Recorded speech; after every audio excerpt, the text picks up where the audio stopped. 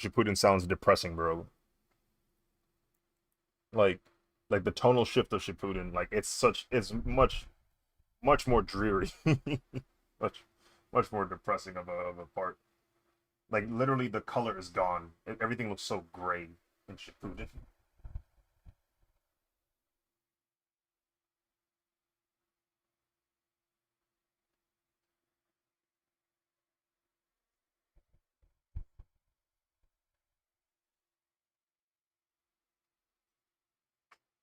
A detective, but it's a fox.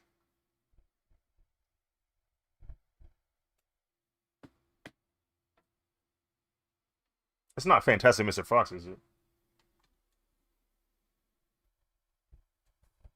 Well, that is stop motion. Gachiakuta. I love Gachiakuta. I'm glad you do, super legendary static artist. Welcome to the stream. I'm gonna try and finish the line art on this piece.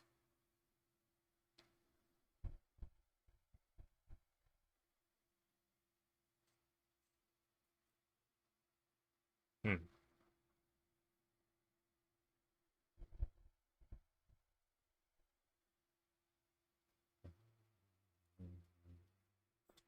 Autoplane. Oh, there goes our episode of Dragon Ball. Let me go ahead and put that in the log.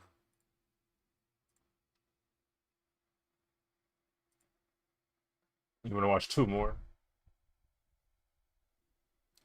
Yeah. Let me actually make the log. I haven't made one yet.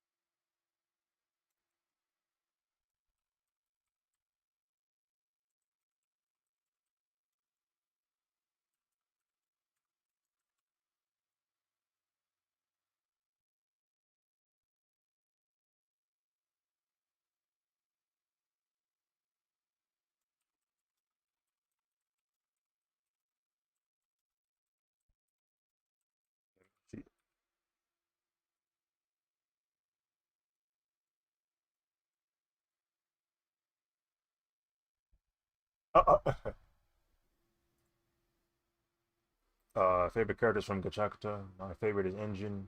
Both my favorite characters are Rudo and Engine. I don't think I have any favorites from that show yet. Uh, Engine is pretty cool. Um, Rio is interesting. I want to know more about Rio's backstory. Um, who else? Who else do I like in Gachakuta? Um, oh yeah, Semi was cool. Um, the lady at the desk.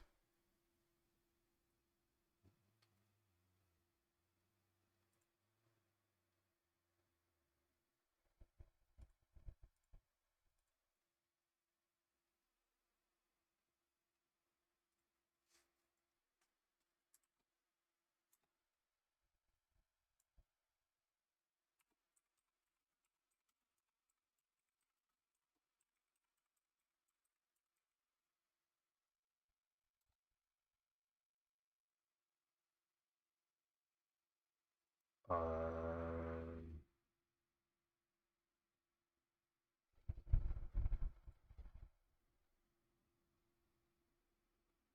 what?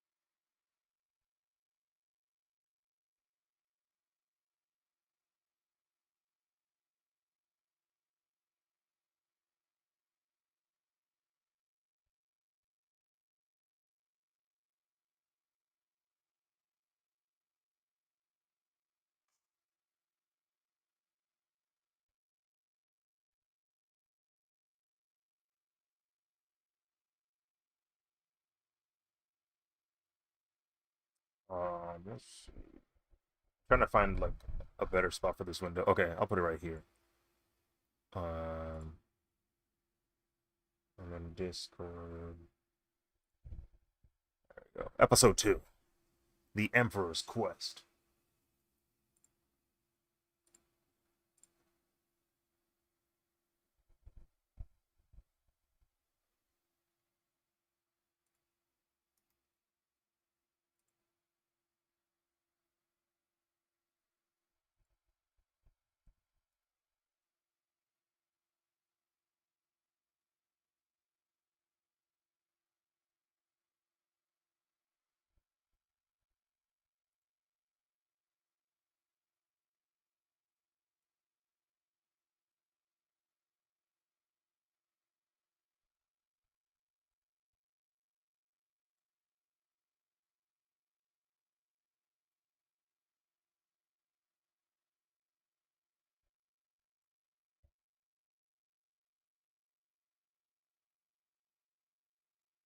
Hmm.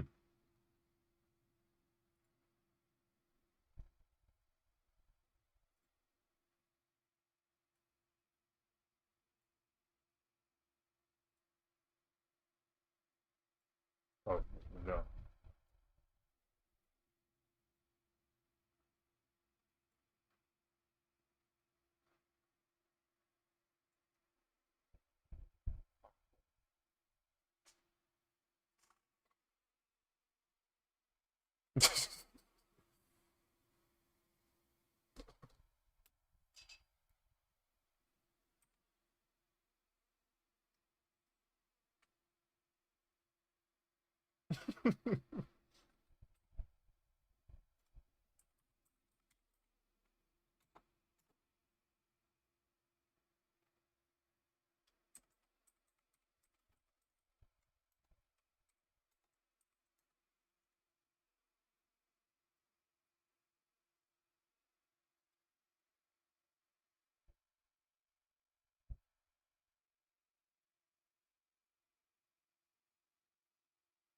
Wait, hold on. Why they kind of tripping on the visuals?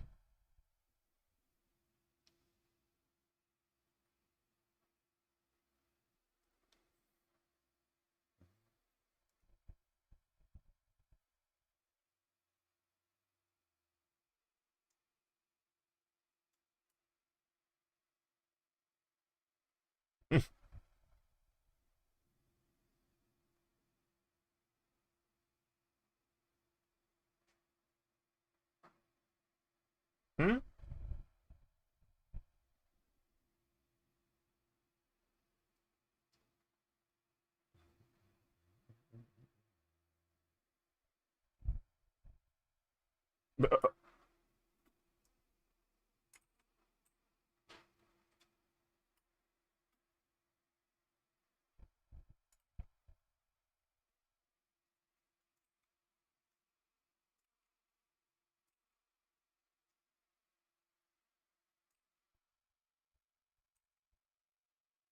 The igloos.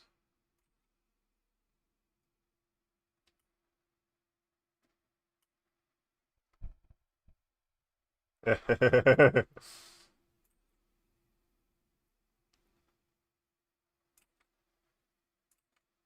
too much money to be putting under the table.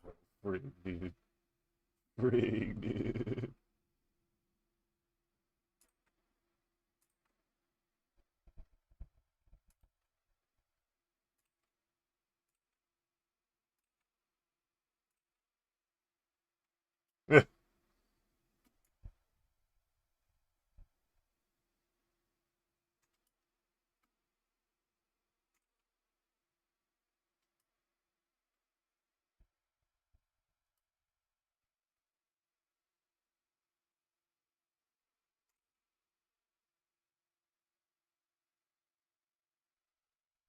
Gojira.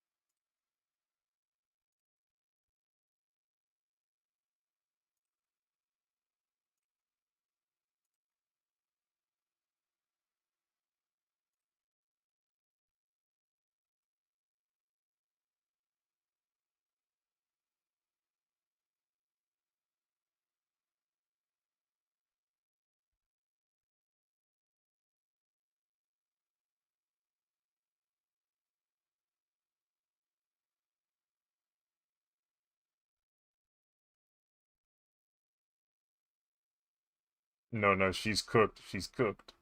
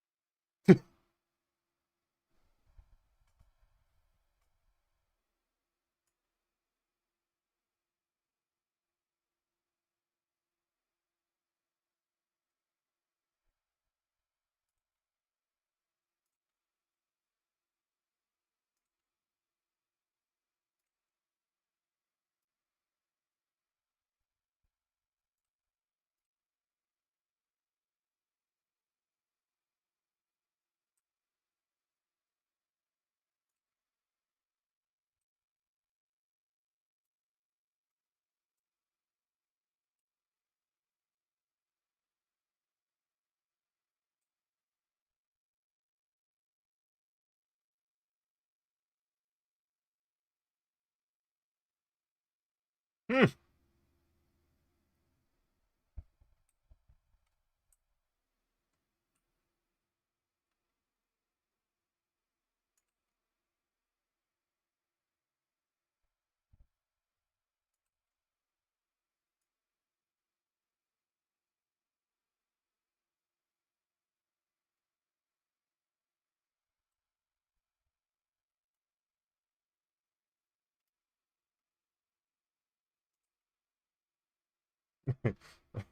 That freaking dude on TikTok.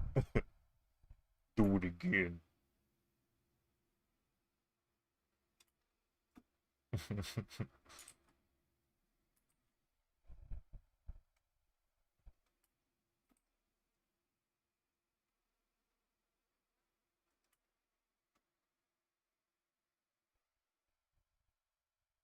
He not really the OG antagonist, and he's still here.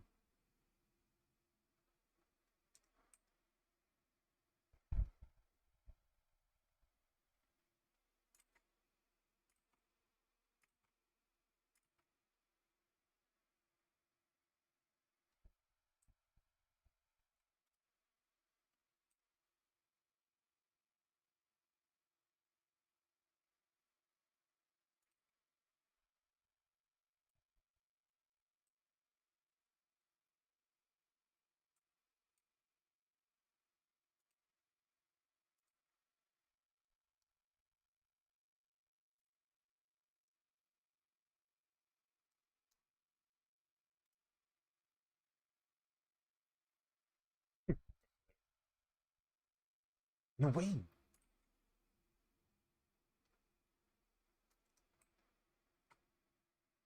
Bro had a face of bliss and then blamed it on somebody else. He really is evil.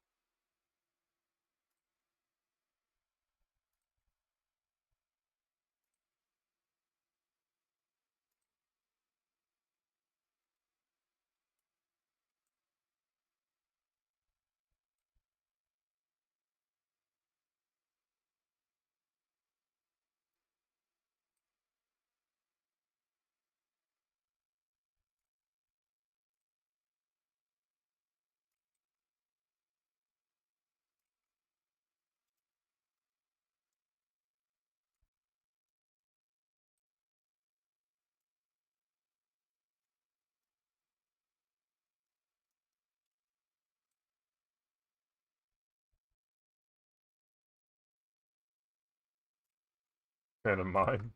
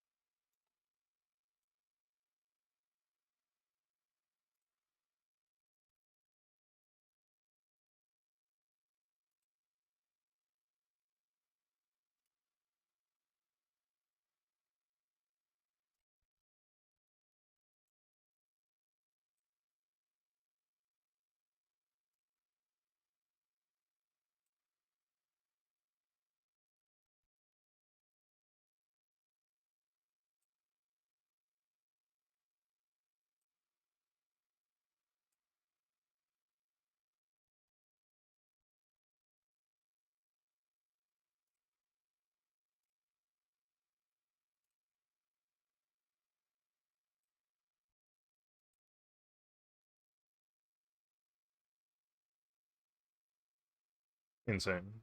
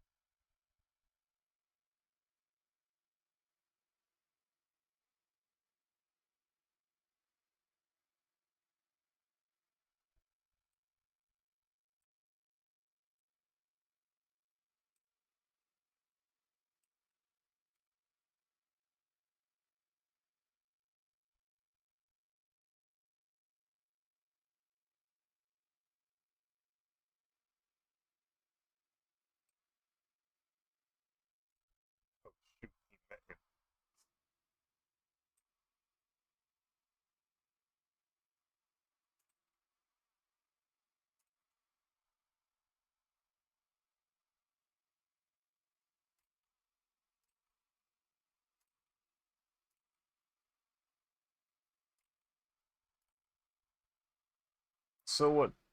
So what's the occasion for Canada today? Is it like when the Canada was established, or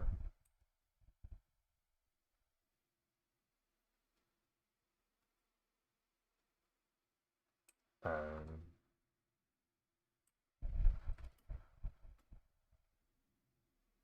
oof.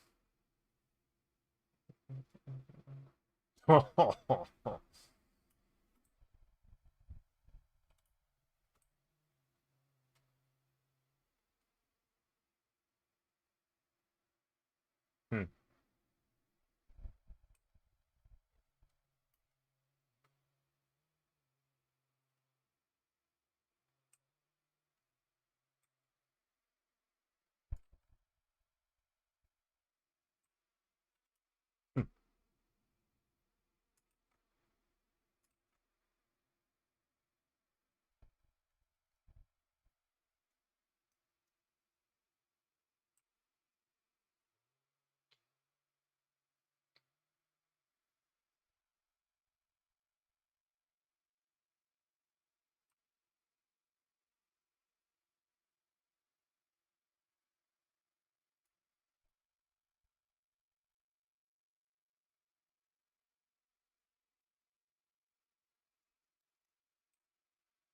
Muda.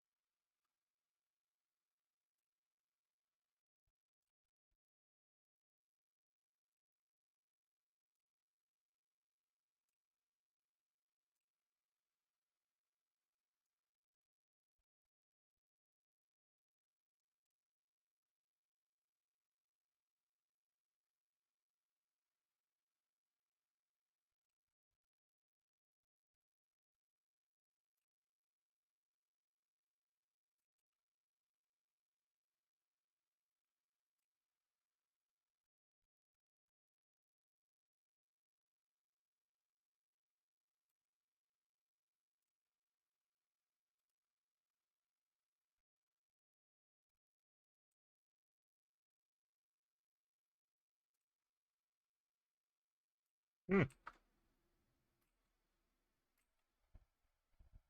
He said the thing. He said the thing.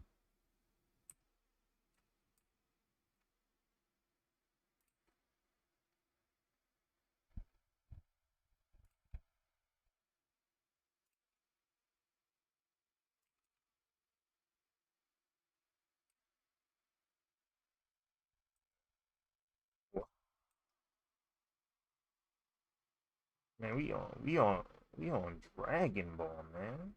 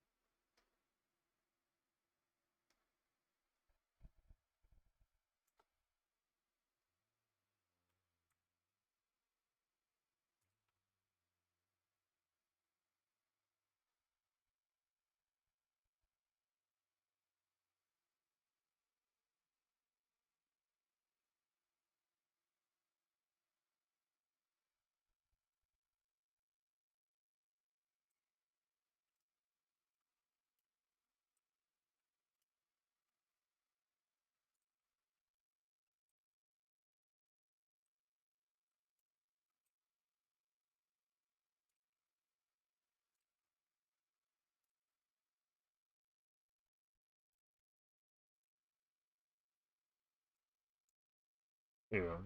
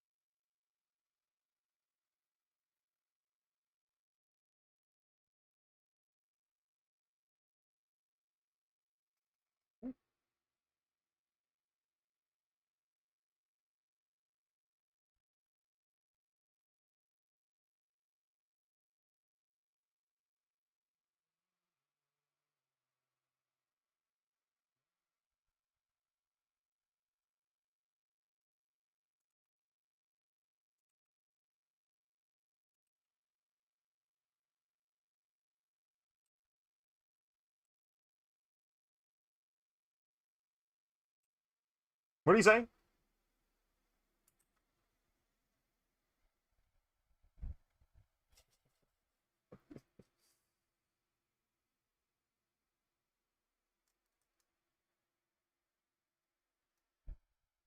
That boy drooled.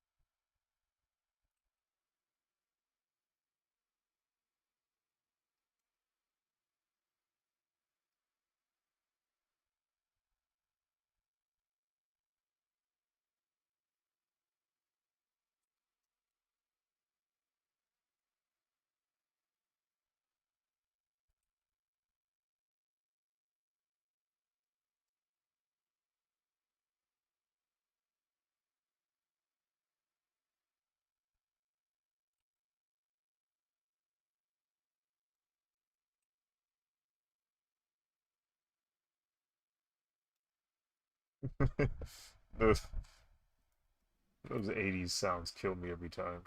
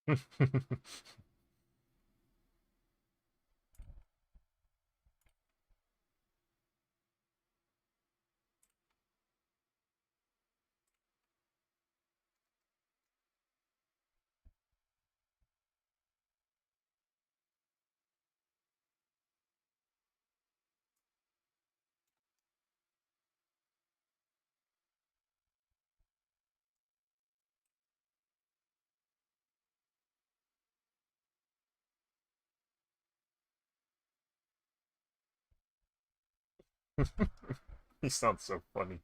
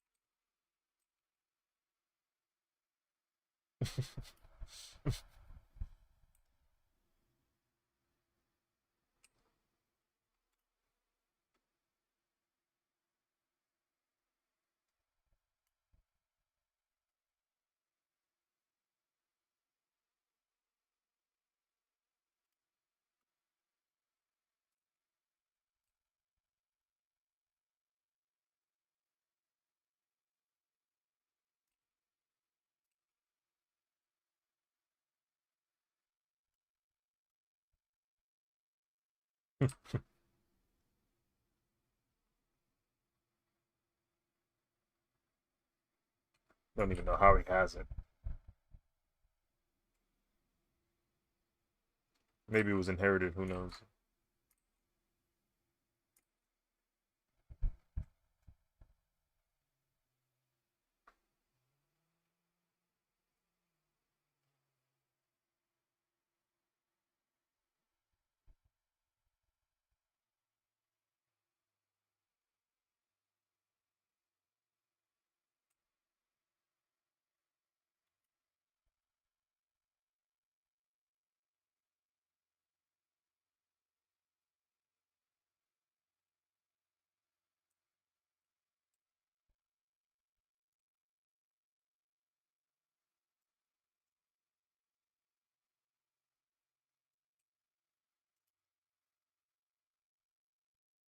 Yeah.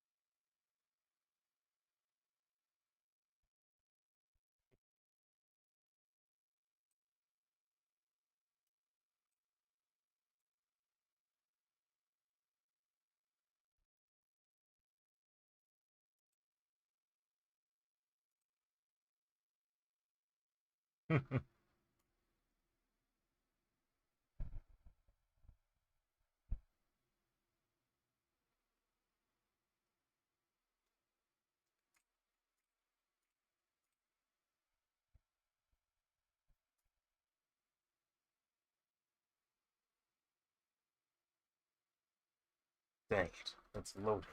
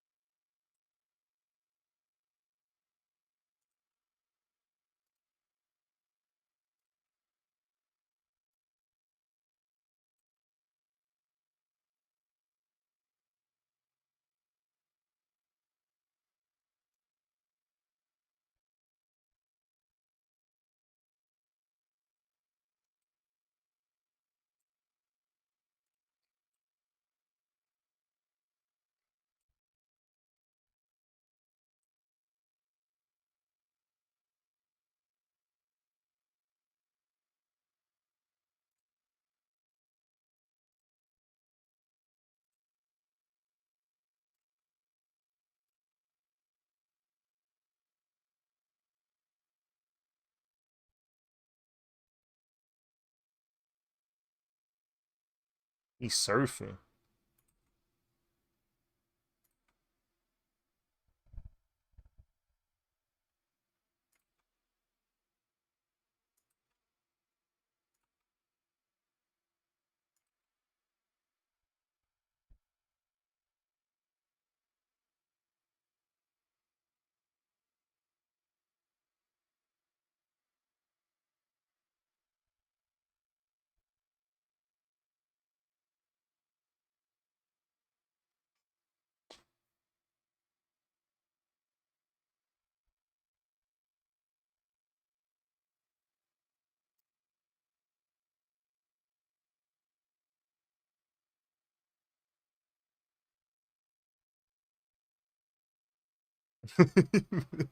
This dramatic shot.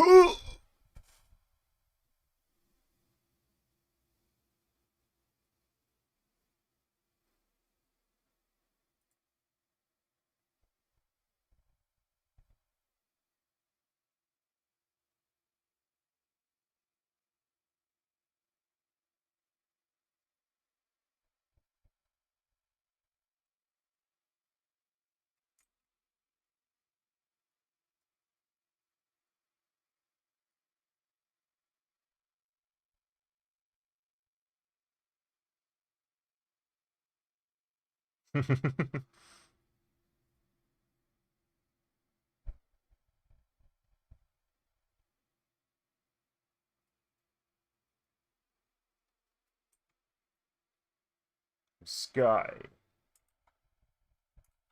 the other me is calling you. The other me is calling you.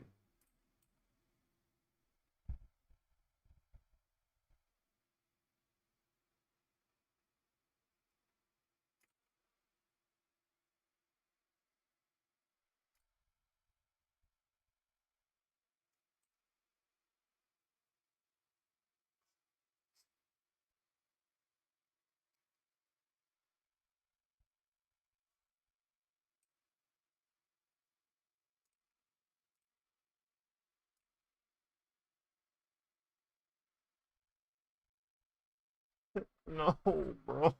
Why is it July?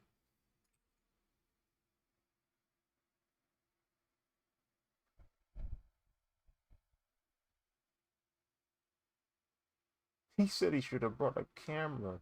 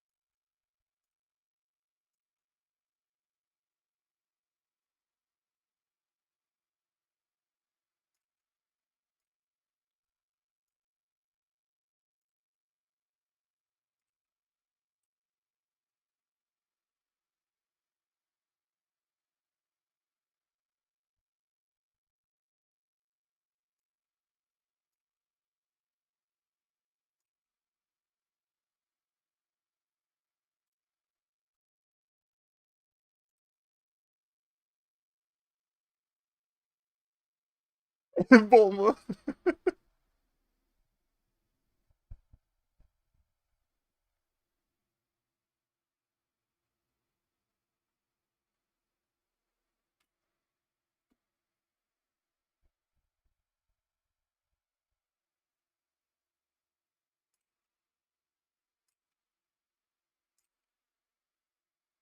It's working, Shark Boy. It's working.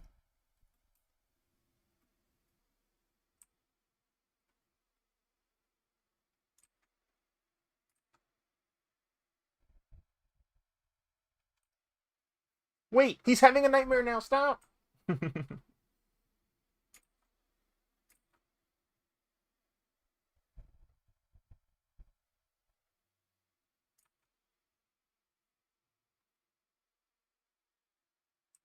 Yo.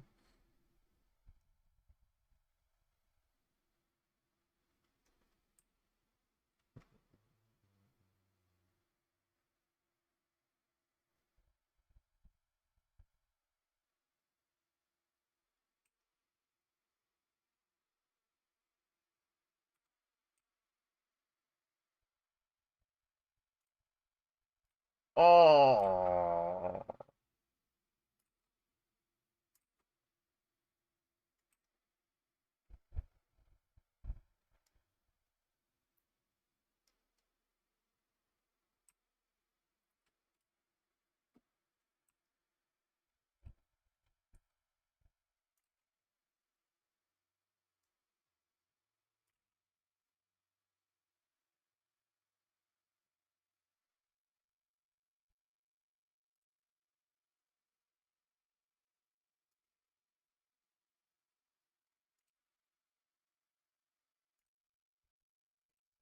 Who's all?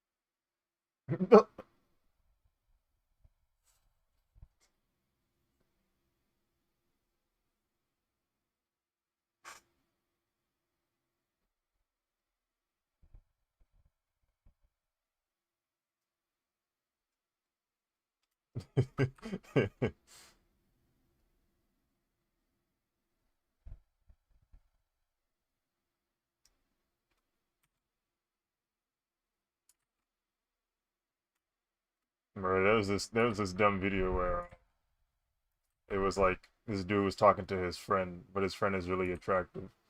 He was trying to come up. He was trying to find like what they're gonna do with the friend group. He's like, "Hey, so I was wondering, like, I think we should all hang out. You know what I'm saying? And like maybe we can get together." And he looks at his friend a little too long, and his friend is like smiling back at him. He's like, "Maybe you and I could do something together out of you." I said, "Yo." uh,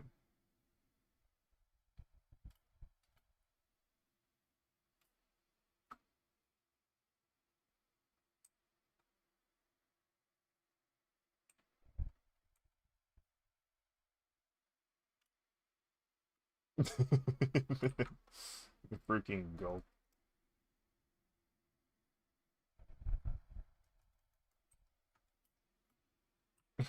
It's just most exhaustive way to say it, bro. Brother lost energy saying that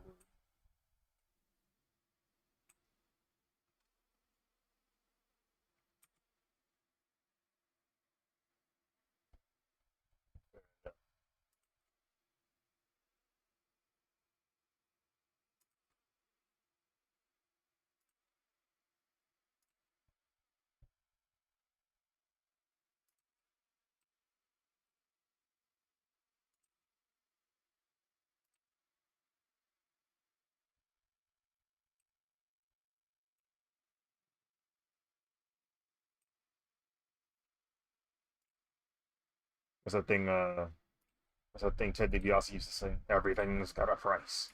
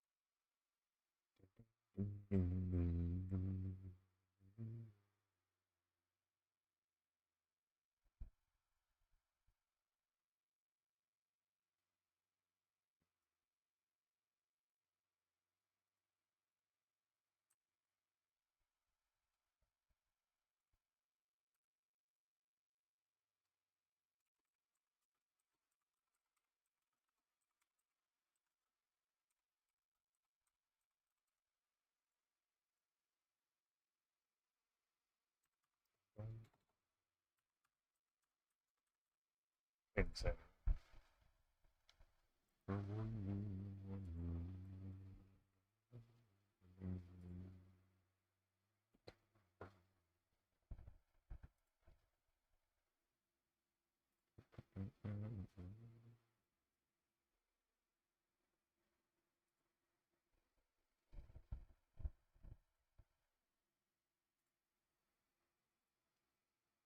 You freak.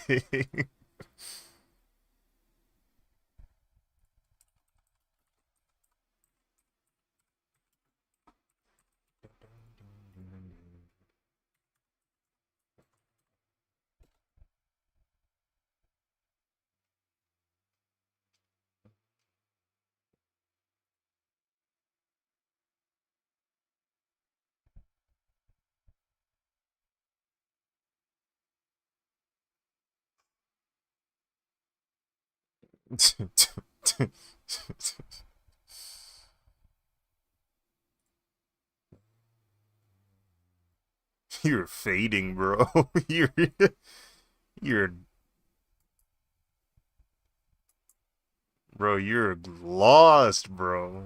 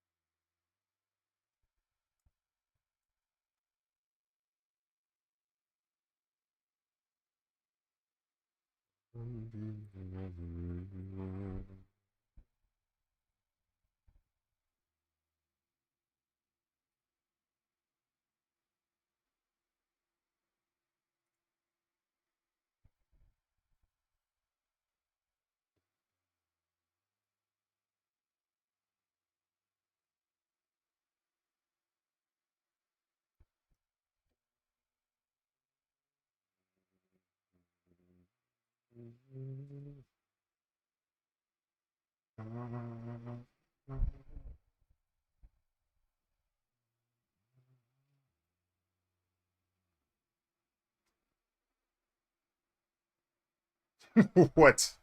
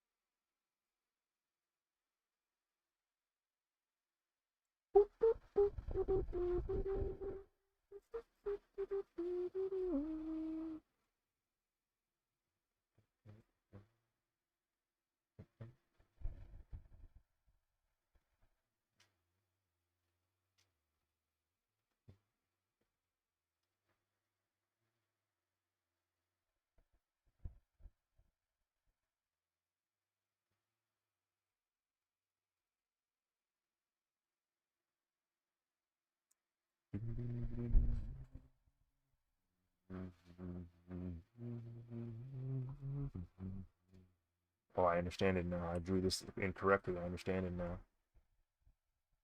Understand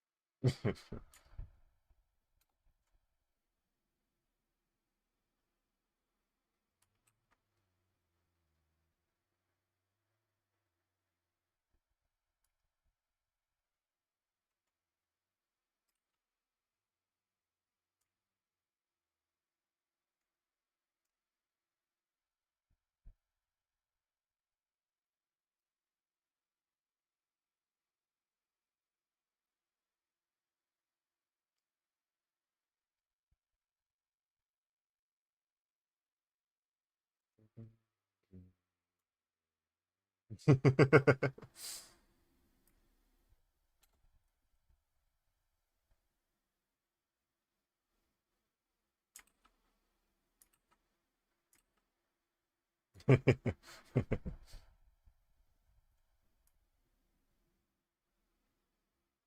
I remember watching that as a kid. I said, "Brother, what? I can't not rolling that far, yo. It's sentient, bro. That can is sentient. Thing wants to get eaten, specifically by that little girl."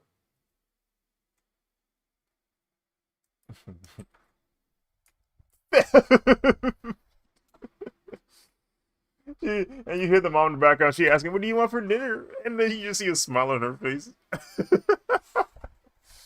That is funny, man. You like trying to explain that. Yeah, you cannot explain that to your mom and her believe you. It just showed up. I don't know where it came from. Yeah, it took a main road, didn't it? Yeah. There's no freaking way.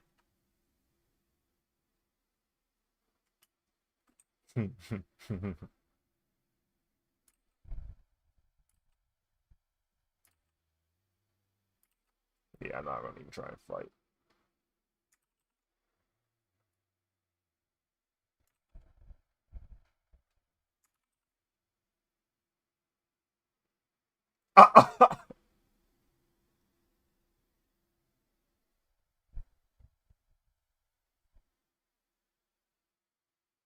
Why did you?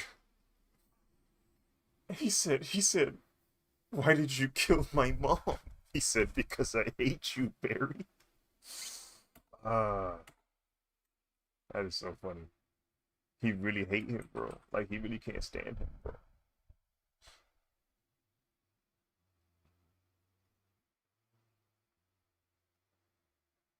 He ain't even do nothing for real.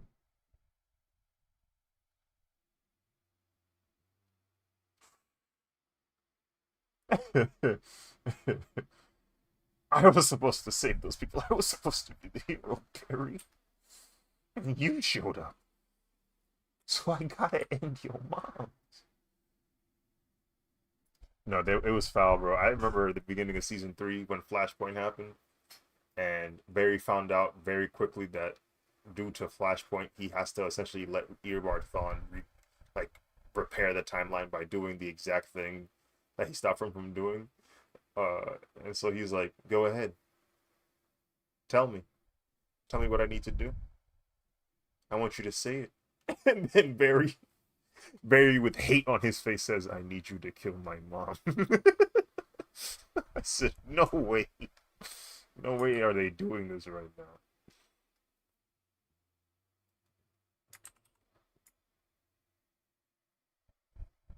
It, it definitely grew that day for sure.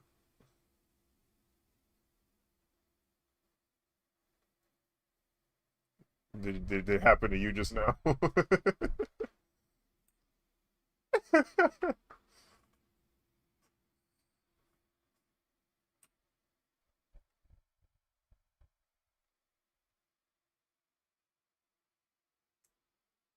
Huh?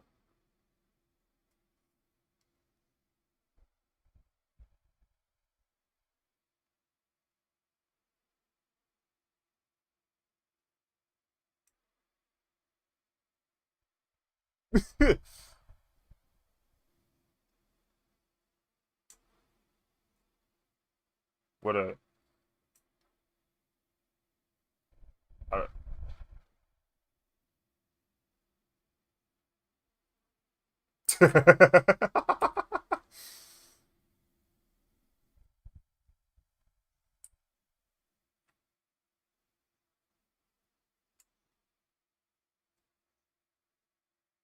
that is dumb.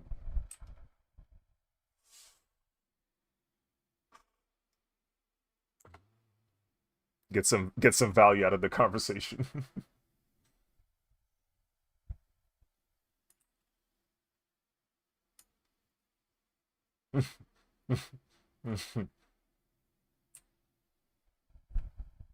As a fish.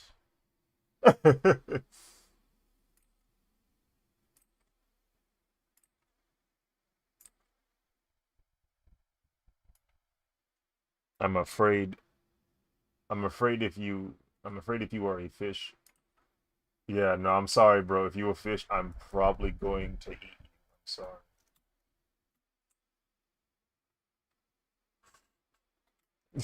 I'm hungry.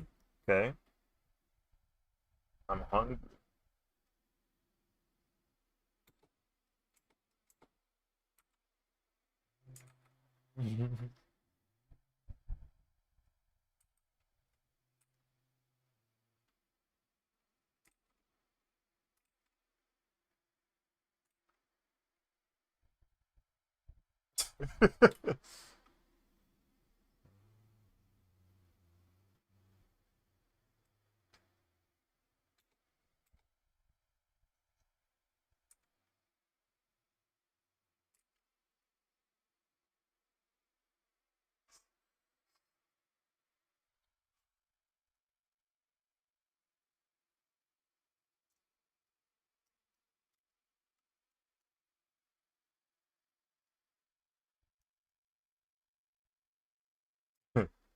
Something that could have actually happened.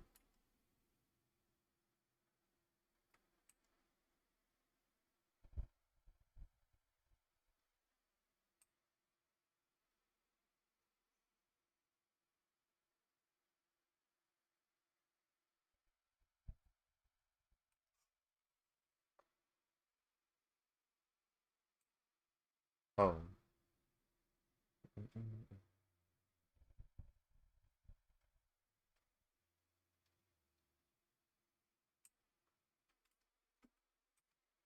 Yeah.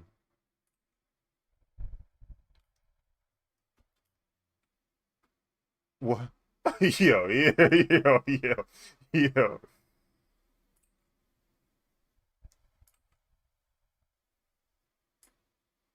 Hey, question. Were any of y'all awake on that last episode of Jungle Fever, bro? What happened, bro? I have no idea what happened, bro.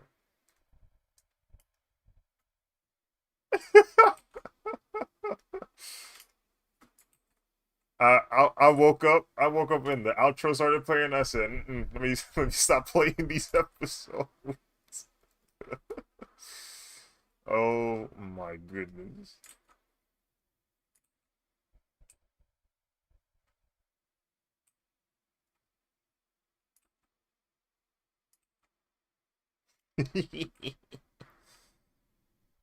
I was. It was over with, bro. I'm sorry, bro. I was on stream for 10 hours. My elbow hurt.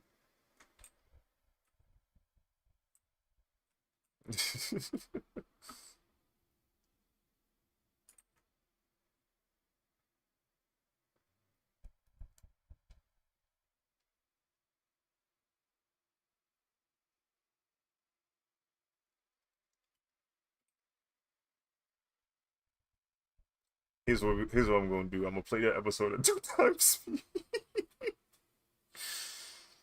Uh, hold on, bro. Let me go to YouTube real quick.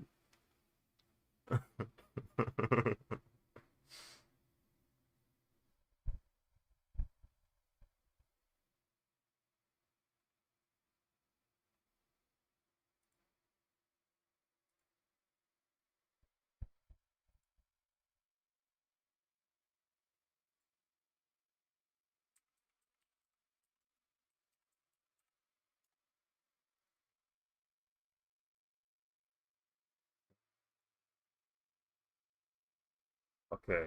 What episode? What was the episode I fell asleep on? Okay, wait. Was episode 16 when he finally got them Wolf Ranger powers?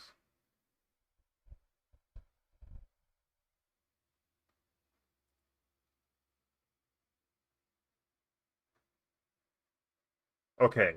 I remember watching this. All right. So we on 17. Hold on, hold on.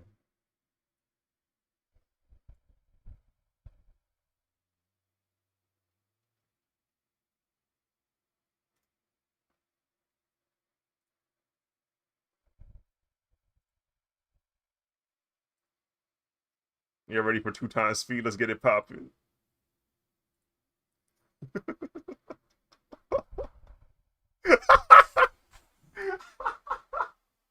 Don't worry, it'll be done in 30 seconds.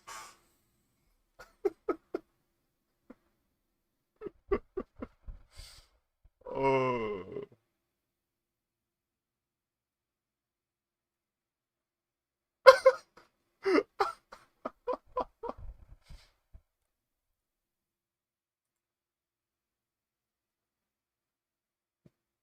That brother finished.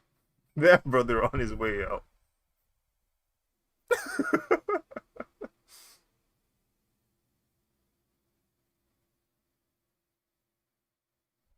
Ain't got no captions. Hold on. There we go.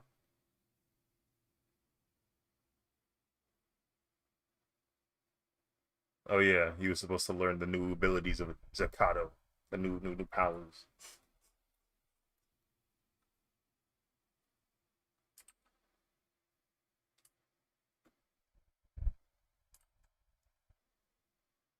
Hey, he looks kind of cool.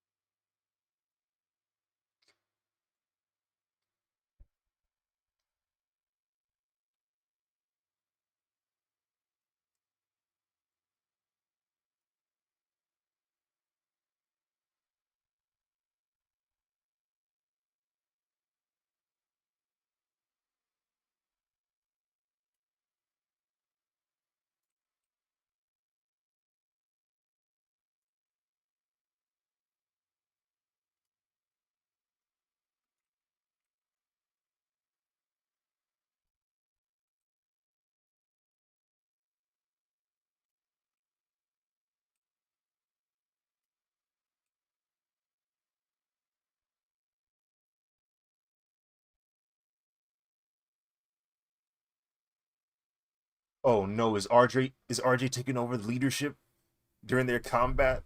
Oh no.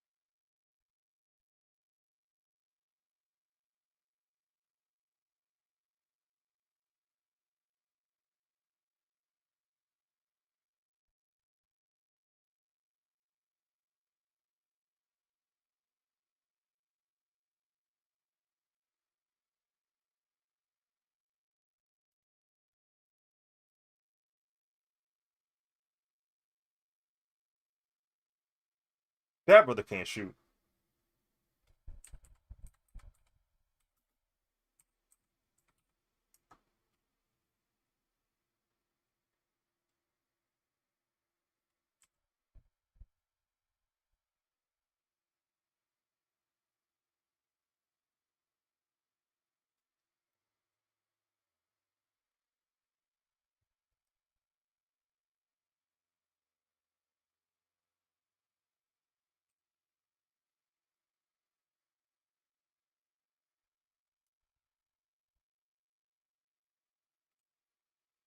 Frig, dude.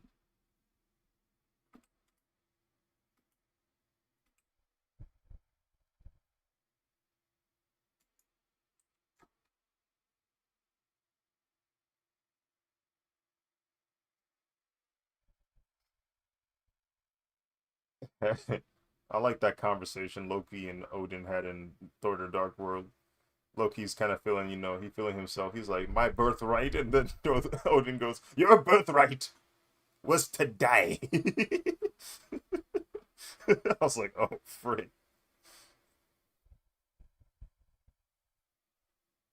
Yo. I said, frick. Like, low key, you're not even part of the family, low key.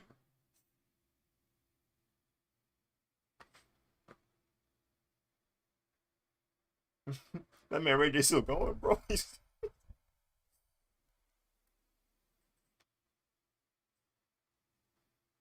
Oh my goodness, he just gave him an alley.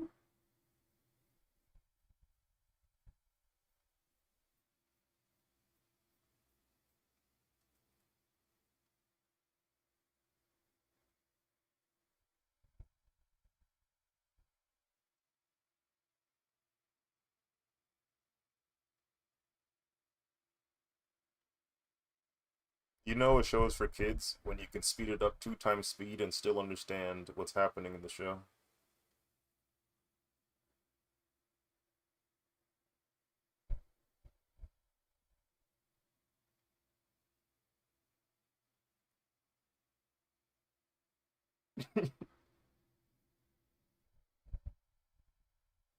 And there it is, Mamushi.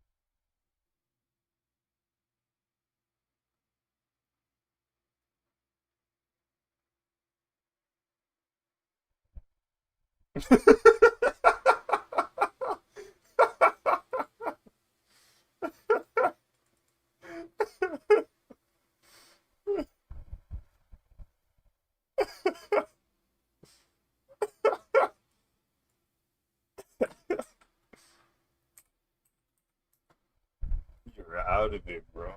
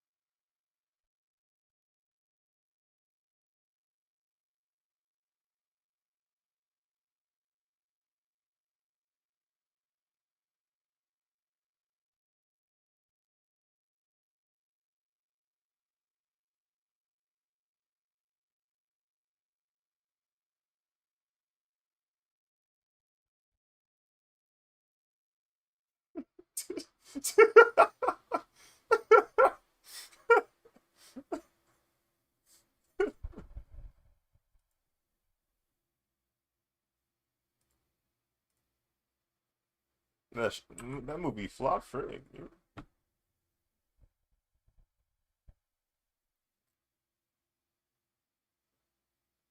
What's the budget?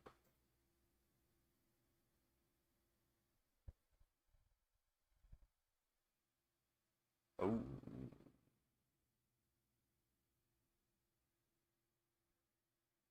oh boy.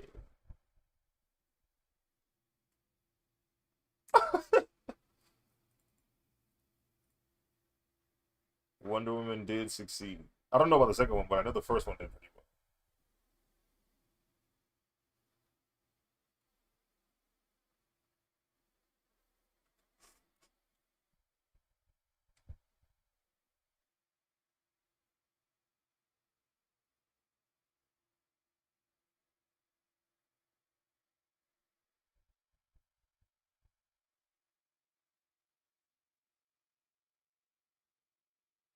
And I remember waking up to this scene.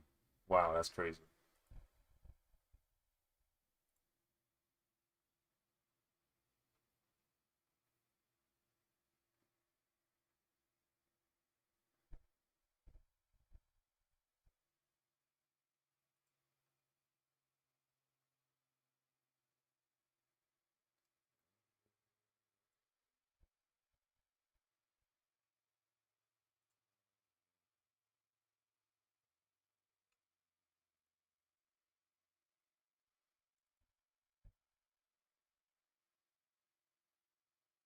For what? Uh,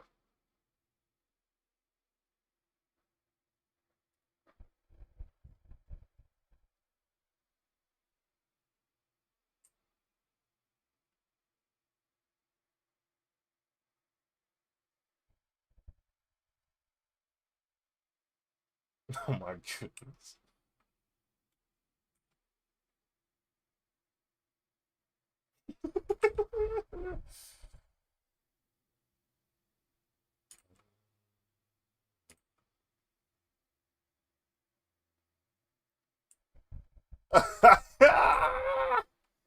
For him and his girl.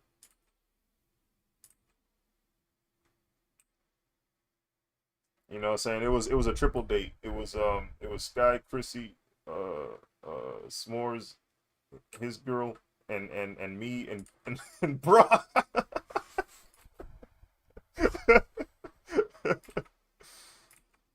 that joke was that joke was dumb, bro.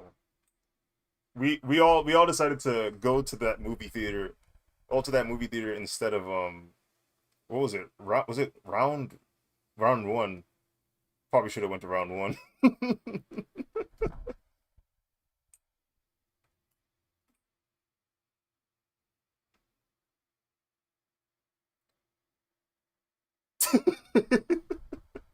That movie was I don't even know what to say. I really don't know what to say about that film.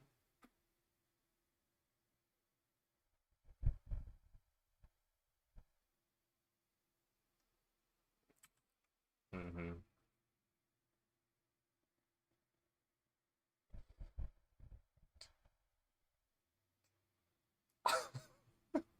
That movie.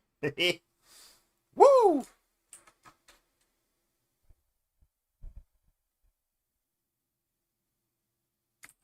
They broke into a song like it was a musical, and that's when I was gone. That's when they lost me.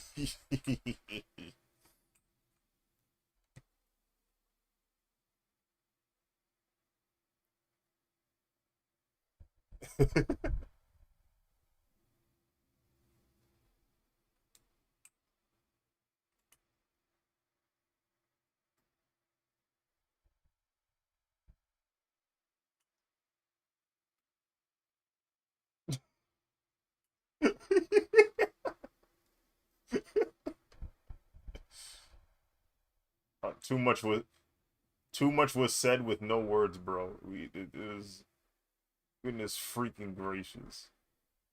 Could not believe what I was witnessing. genuine nonsense.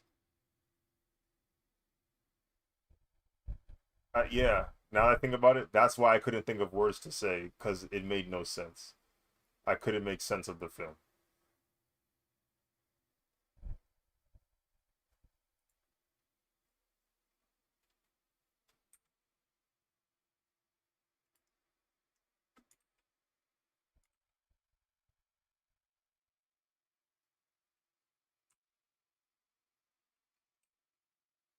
Hmm. Yes, I do like at least I mean I do like Kate Upton.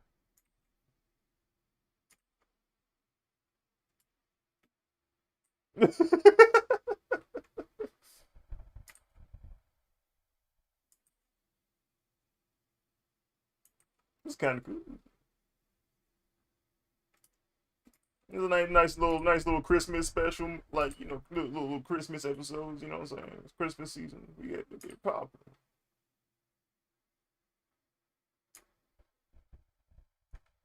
Oh, was this new movie's about Yelena? Oh, that's one of the Black Widow sisters. Oh,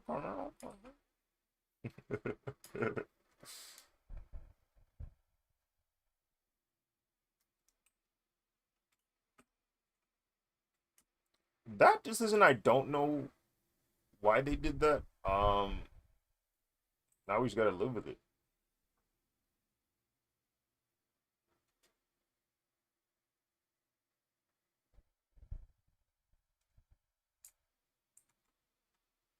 I don't know much about Taskmaster, but something tells me he's a completely different individual. Not only in appearance, but like just mannerisms.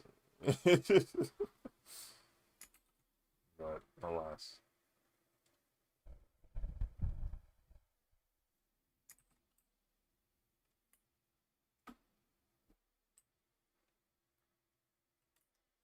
man.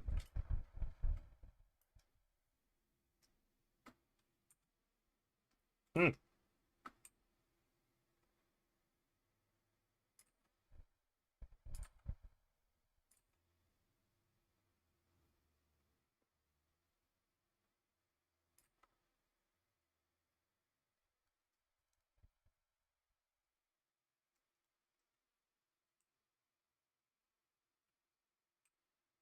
At least they got that insane man uh true to himself. He's just insane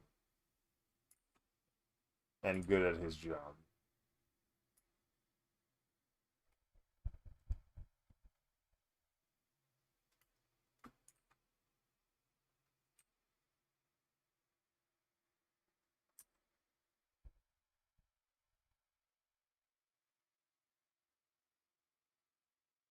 Hmm.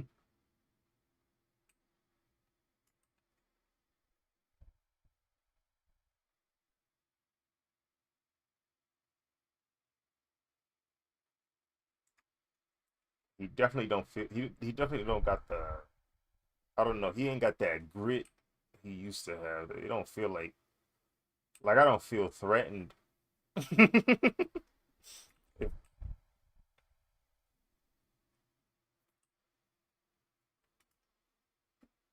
Yeah, but it don't feel like he ain't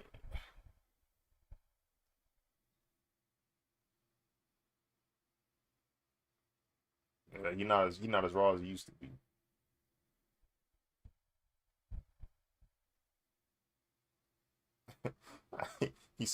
I'm just trying to be with Karen, bro. I don't care about none of this, you know.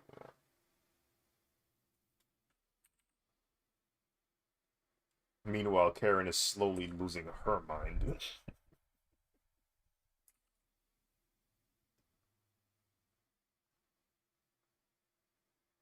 Oh yeah, she's cooked. She's over. Like she's done for. She is done for. She interacted with one vigilante slash criminal, and it has been gone. It's been going downhill since. She has not repaired herself,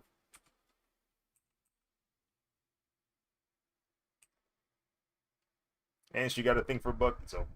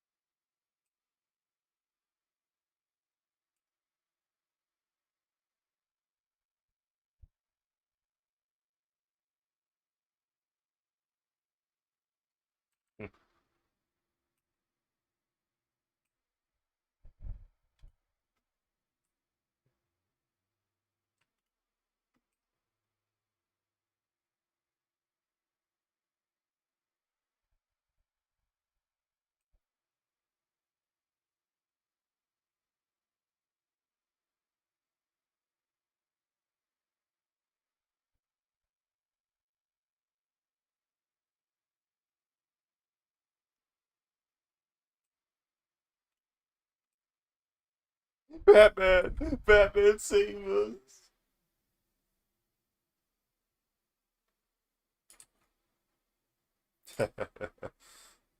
Yeah, that's the rough thing about like having another project that's supposedly part of a collection of projects not doing as well as the first attempt. Because the first one does the job of getting everybody on board. Then the second one shows up and it's like, can we get off the next stop? Like you risk that chance of people not wanting to actually participate. Um, but as someone mentioned on Twitter, Marvel did have something like that happen to them in the beginning of the like whole like Marvel Studios thing, the Incredible Hulk. It's just that nobody remembers it. Like Iron Man drops in May, and Incredible Hulk drops the next month in June. Like I remember the release date because it was a day before my birthday, but I ended up not going to that film. But they released fairly like close to each other. But Iron Man was so good that people kind of ignored the Incredible Hulk movie. Um, mm-hmm.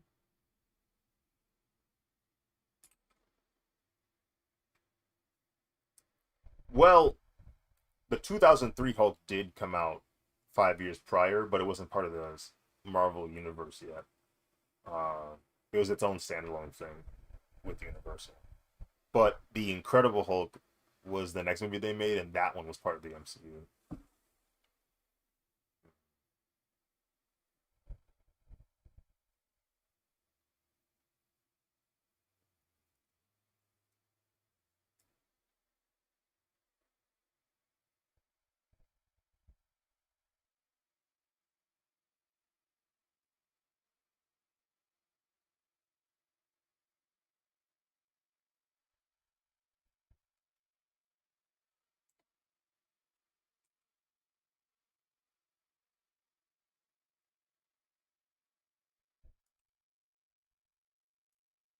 Mm-hmm.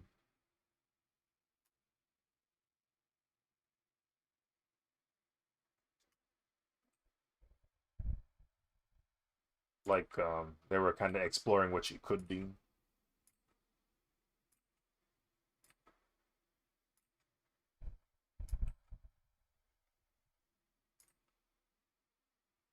Hmm.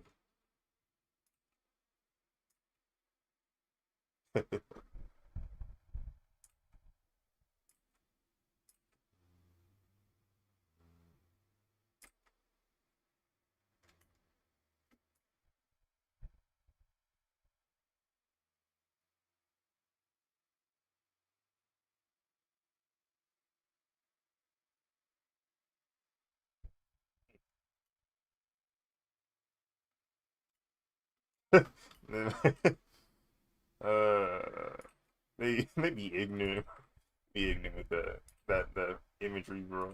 That metaphor. Just the gun jam.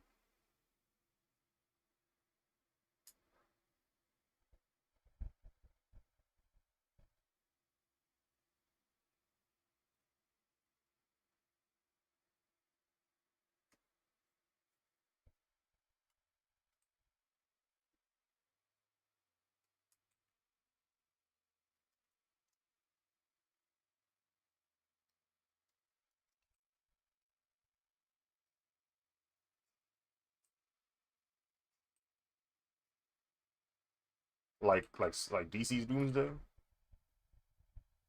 Talking about like DC Doomsday. Hmm.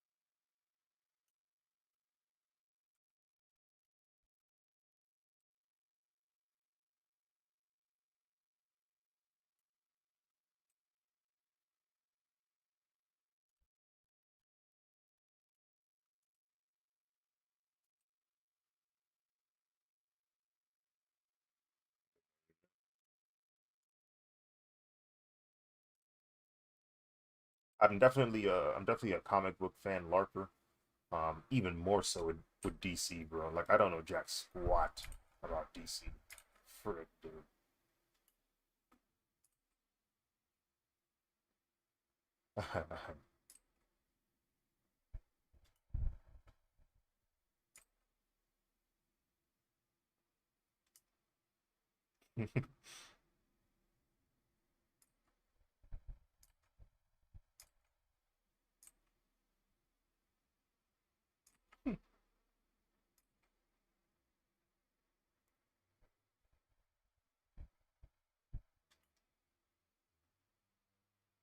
Does he appear in Superman, or is it like a separate comic that he shows up in? Mm. So does the death? That's funny. Um, is the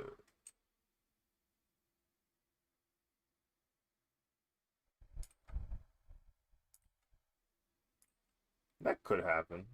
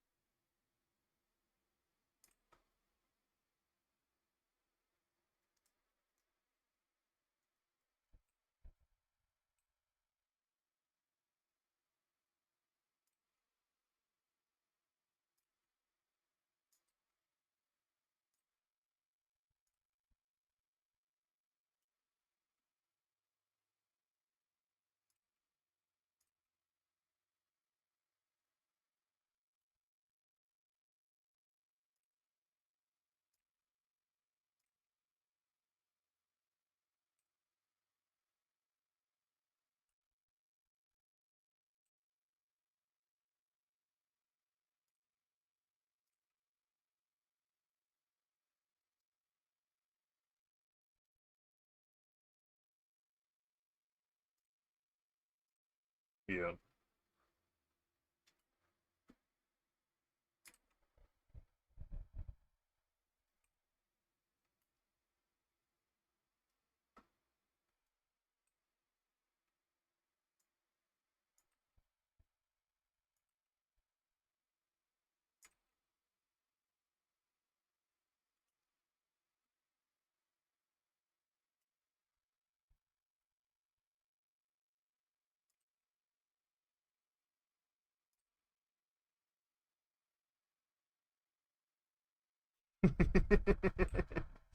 What?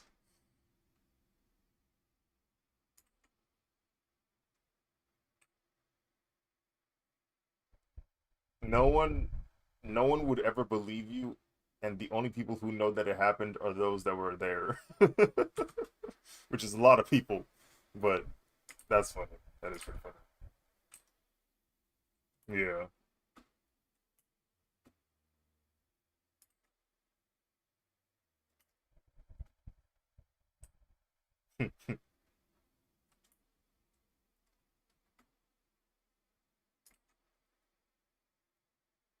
Yeah, there's no test, no uh confirmation that he can even do it. There's like here. And I guess it just worked out.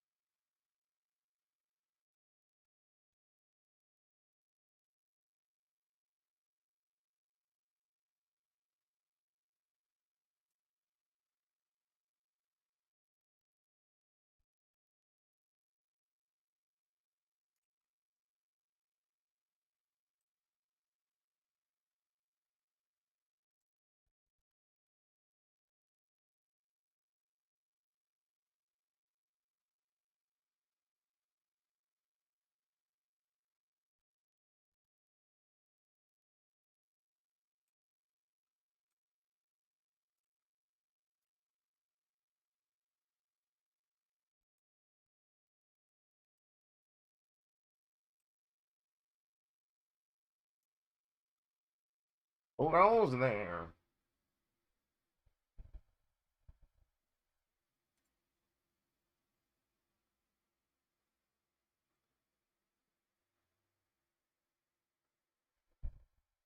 Ironically enough, Tubi has really high quality streams of Power Rangers. Like,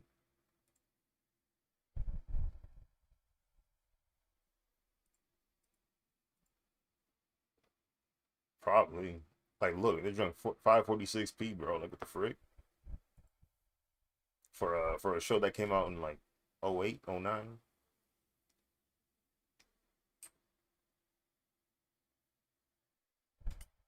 I still remember when I would watch Cartoon Network, I still remember every now and then they would hit my TV with the warning message like, "Here's a public service announcement. We are switching from analog to digital TV." And I was like, "What does that mean? What does it mean?" And then after that, more and more HD channels started popping up.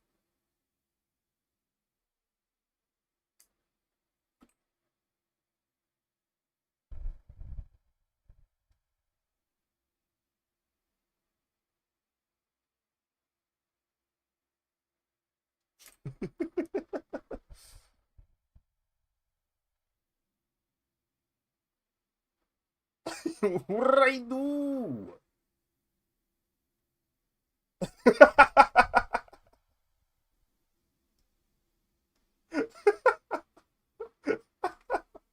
I saved you time. You didn't have to go through it twice. You went through it one and a half times.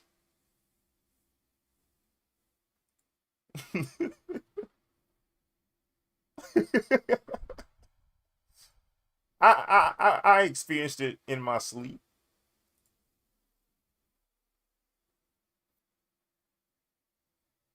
No way. Tubi does every now and then like to just, I don't know, hold its UI for whatever reason.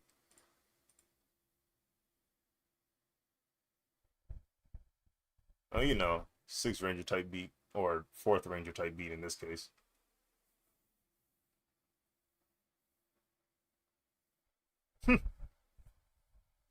I,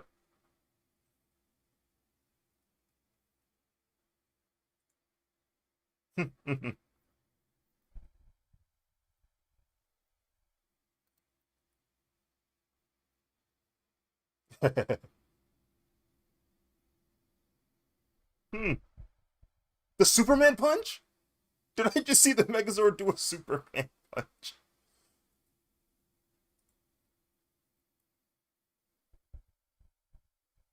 We're your friends.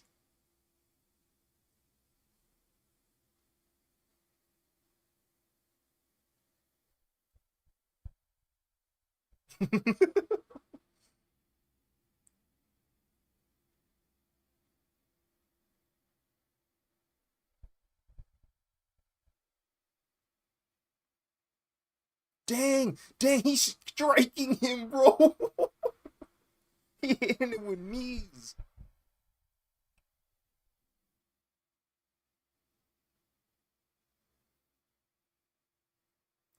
What is it? Okay, 18.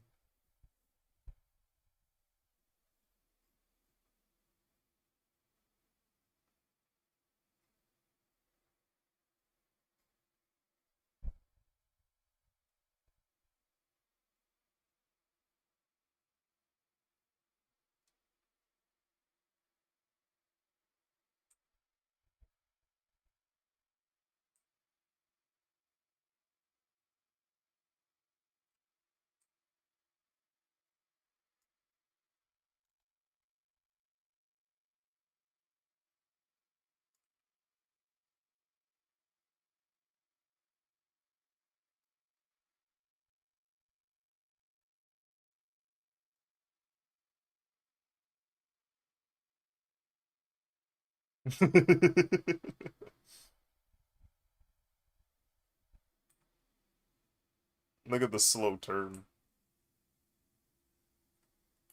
She gets you.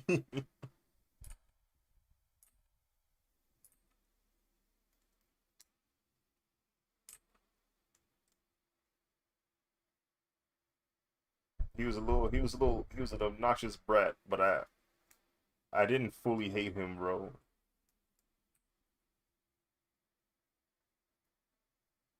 I felt bad, bro. I said, no, she get you, bro. Killer Queen has already touched the doorknob. No.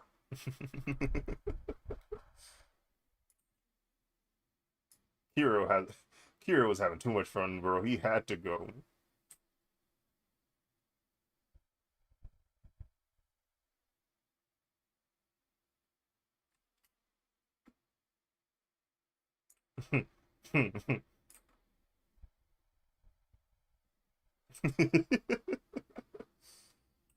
uh,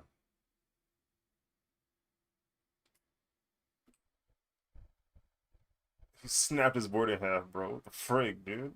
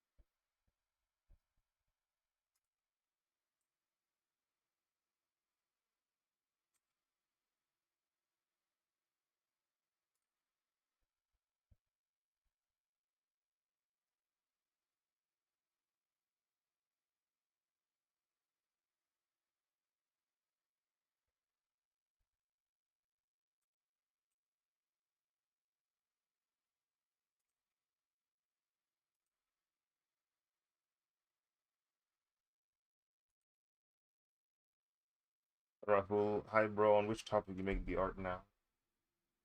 I'm drawing the Chakuta. It's an anime that came out last year. It.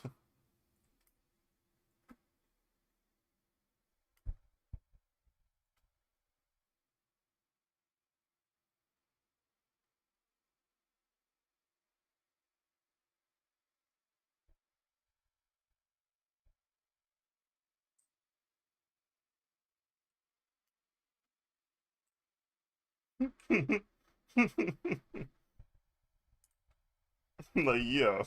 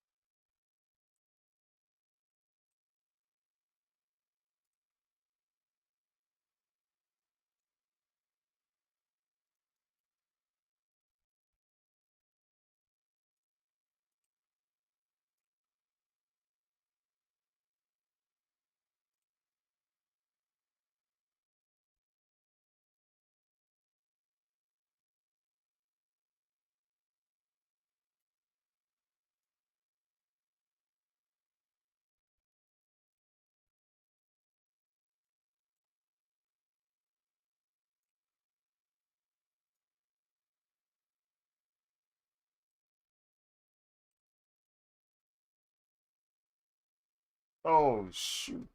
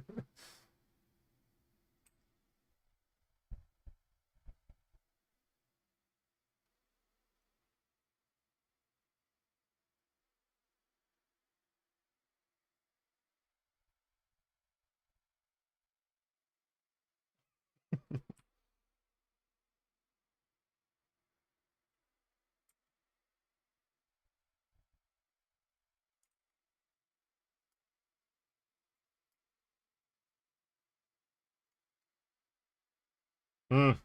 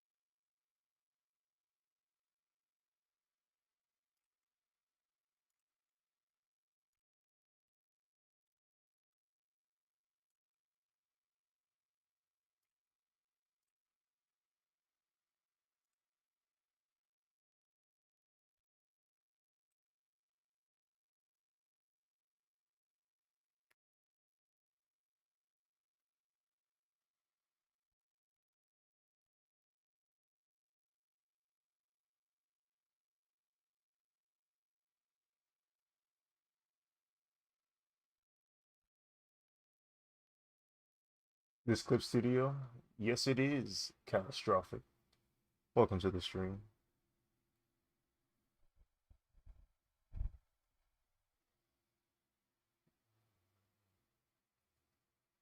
Oof.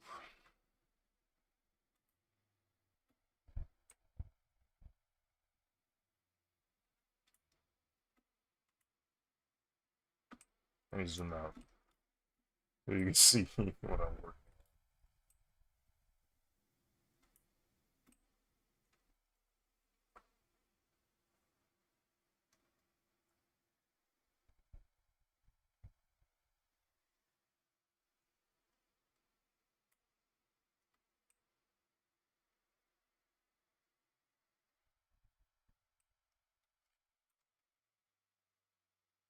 You drew all this? Yes. Yes, I did.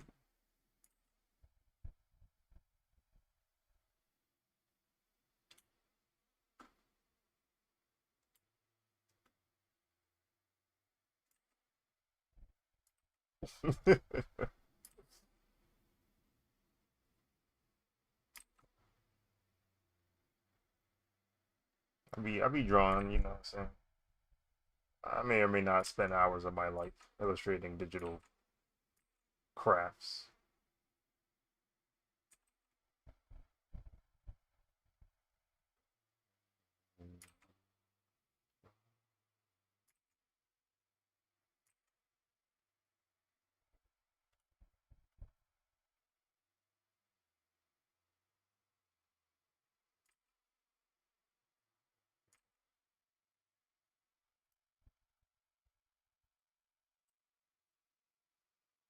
I'm trying to get like you.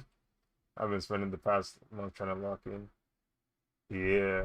It can it can be a little challenging trying to improve, especially if it's with art.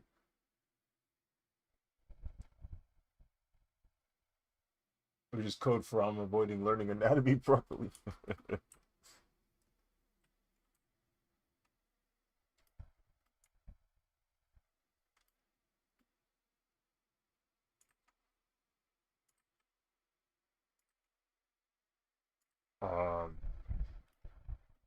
The easiest way I got better at drawing was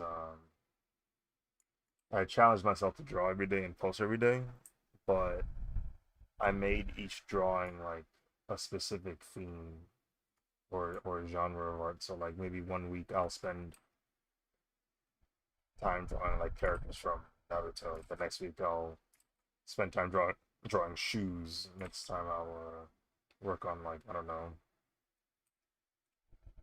Transformers. Like it was just things that were different so that I wouldn't be bored, but I would also learn different things and techniques because of the characters would change or the subject matter would change. And that's how I got a bit better at anatomy because all these different characters had different shapes and sizes, so I had to learn how to like draw each of them.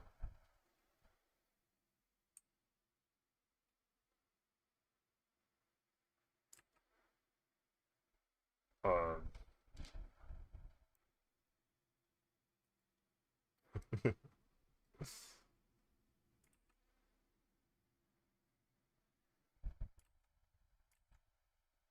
and there's no way you're getting acclimated to it. There's no shot. There's no shot.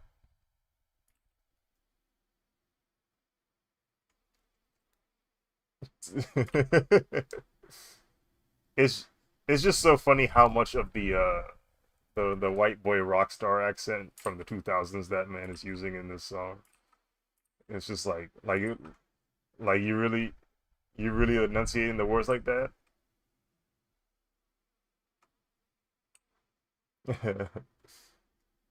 Save the people from the evil Daichi clan.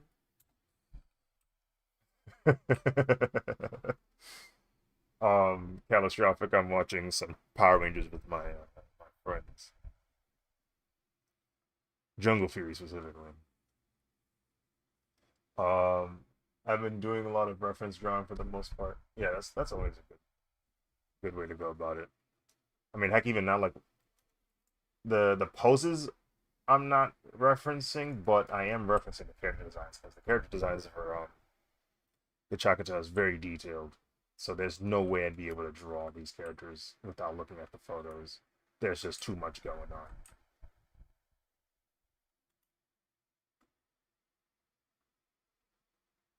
Wait a minute, Sky, is that bro from Daredevil?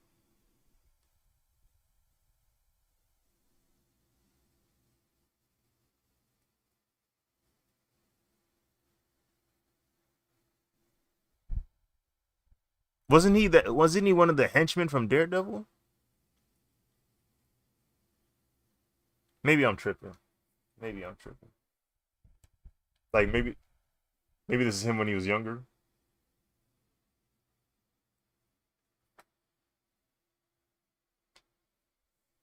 Uh, Absolutely not. They're so intricate. Yeah, I think about the line mileage of these characters every time I see them. Like Bones is Bones. Studio Bones will do what Studio Bones is known for. So they're gonna animate no matter what. But I see the character designs and I'm like, oh my goodness, they're going to make these characters move. They're gonna animate this. Looks insane.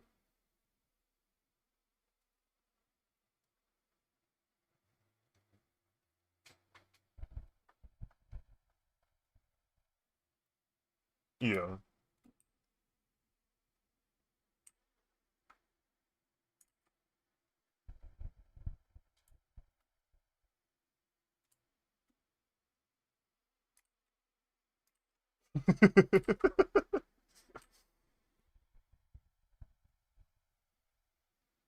Bro, I wow, that just reminded me of this really old Facebook memory I have.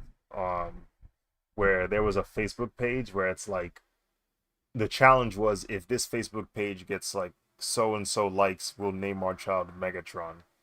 Um, I don't know if they did because the channel or the page definitely reached the goal.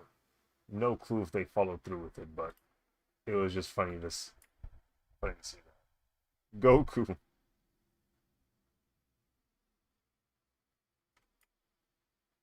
Hmm. Oh shoot. Now, will the kid hate them for life? Possibly. It's either the kid will love them for it or hate them for it. There's no in between.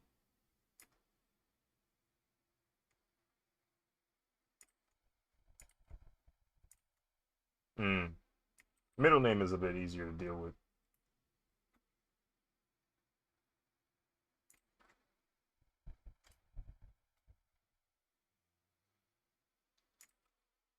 Like he looked like that dude.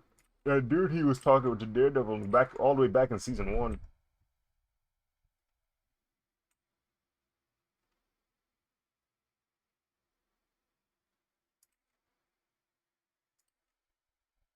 I think he was Russian, right?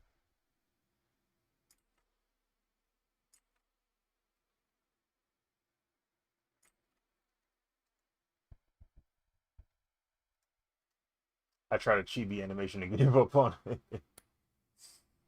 um, Animating is difficult. I do it every now and then, like small little loops for some of my drawings. Um, I do have like a short film I want to get done, but I don't know when I'll ever finish it, featuring some of my characters of mine. So that would be like a full blown project I would engage with for animation. I'm not an animator by trade by any means. I don't have any professional training with animation. I just do it and hope for the best. Hopefully it looks good. but but it's definitely a rewarding feeling when you can develop the illusion of movement.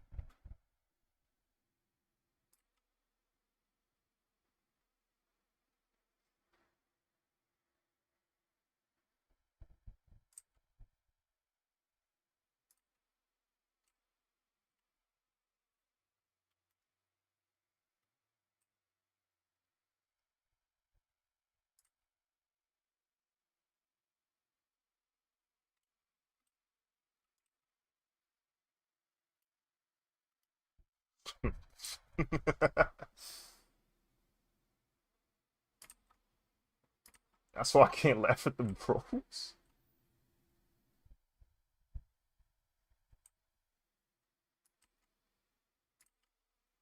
With a what? How could you do this?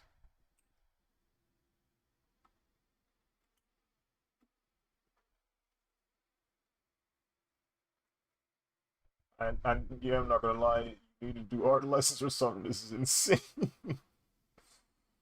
um, I don't think I'm the greatest teacher out there. There's definitely still stuff uh I still need to learn before I could even think about sharing it. I'm so reluctant to drop tutorials because like I'll forget something or I didn't point something out, and then I got somebody in the comments going, actually you didn't do this, or this.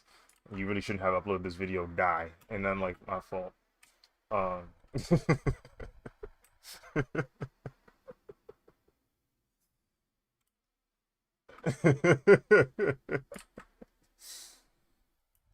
Uh, no.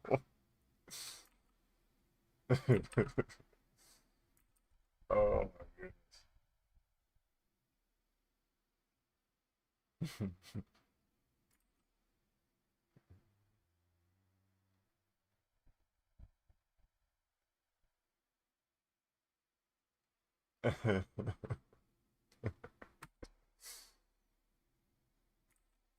uh,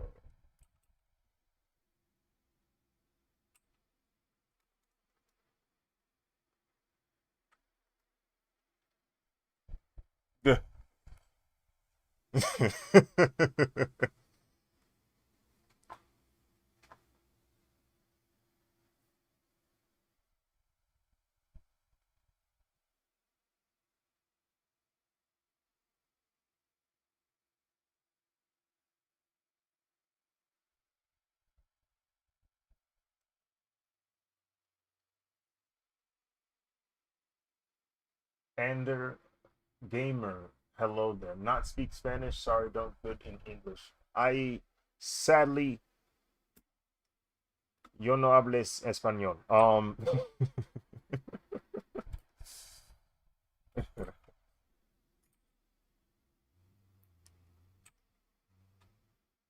I didn't even say it correctly. It's yo no hablo español. That's I already forgot my conjugations from high school.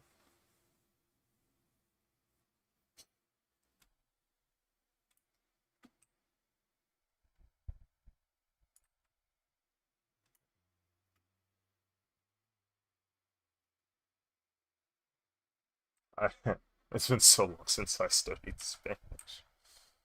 Frig, dude. One question: you like Mega Man Zero or Mega Man in general? I'm not a big fan of Mega Man. It's cool. It's cool. It's just not like I don't mess with it heavy. I know very little about Mega Man, just like small bits and pieces of the story.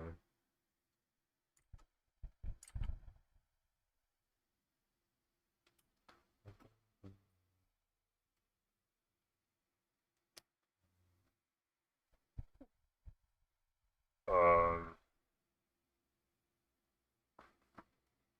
let's see. Also, catastrophic. If you see me like responding to a chat, it's because it's probably from another channel. Because like I'm on multiple streams: YouTube, Twitch, Twitter, Instagram. Try to multi-stream. Try to get everybody to watch the process. Let's see.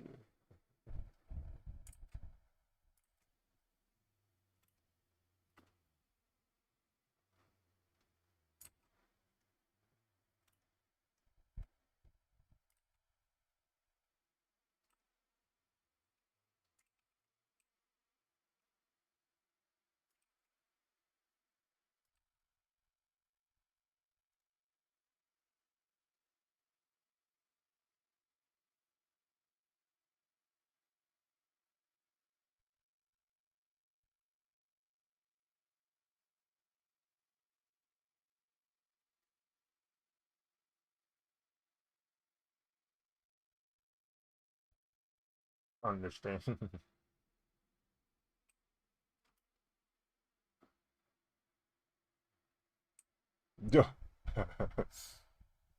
Actually, the collar should be larger. He's got like an oversized dress shirt. Tams, he's got an oversized shirt.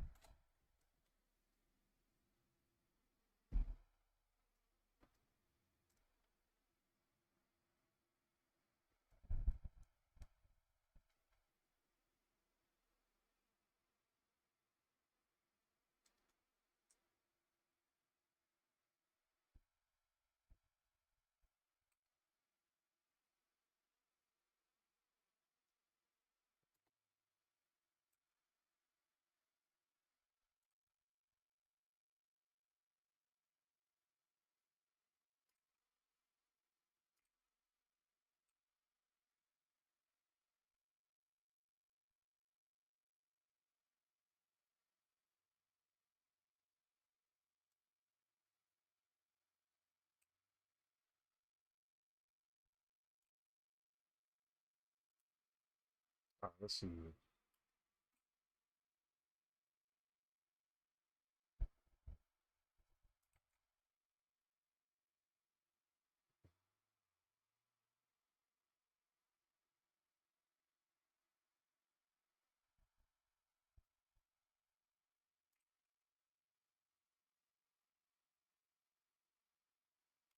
We're gonna be here for a while because I do intend on completing the line art tonight, but this Tamsy one's gonna take some time, and then I got a whole character behind him in the form of Zanka, and Zanka's got a lot of details on his design.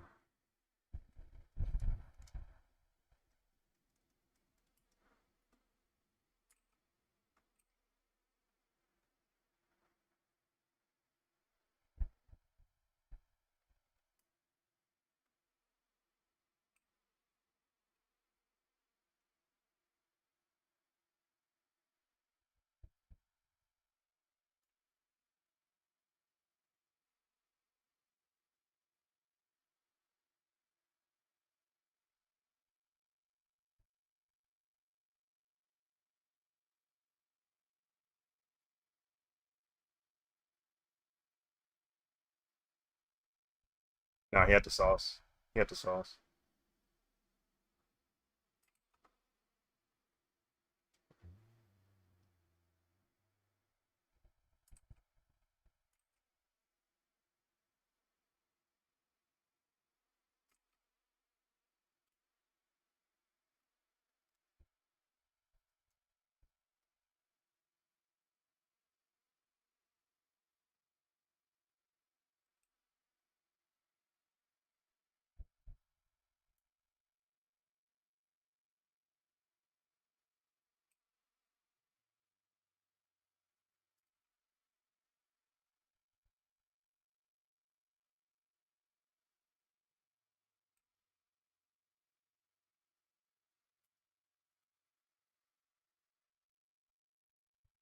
Question. I gave up art because I felt a bit unmotivated. There was so much theory to learn. I'd love to draw the way you or various other artists do. Any advice on overcoming that fear? Um, for me, I'm not gonna lie. It took a long time to get here, but that was because um, I just started really early, and I never had like the goal of being good immediately. Like there was no timeline for me. Like there was no deadline for how good I had to be at a certain point. So for me, I was just naturally getting better just from the joy of doing it. Um, but obviously, people would rather want to get better as quickly as they can. But to that, I say uh, it's easier to get better drawing things you want to draw, um, drawing things that interest you, drawing things that like fascinate you. There's a reason why you wanted to draw to begin with. It could be another artist, could be something they did that made you want to pursue it as well. So it's easier to learn and get better if you're drawing things that you like, while also drawing things that'll help you train. So it's like, okay, say you want to learn anatomy, but you don't like anatomy, but you like Hatsune Miku, so it'll be a little easier to learn anatomy if you're drawing Hatsune Miku. Um, or if you like Mega Man, Mega Man's proportions are a little weird. They're not the most human, but um, you could learn maybe more about line of action and dynamic posing and exaggerated physiques to create, intrigue visually. So maybe you learn that aspect of anatomy. Um, but I do think it is easier to learn that stuff while drawing things you that like and that you're going to be engaged with.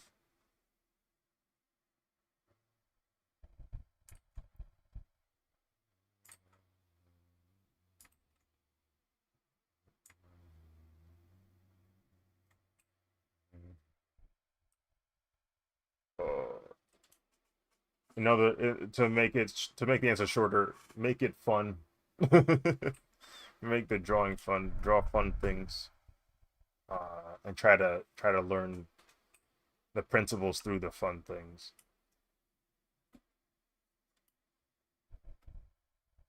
Because I mean, it's drawing takes a long time, man. They really do. Getting good at it takes a long time, and the actual process of drawing takes a long time. So it's like try to reduce the number of times you're drawing it and not enjoying it.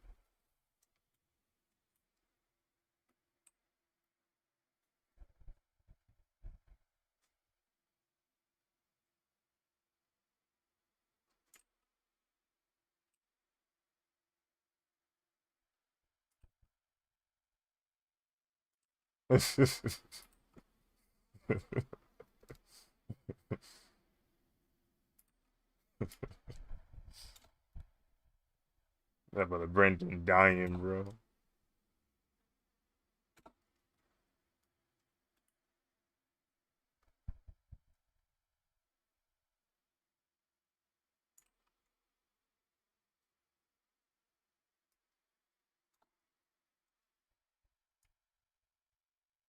Oh yeah, New Ranger.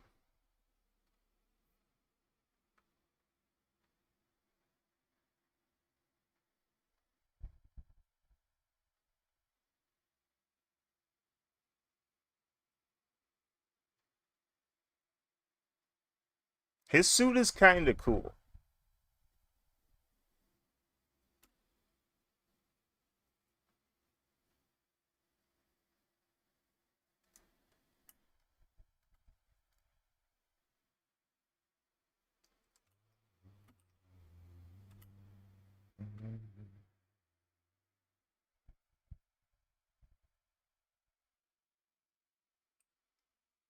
What time is it?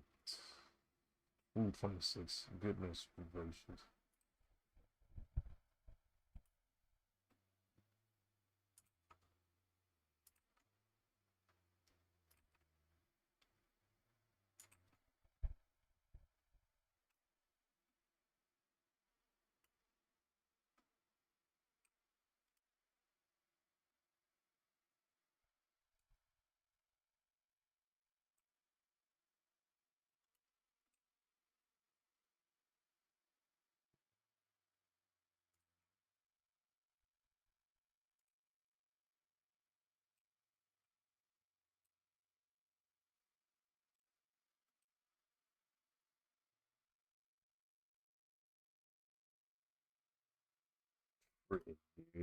so much, so much line art going on right now.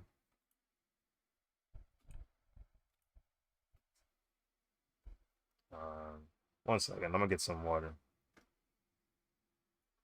Feel head a little, head hurting a little bit. I played some basketball, so I lost some water. Lost my water in my body.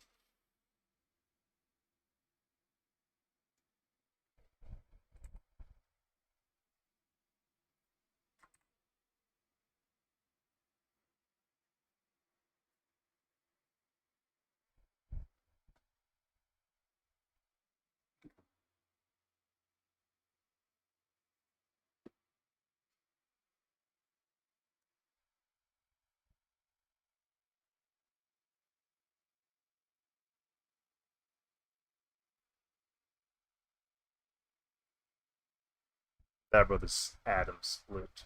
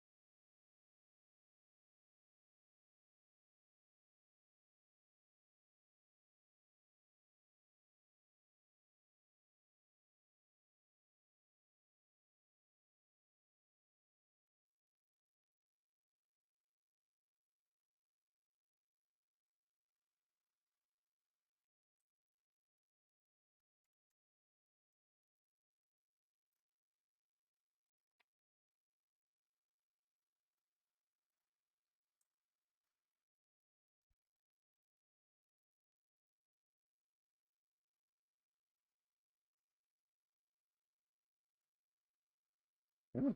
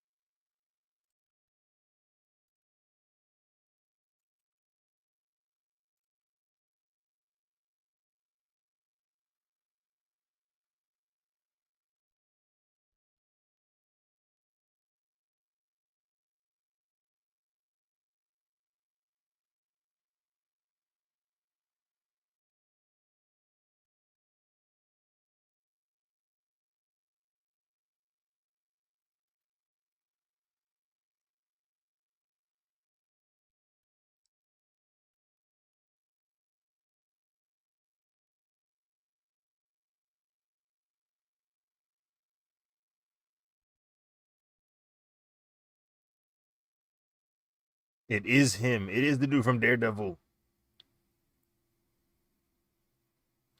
He's from Australia.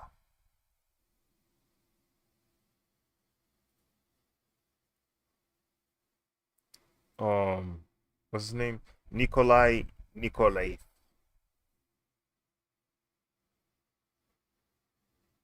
Who do you play in Daredevil? What's his name?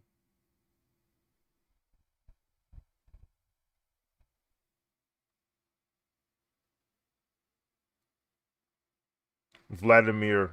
No, not him. Vladimir Ranskahov. You remember that it was a Russian mobster? You remember the one that kind of like ended up being cool with Daredevil at the end?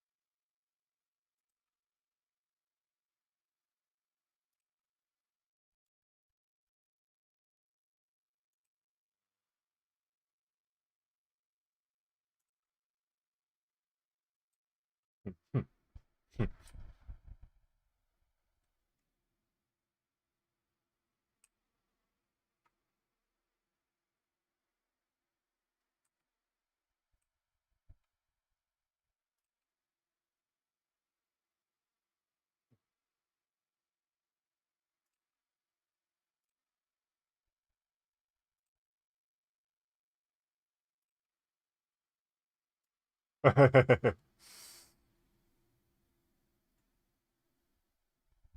about to he gonna Hakai him on sight.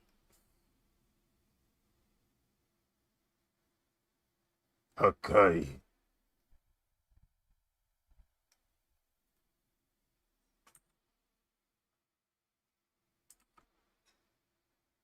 It's so funny how quickly Beerus do not let things fester, bro. He said, "Oh, this is an issue. Bet I'm going to destroy it now."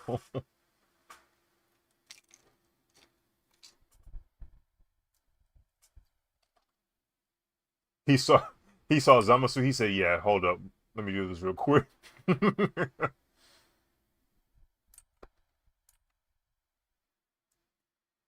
Zamasu would proceed to then have the most blood-curdling scream of pain and deatomization.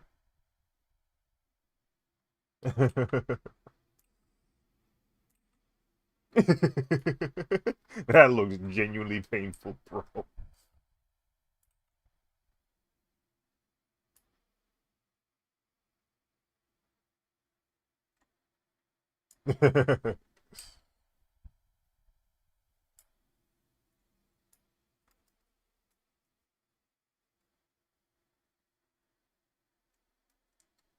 you know it's painful because one part of his body is still in existence, the other half is not, and it's just progressing throughout his body. I couldn't even fathom what your brain would interpret that as. That has to be ridiculous.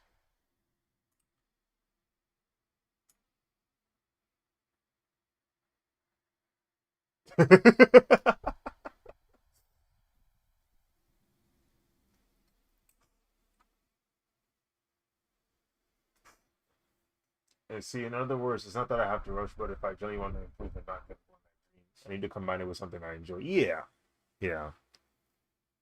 Because I think one of the fastest way to burn out when it comes to drawing is to try to improve and then not get the results you expected because you were trying to improve like as quickly as you could. And on top of all of that, you didn't even have fun doing it. Like it's like that sounds like a recipe for burnout.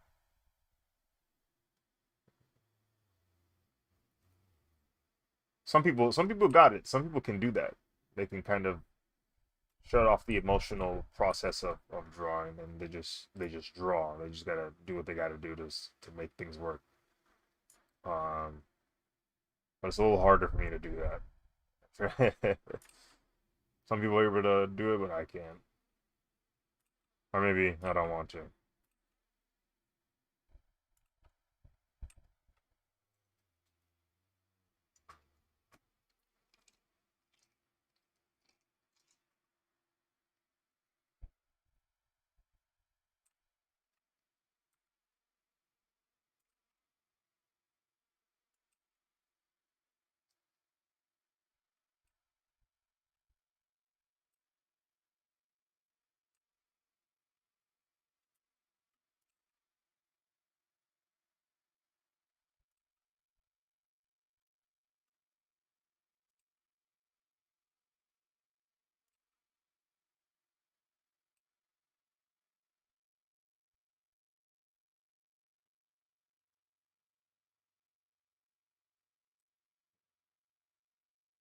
I'm missing so many story elements, bro. I don't even know what's going on.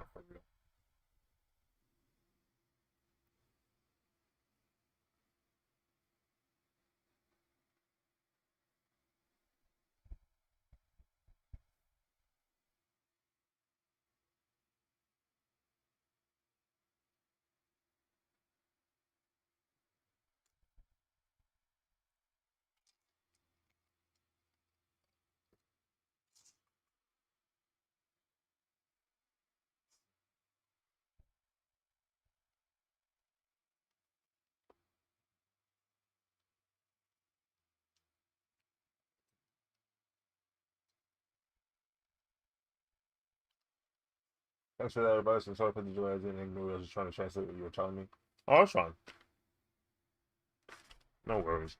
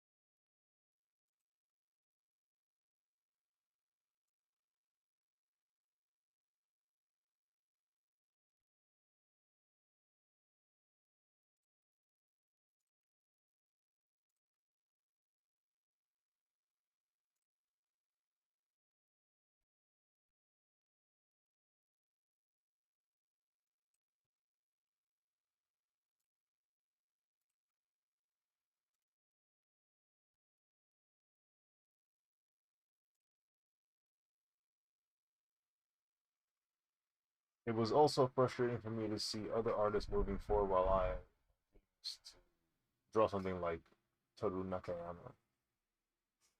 Let me see who that is real quick.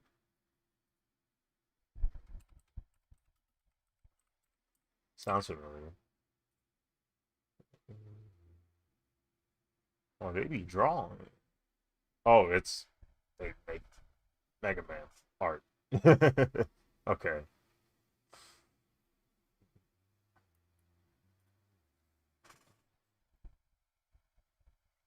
Yeah, I mean, everybody progresses at different speeds.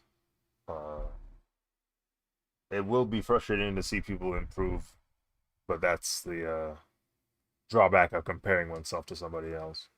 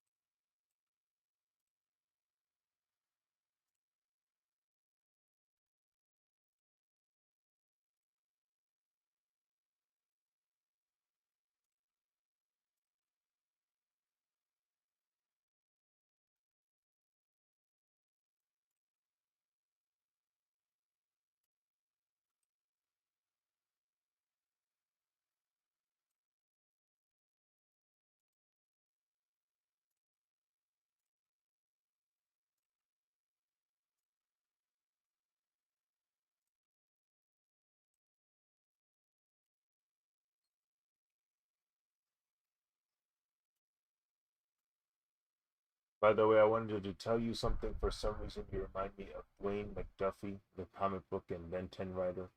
No offense intended. I mean, Dwayne McDuffie was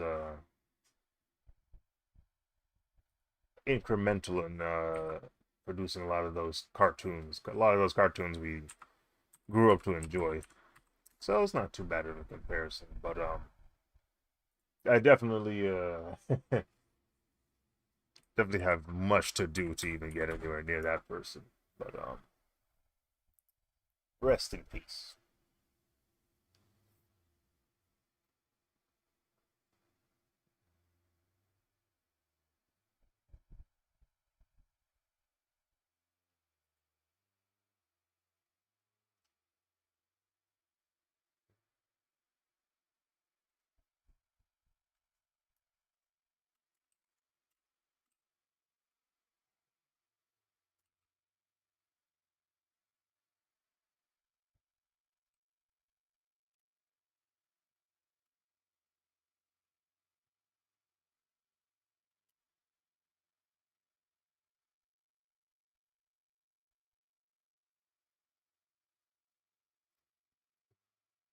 This should be underneath Delmont, honestly. Well, it's probably better to do that after we finish the line in this area.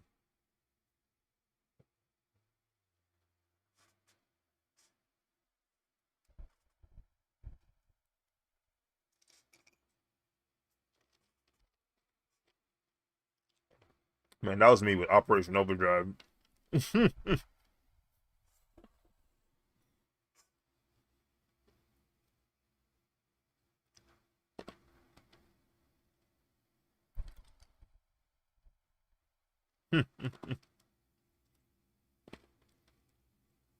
Yeah, he showed up last episode.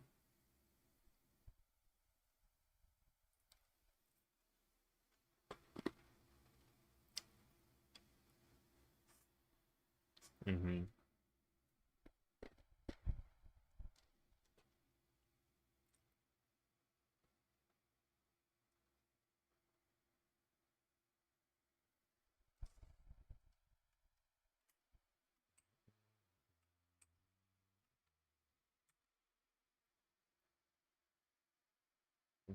Barracuda blade.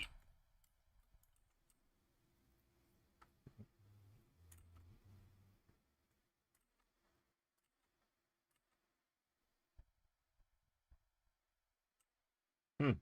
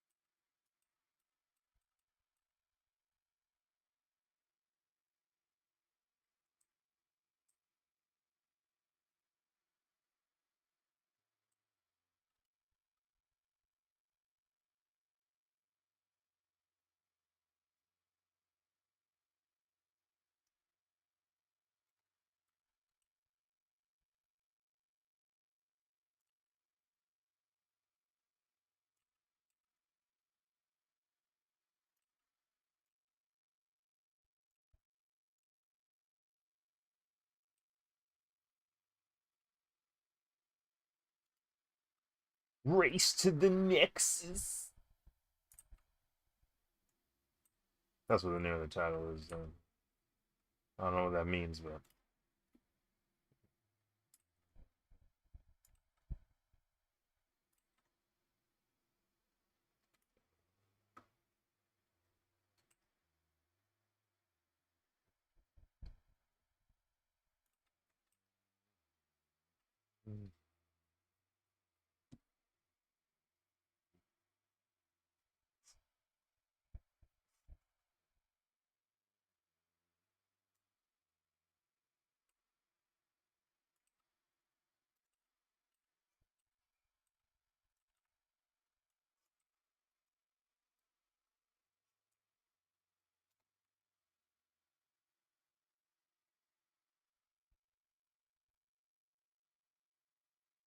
Man, how come RJ ain't got the white? You know what I'm saying?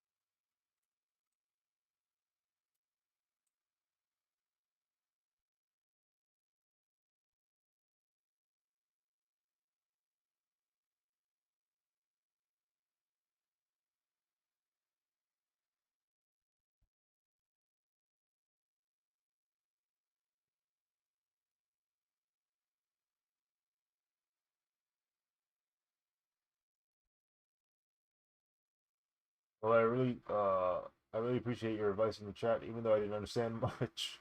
I enjoyed it. See you later. Get some good rest. Thank you, Andrew, for stopping by. Uh, muchas gracias. Uh, I wish I knew more Spanish, but I'm not willing to put in the work, am I?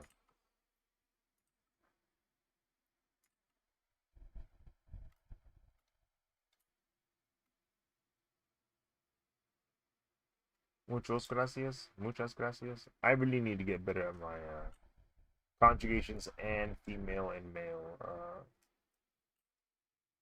or masculine and feminine transformations.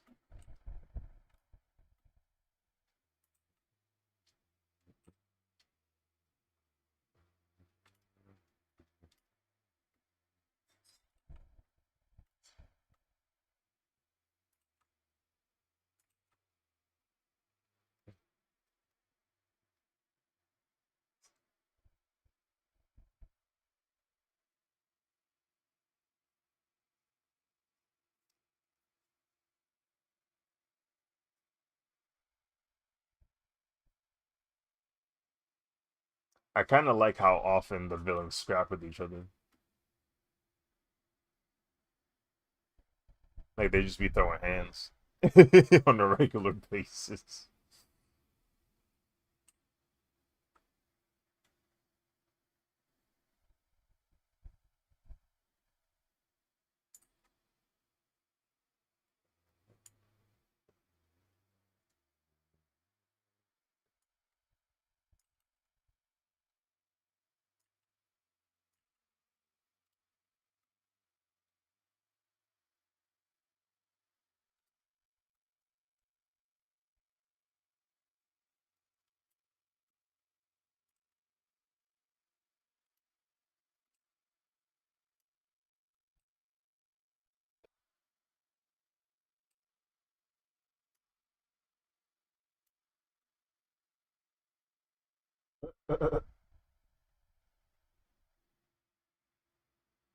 What is that? Hold on, I need to see that again. What is that?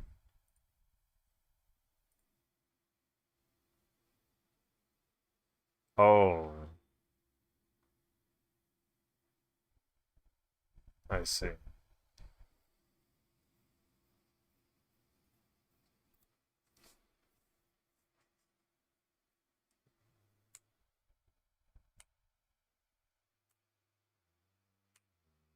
Mm.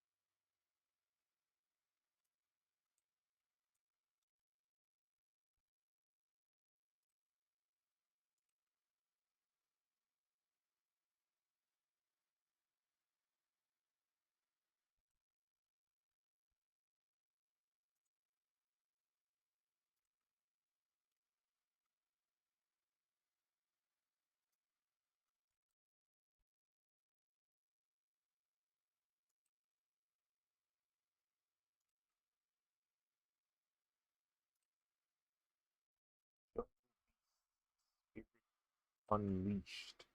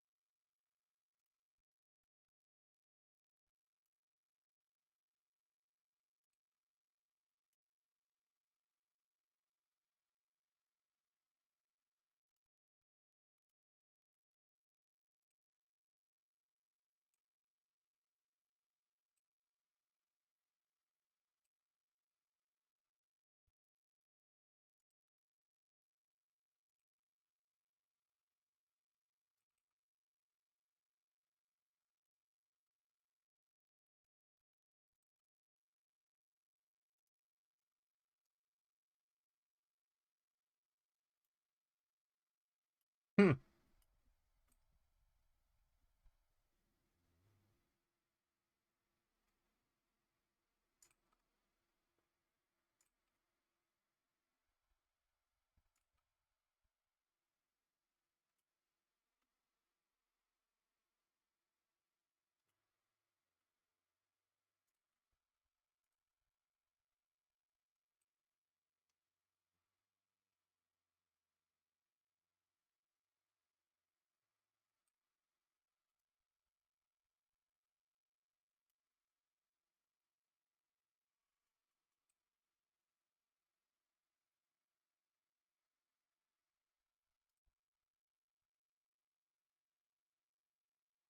My friend. Sorry, I just first angel came to mind.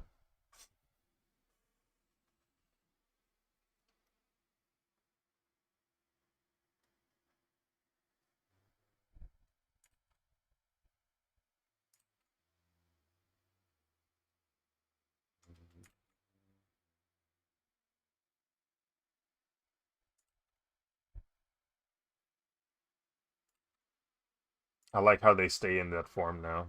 Like ever since they unlocked it, they just stuck on. They said, "Listen, bro, we know them previews was washed. We can't be using that no more. Come on."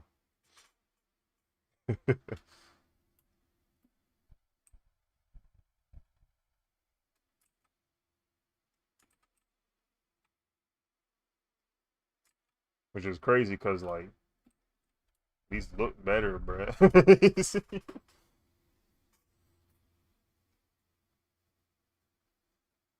These just look better.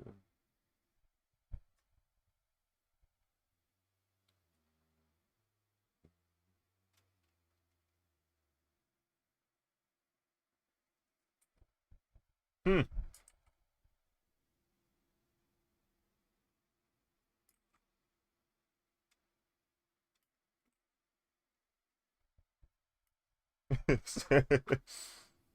Save these for later. Yeah.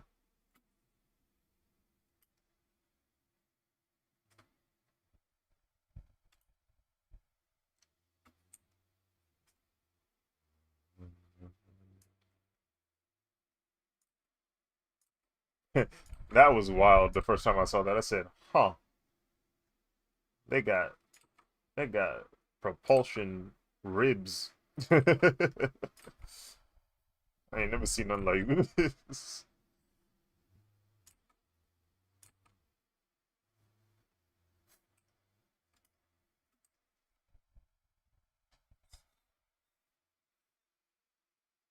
Like he looked cool. I'm not gonna lie.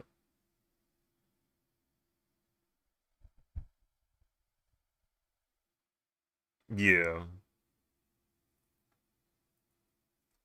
Maybe that's why people mess with this season. They just like how they look. Maybe that's what it is. And that it's martial arts themed. He is getting mixed and mastered.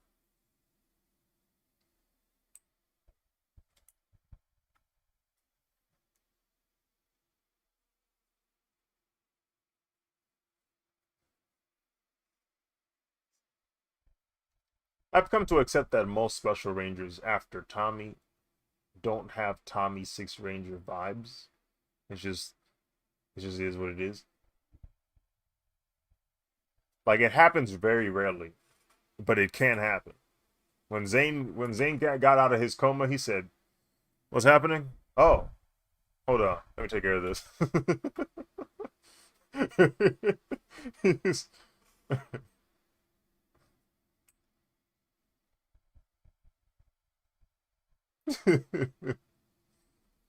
He said, hold on. There seems to be an issue. Let me go ahead and wrap this up, yeah."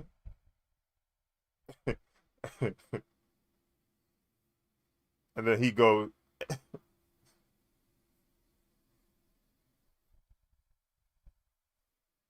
that's the scary part, bro.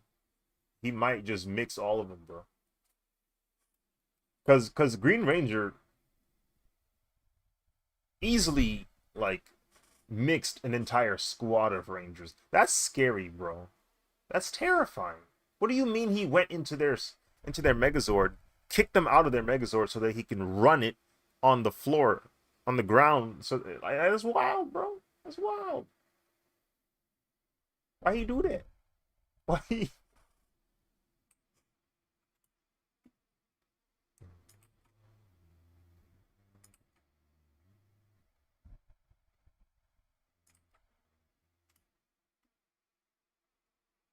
Hmm.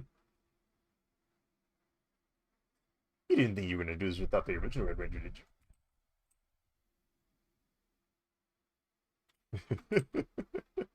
Why? Who? Who he feeling like? Oh wait.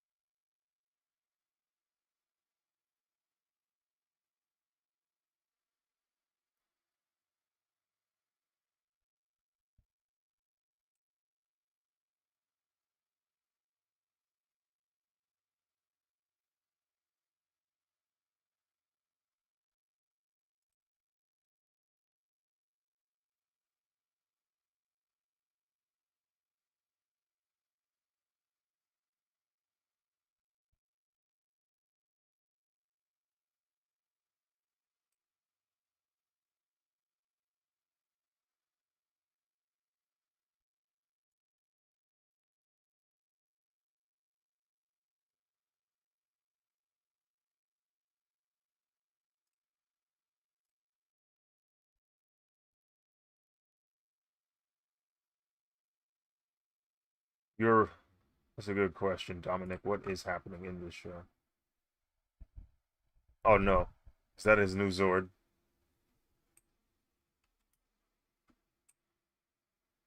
He just immediately jumped on top of it. He said, "Yeah, this is definitely mine."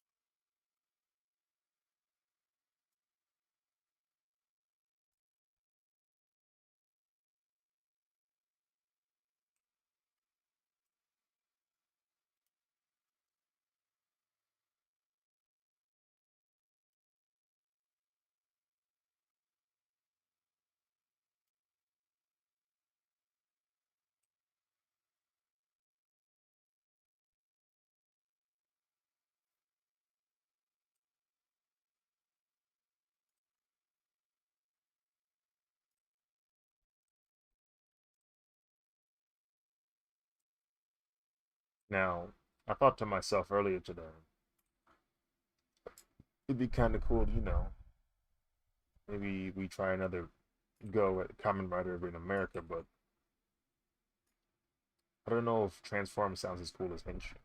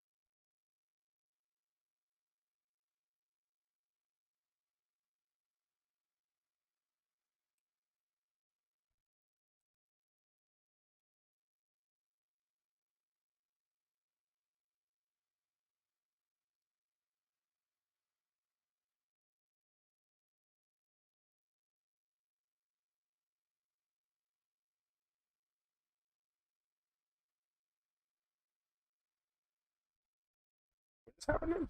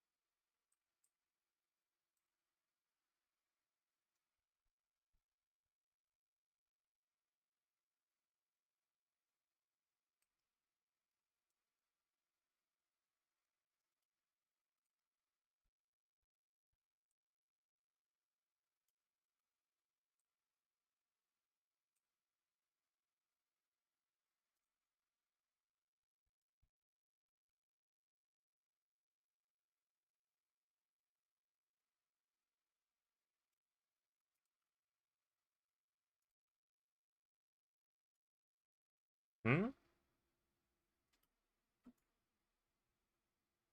I watched a bit of Dragon Ball. Currently watching some Power Rangers.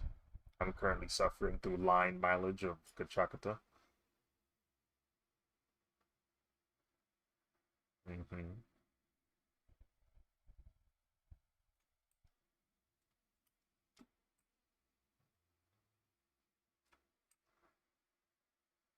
Huh?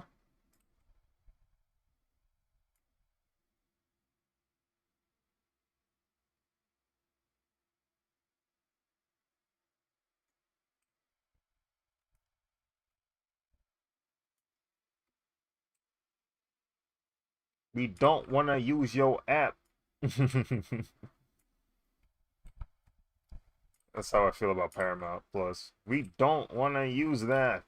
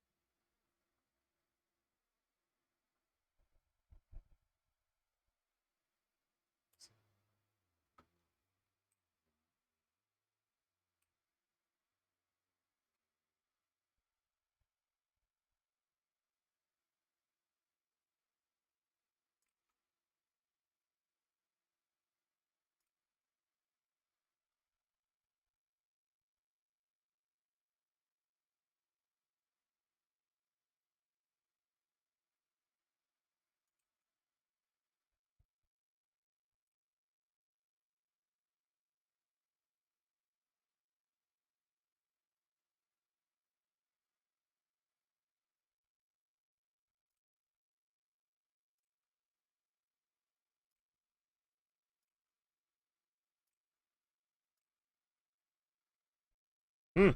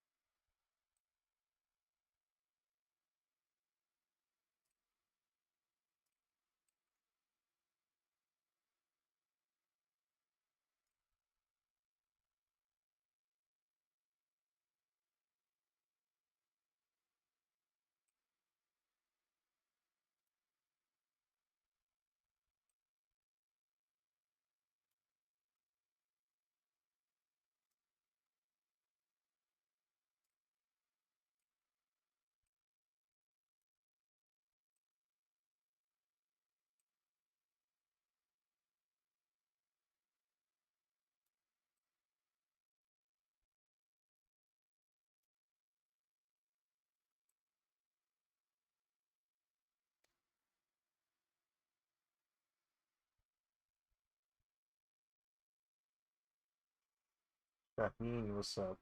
Sorry I didn't see that chat earlier. Welcome to the stream.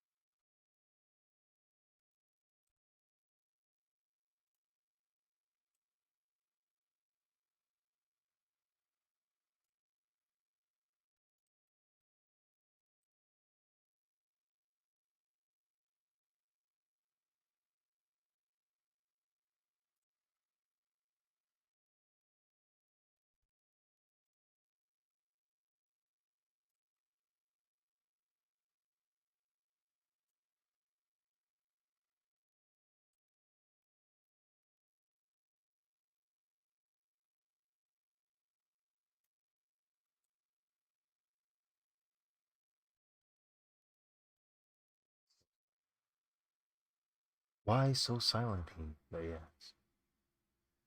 Sometimes there's only the draw.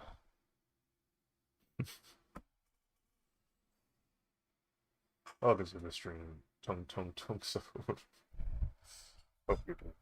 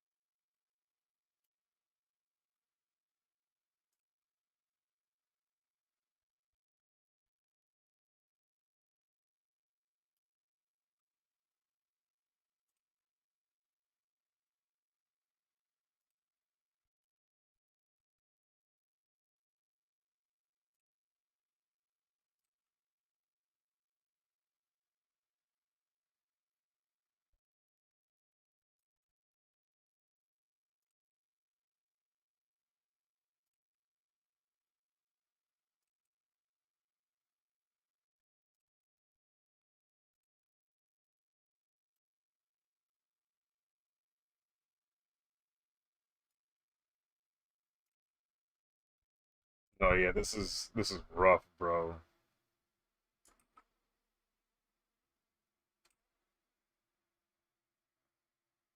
This like this is so like not good in terms of A, job security, B, consumer trust, C, company PR. Like there's a lot of things this will not do well for them aside from saving money, I guess.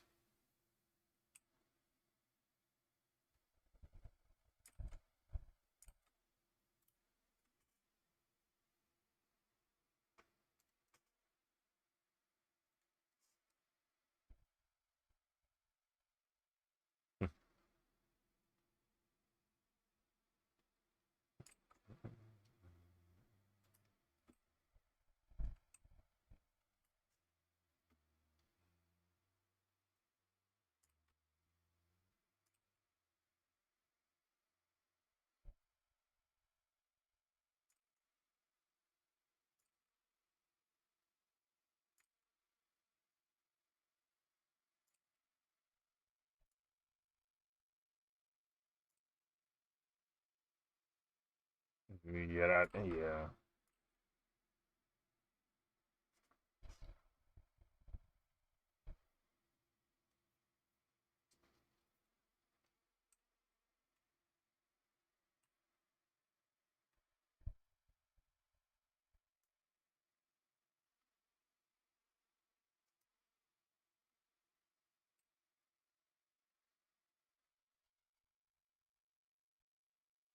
Like frick. Yeah, like I get yeah. I get the whole saving thing, but it's like I don't know.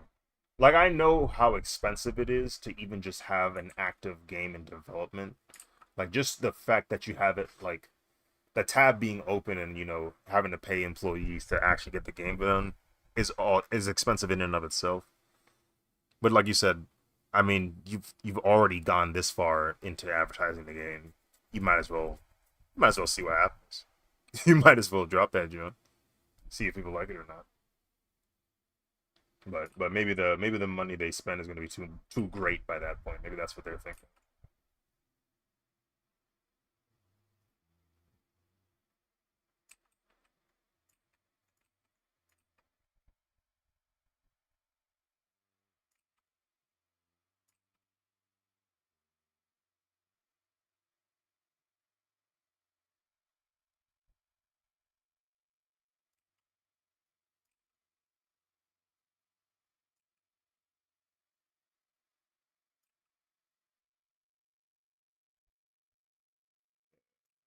Maybe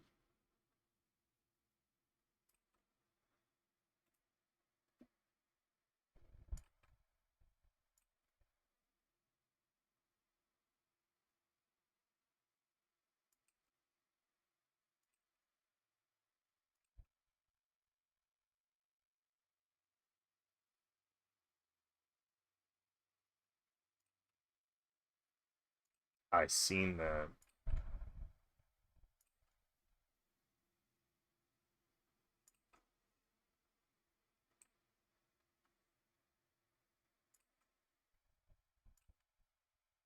Mm,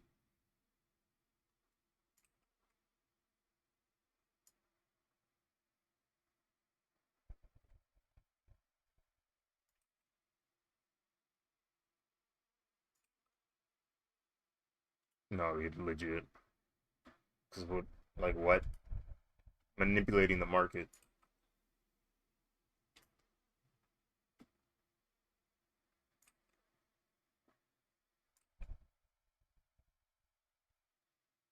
Hmm.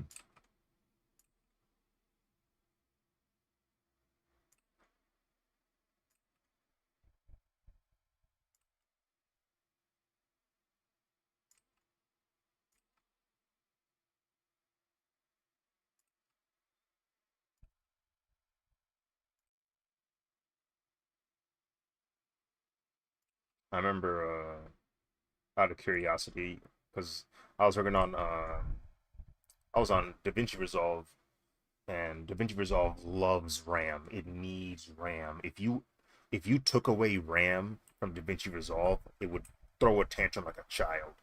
So I was like, okay, I got 32 gigs of RAM right now.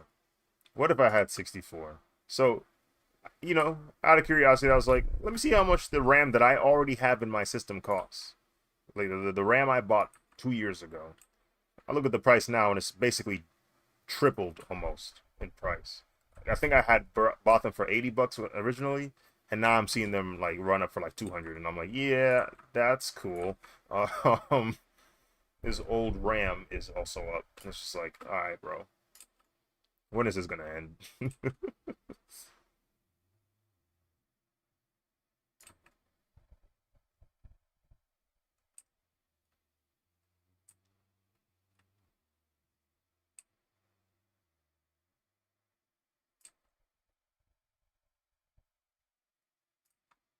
Yeah, no, that's not acceptable.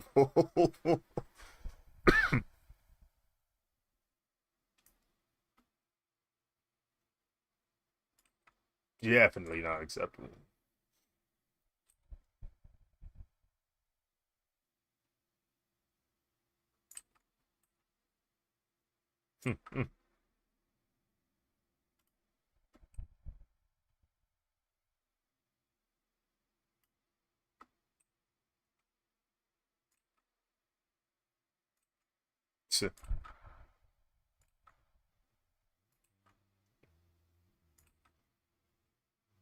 It's getting out of hand. It truly is.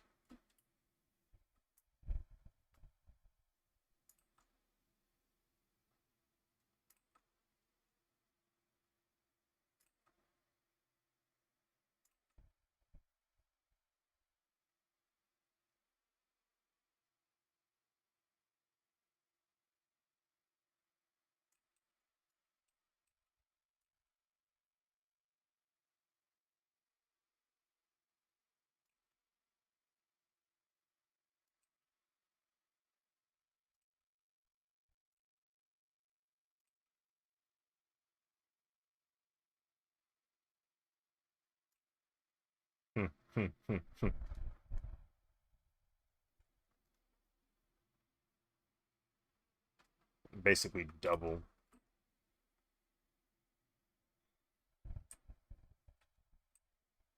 They've gone out of control. Simply put, they're out of control. There's, I think simply put, they're just out of control and no one's checking them. That's what it is. They need to be stopped.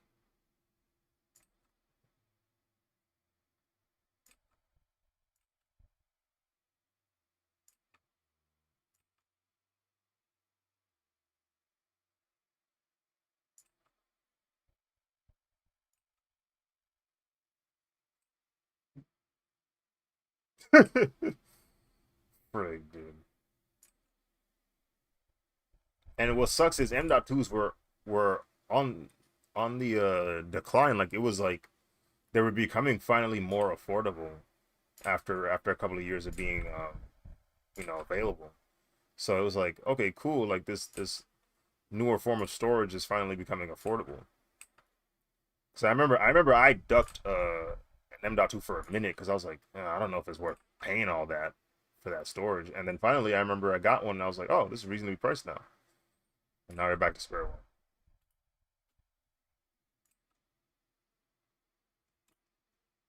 Hmm.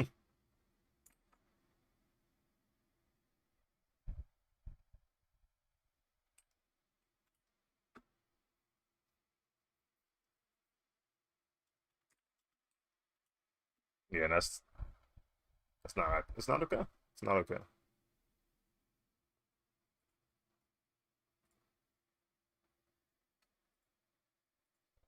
Hmm.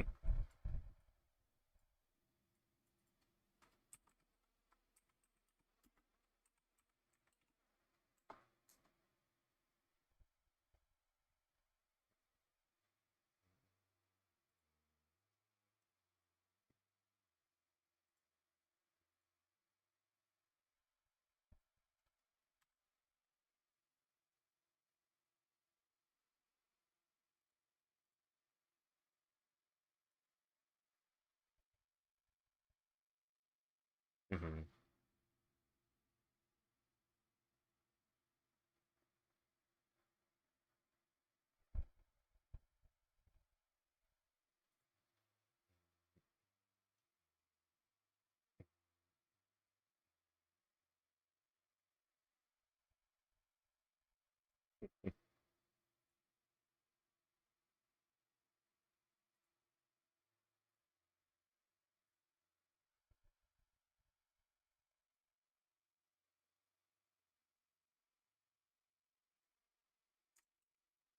Hmm.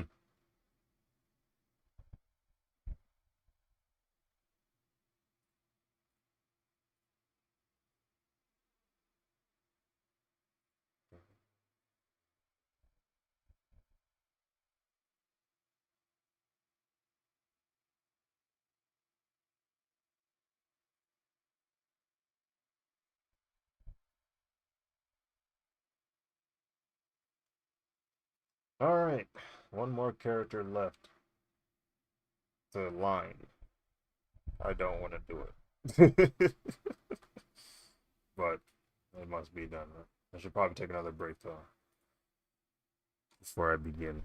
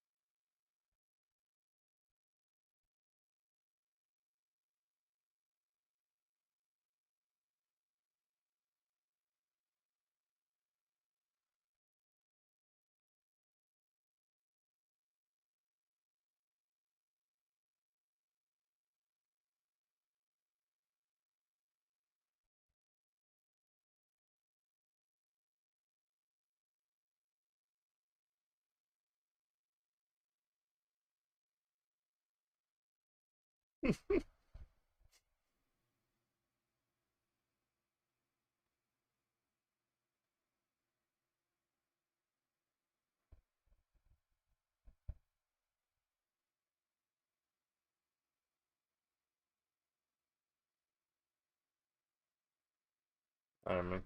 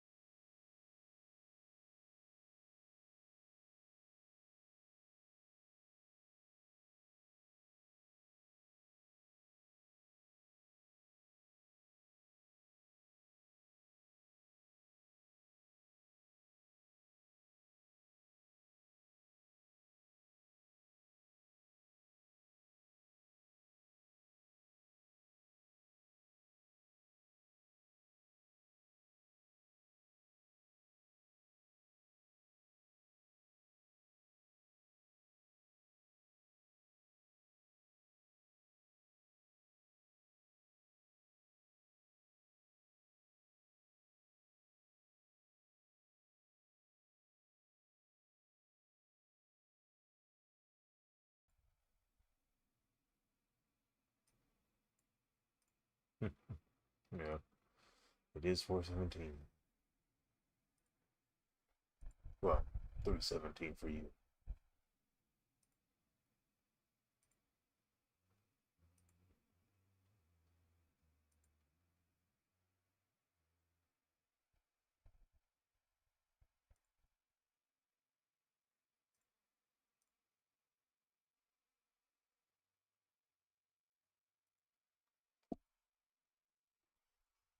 Sanko's gonna beat the crap out of it.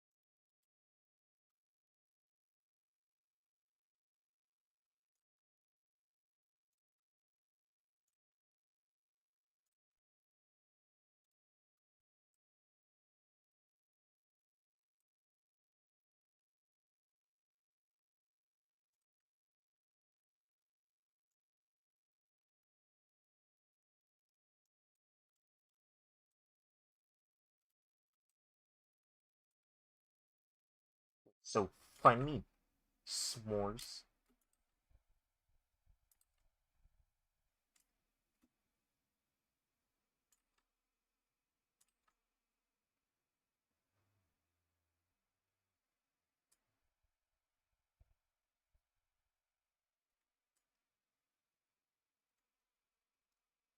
His brother calibrating.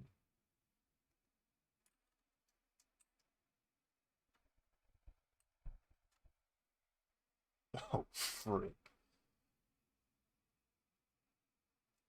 Oh, no. You are way off baseline.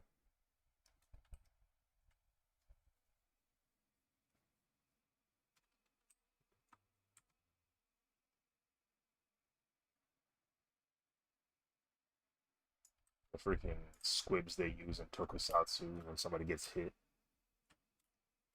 All the pyro that just starts exploding on their body.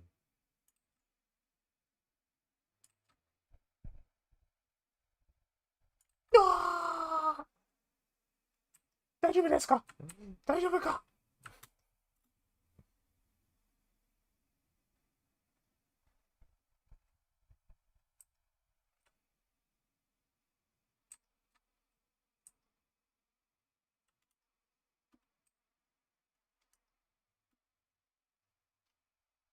But yeah, I finished the season that I was currently watching of Kamen Rider Double.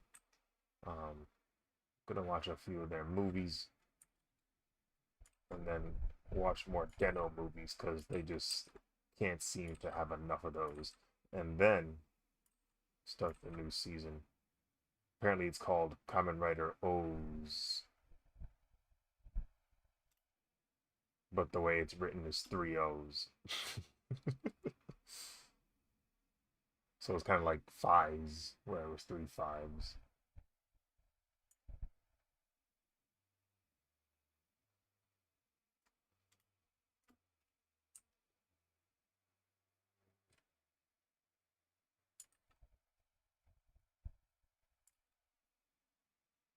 Open your eyes for the next fives.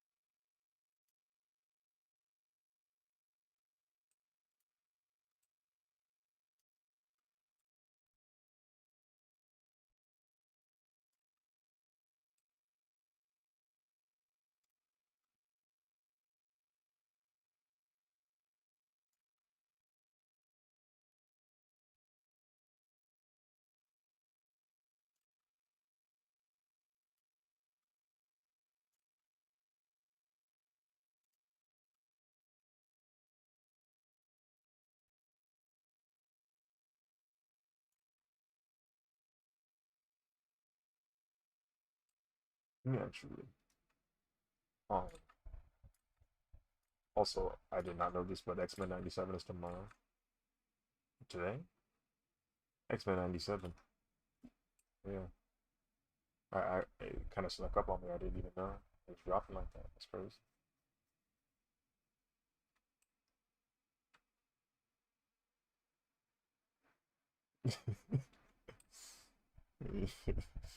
Came out of nowhere, bro. I said, frig, dude. Because I saw somebody make, like, they did art of the characters from there, and I was like, oh, yeah, these are all the characters from X Men 97. And then I read the caption, and he goes, with X Men 97 dropping tomorrow, I said, huh?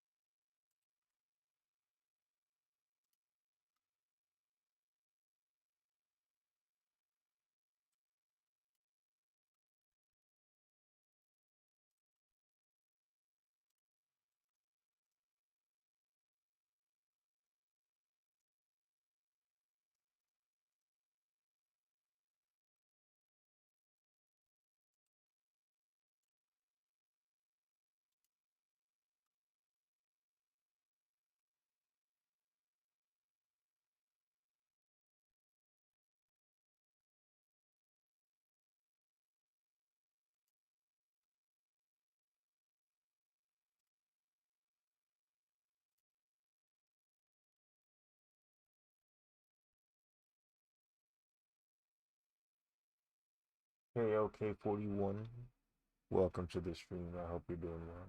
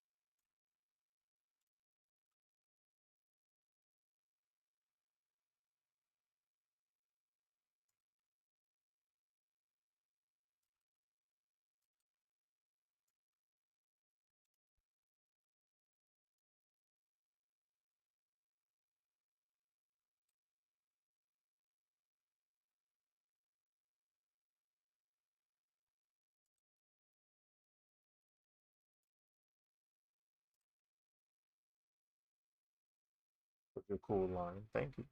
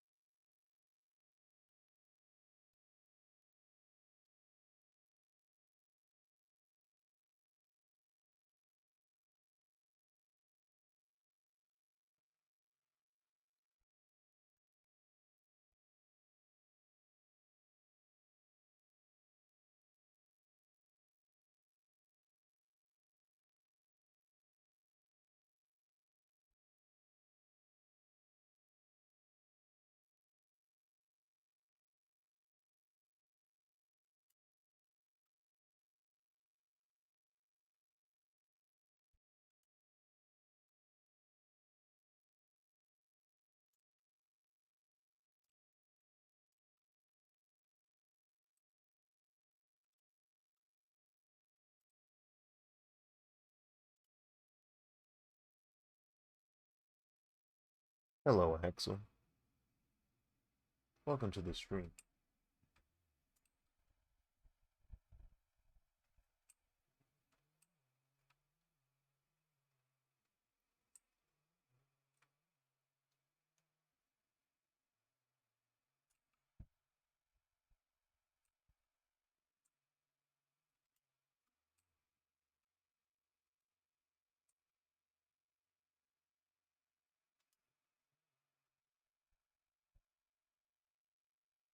Welcome to the chat.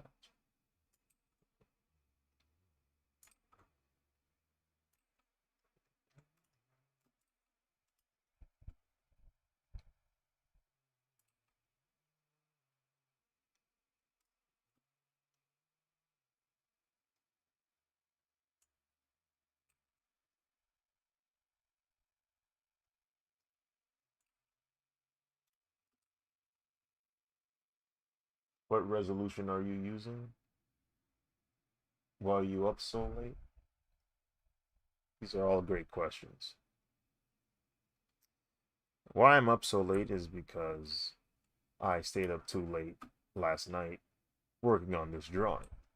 So, consequentially, woke up mad late, went to go play basketball, and now I'm back here late at night finishing up this session. I want to try and get the line art done for Zanka before I go to sleep because when I do go to sleep, I would rather have all of this lined before I start shading the next time I wake up. So, like, I don't want to line him, spend all that energy lining him, and then have to come back and do all the shading. I'd rather have the shading done on its own separate day. And to answer your question about the resolution, I am currently working on a 19-inch by 13-inch canvas with 600 DPI, 600 dots per inch. And I believe, what's the ratio for that? I'm good at quick maths. I believe it's like 110,000 or 100. Is it 110? Or is it, no, not 110,000, sorry. 11,000 pixels across? Maybe.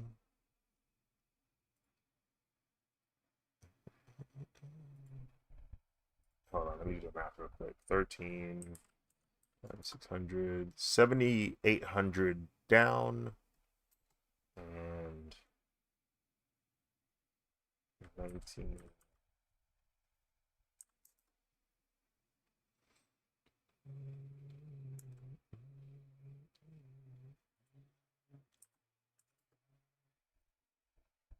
11,400. There we go. There we go. So 11,400 pixels by 7,800 pixels. Why? How big is the print supposed to be?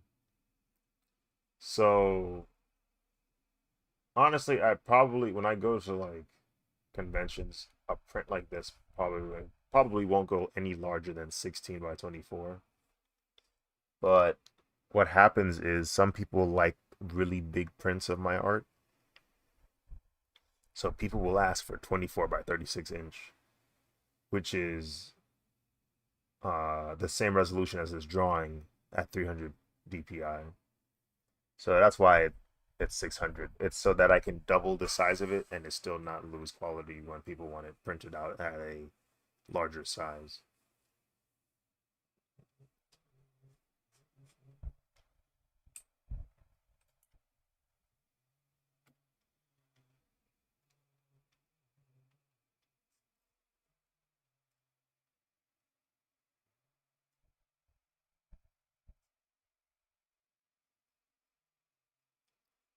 Now, it's not. It probably isn't necessary to go that far up. I mean, maybe it is actually, because when you start making prints that large, people tend to look at prints like that further away, so the resolution isn't, it doesn't have to exactly be that much, but If somebody's looking at the details up close, I'd rather the details be crisp than blurry. Because I've seen posters up close that are blurry, and it's just like, man, this is not the resolution it's supposed to be at.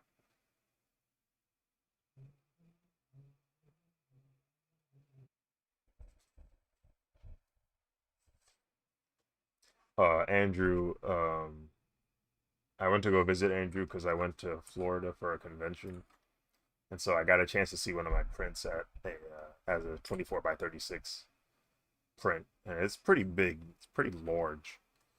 And then like I kind of examined it. I was looking at it up close just to see what it like looked like up close, and I was like, okay, cool.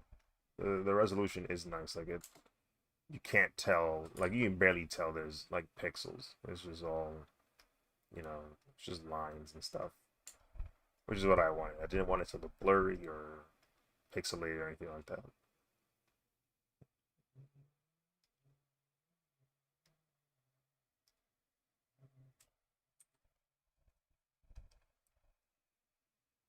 Gonna make some dumpling swag.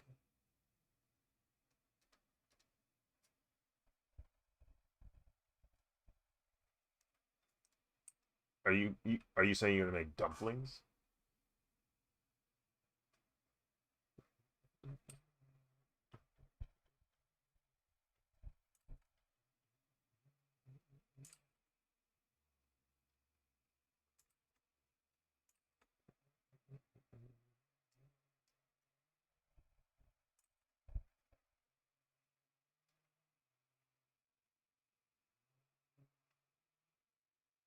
Oh, okay. Catastrophic. What's up? Oh, BRB still on? Yeah, I forgot to turn that off. Um, I was gone for a little bit, like easy 40 minutes just away from the computer because I knew if I like didn't take a proper break from this before I started, I would hate it. Um,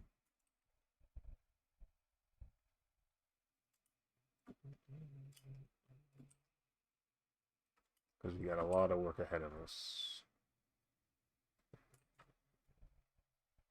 But it seems like because of how many hours I put into the previous two drawings or the previous two characters, I'm like running through Zanka pretty quickly, which is good. Like the lines seem to just flow right now. Like when I was working on this mask earlier, like lines were just lining. Like this right here, I just like these were all like one shot lines. They just worked, and I was like, all right, well, that's nice. Don't have to redo those again. So that's where I'm at right now.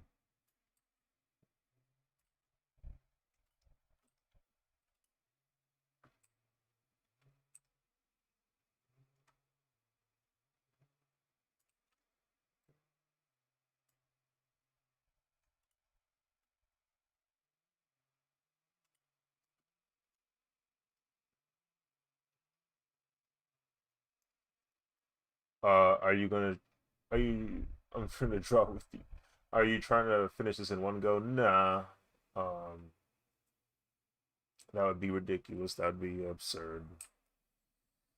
Unfortunately, the days of me drawing and finishing the drawing in one day are over because my drawings have become too convoluted, too complex to do that. Uh, do you do your lines in vector? Yes. Yes, I do.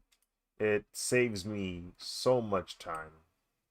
I've saved so many hours of just trying to touch up my lines simply because I decided to draw them in vector. Vector lines are nice. I can do this. I can just grab both of these and just drag them further down instead of having to redo the whole line. And then when I erase it, I can go to the edge. Yeah, or I can erase it at the end of the line and it goes all the way to the end of the line instead of me trying to like perfectly match it up. It's nice. It's nice.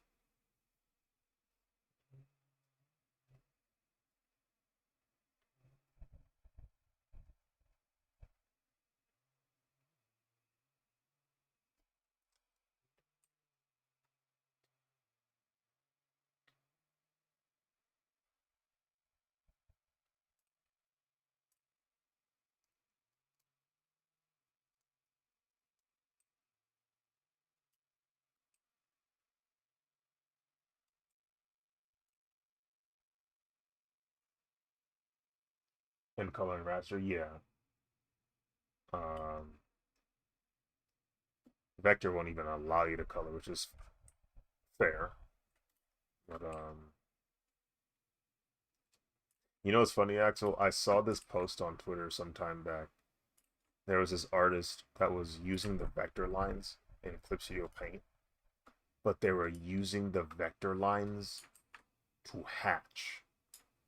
Like they were doing comic books or like they were doing comics um, on Clip Studio Paint, but their pages are they're just riddled with vector lines. Like he or she highlighted their lines on their page, and it was just a sea of vector lines all over the page because they were using the vector lines to do the hatching for the characters. It was kind of insane to look at. Uh, and I mean, you can use it that way. I think it does take up a lot more space and computing power. Like, I think it takes more RAM to run a page like that because it's all vector. So you need it to be operating in real time.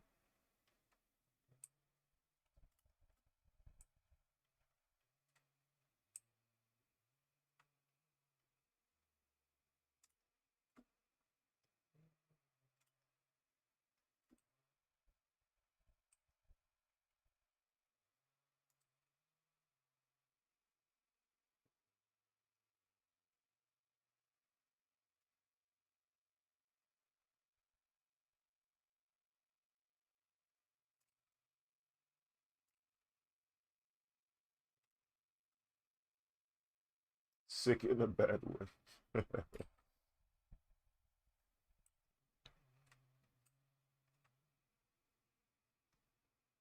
And they were like, I forget what they said on their tweet, but it was just funny because like it was one of those moments where you realize you're doing something completely different from how everybody else is doing. It's like, wait, you guys don't do this? It's like, no.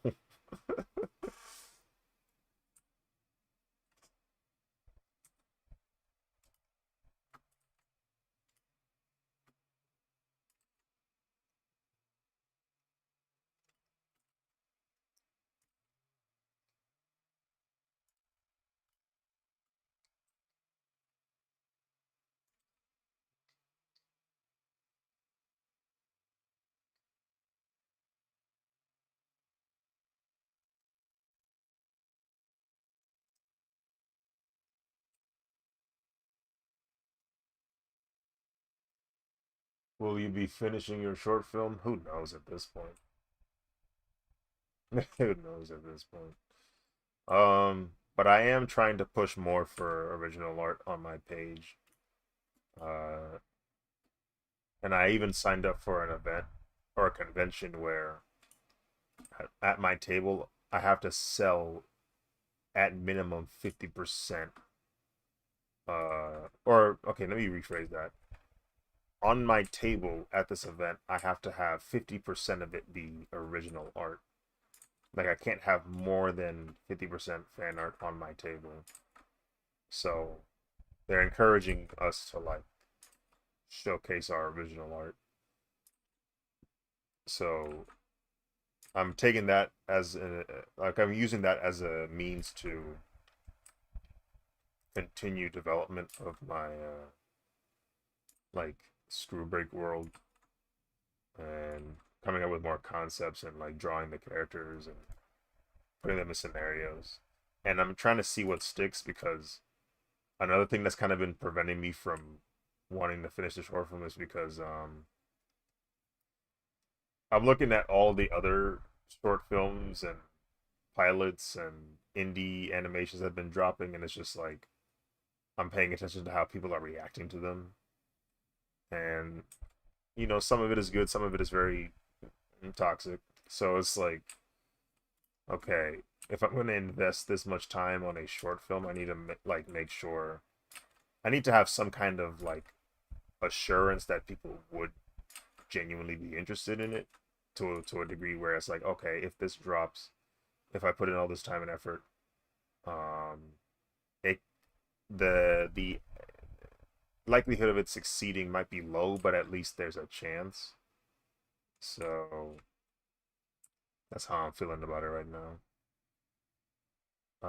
I've been heavily thinking about making smaller animations, smaller like bits and smaller shorts of the characters and see how people like respond to those smaller projects. So it's like lower investment in the project if I do it that way, but I could still get some results and work off of that. Let's see if I can improve on it. Cause like now the short film that I like storyboarded and timed and even did some shots of, like I've done like fully animated shots of the short film. Like now I look at it and I go, I don't like how this looks. Eh, this story feels kind of boring. Like there's parts of this storyboard now where it's like, oh, this doesn't look that interesting. Um, so now I'm like thinking about, okay, what could I do to improve on it? But what else could I add to it or remove from it to increase pacing or to improve pacing? It doesn't have to be faster per se. It just needs to be better. Um, what other elements to the story can I add to make it more intriguing for people?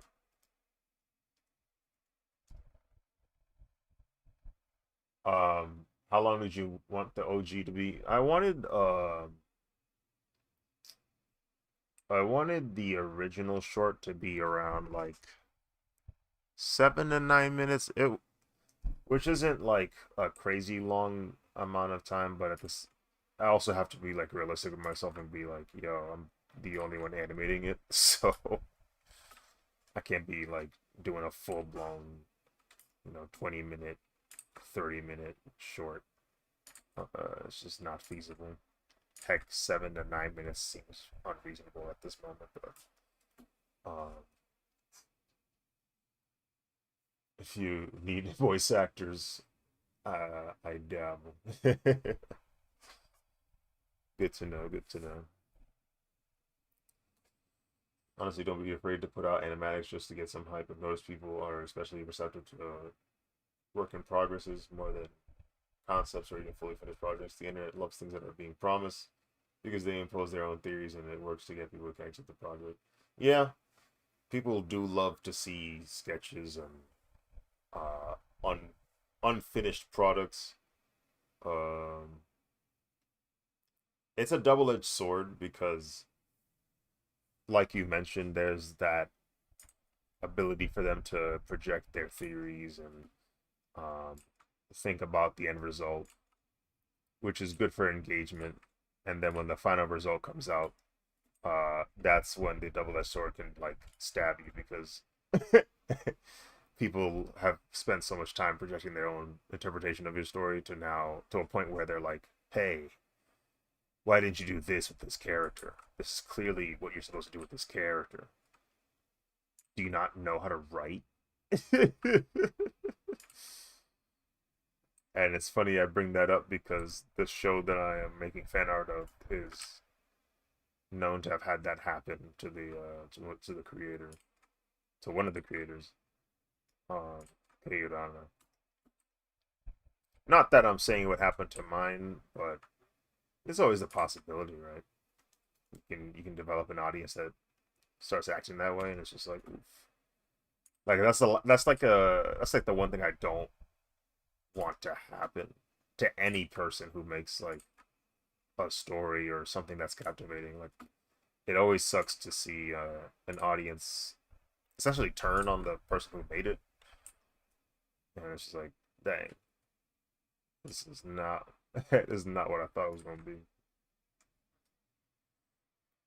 Uh, I wanted to do something. Uh, doesn't even have to be super long, but I'm scared because I don't think I do certain things I want well enough. Um, don't worry, you can't do certain things well enough. There's nothing to worry about, and that includes me. I'm definitely not good at everything, and I'm not supposed to be. Um, I mean, heck, that's why people make these things in groups. They have teams for this kind of thing because you're not going to be good at everything. And even if you are good at everything, hypothetically speaking, someone has specialized in one specific thing so well to where you know they can perform better than you could. So it's better to hire them and let them take care of it, essentially. I don't know, man. I want to see that OG screw break one day. Yeah. I don't know. I'll see. I'll see what I do. Because I'm definitely starting to lean more towards just like 10, 20 second clips of screw break characters interacting and just seeing how people respond to that. It would also be easier for me to do them like per video, like each video I make, it's a little easier to animate that instead of one full project. It'll get me more practice in animating. Like it'll work out some of the kinks that I have and imperfections that I have from the inexperience of animating. It'll also provide me more engagement because instead of just one giant video, it's multiple short form videos. So over time, I can develop more of a following. Maybe even get ad revenue from some of the videos. Uh, there's like I can see multiple ways of it benefiting me to do it that way first before diving into the short film. Um, but I don't know. We'll see. We'll see. What time is it? 5:15. Okay. 5:05. I will take a break. Uh,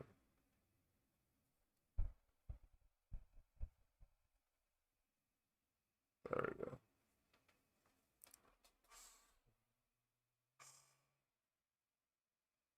The more I think about it, though, the more I realize how important writing is for these things. Oh, absolutely, absolutely. Like a story's not going anywhere unless you have really good writing for it. Um, you can have like really good animations, but if like the animation not doing nothing, like in terms of story, sort of in terms of like direction, then people lose attention very quickly. Like something could be animated really nice, but if you have no idea what's going on, if it does not aid in the storytelling, people are not going to they're not going to be interested for very long. So yeah, definitely need. That's something I also need to get better at. I need to get better at writing because I don't like I. That's not something I normally do. I don't write. The only thing I write is YouTube scripts, like narrations. So that I have to get better at too. So that's why I'm thinking about the short, like film or the short form videos where it's just like 10, 20 seconds, 30 seconds. Because it'll give me a chance to at least practice like short form writing. And maybe I can transfer those skills over to like a longer story.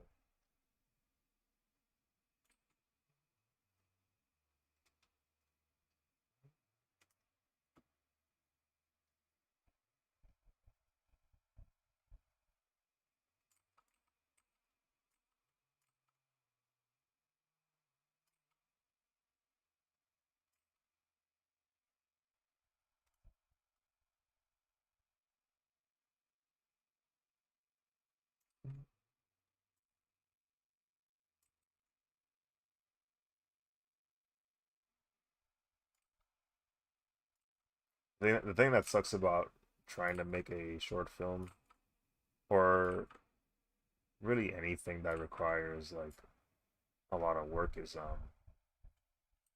if you're doing an indie, it's very difficult to ask people to help you out because it's like either a you ask them to help you out with no guarantee of money, or you do help them, or they do help you and you do guarantee money. But you have to like find ways to fund it. So it's like GoFundMe, it's Kickstarter, it's um, Patreon, and so you have to like find support along the way for those things to work. And then me over here, I'm just thinking, yeah, I'm broke. So I was like, but I'm also thinking maybe I should just do it myself. But then if you try to do it yourself, it takes a lot of time, and maybe it doesn't even get finished because you aren't able to accomplish all the parts needed for the thing to succeed. But I've seen stories where it's like somebody did a short film on their own, somebody liked it, somebody was able to, that creator was able to pitch it with like a larger studio or a team, and they can make a fully fledged version of the project. I mean, that happens too. So I don't know. We'll see. We'll see what happens. Understandable. Have a nice day.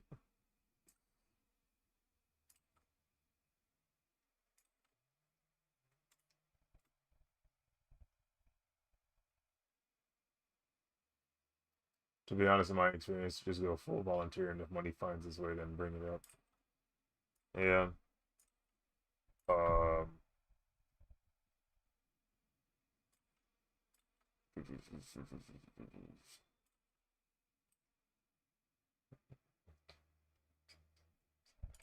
Well, I'll see what how much I'll kind of gauge how much I'm able to do on my own first.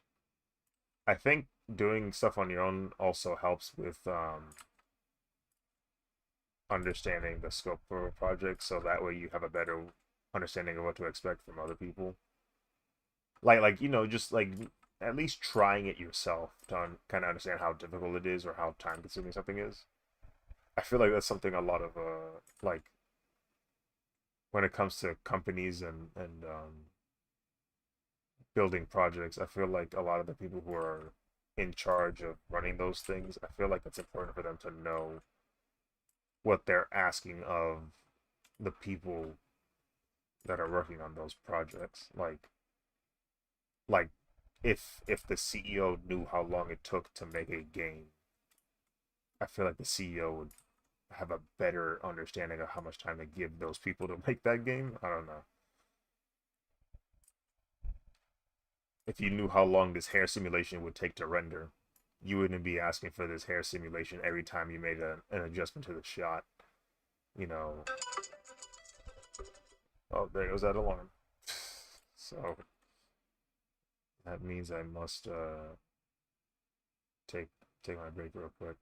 I'll probably be back um in like it's gonna be a while. So if you guys aren't here anymore, I totally understand because it's late. So um yeah, I'll be back probably around like what time is it? Okay, 5:15, 5:20. I won't be surprised if I come back like 5:30. It's probably when I'm gonna show up again. Uh, I've been in a few indie projects and a lot of them end up tanking because of money being promised, and it becomes clear it won't be around, and people get so lippy. Yeah, like yeah, I don't want to guarantee any money because I have no idea if it's gonna succeed. I genuinely don't know. So yeah, it's like gotta be careful when you do that kind of thing. I think regardless of the outcome, taking on a project like that by yourself, even if 5 to 10 minutes, is a very cool feat, and a milestone for yourself and your own vision. Like you can say, yeah, I literally brought that to life, no matter how good or bad. Yeah, there's that um sense of accomplishment. Yeah, how many people can say they made a 5 minute animation, no matter how bad it is, right? Like you took the time to make a 5 minute animation, which is pretty cool. Like I don't know, people feel like people don't have enough of the sense of accomplishment in life, and that might be why so many people aren't so happy. That might be part of it. Like to genuinely try something that's difficult and succeed at it, or at least say, "Hey, I completed this." I don't know. It'll get you going. It'll get you going. All right, I'll be back.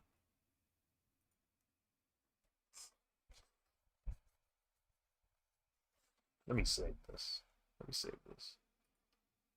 Save it and then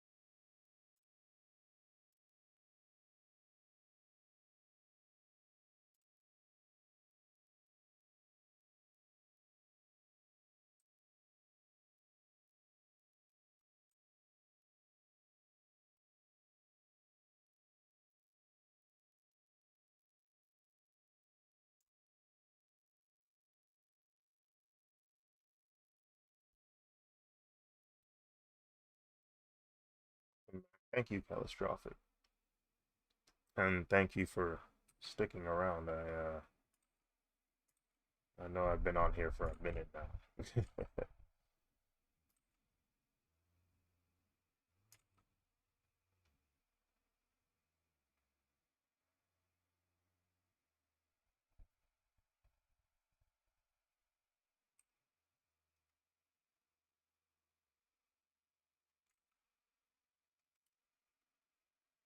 We up.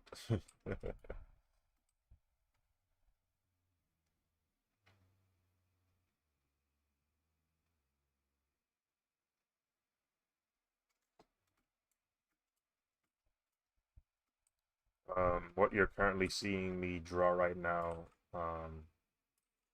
is an Easter egg. I like to add in in most of my drawings, honestly. So letters D and R stand for do not re-upload. They used to stand for do not repost, but that was before many of the social media platforms started using the terminology for reposts as the equivalent of reblogging or retweeting. But all it really is just like a message that's like asking people to not download my drawing and upload it on their profile as a means of engagement. Uh, I like to add that in my drawings, and then I also like to add my personal logo as a watermark for my illustrations. So those will you also see um, integrated into the piece. I have not chosen where to put it yet. I'll find a spot. I'll find somewhere. Uh, that's not where my brain went. That's clever though. Low key watched Obsession and got spooked IRL, so now I'm awake. Oh, you done messed up. I haven't watched Obsession, but I heard it was pretty good. That was the that's the horror movie that had a lower budget, like a film. Which is it's funny that we were talking about um, indie developments and projects earlier. That's another good example of an indie project going well.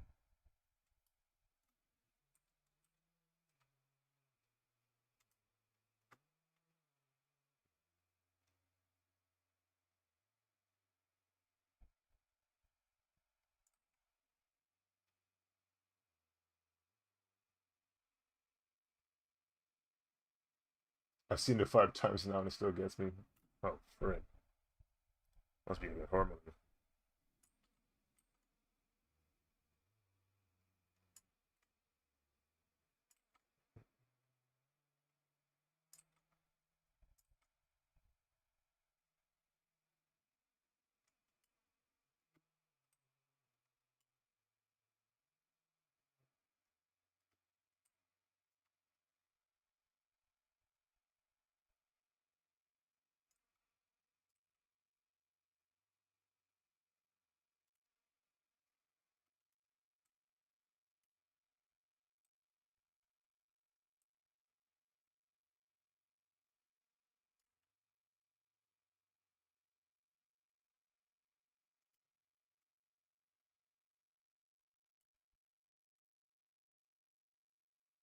It's so perfectly creepy. Like I love being disturbed. It's top three adrenaline rushes, but that's so good at freaking you out. Like, dude, I haven't been that uncomfortable since I first saw Resident Evil 7. If you know, you know. I'm not too into horror, so I haven't been exposed to many of the forms of content within that genre. Uh, I do remember seeing a small bit of gameplay for Resident Evil 7 though.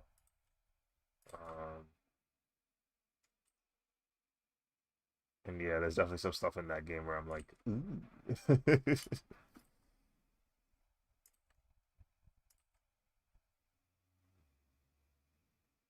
Please go scare yourself. I promise it's amazing. Yeah, I'm not really much of the horror type.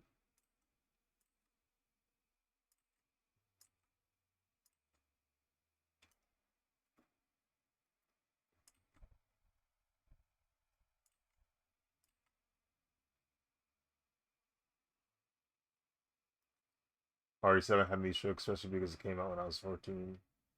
And Doki Doki Literature Club. I'm familiar with that one. I've seen enough YouTube videos on that game.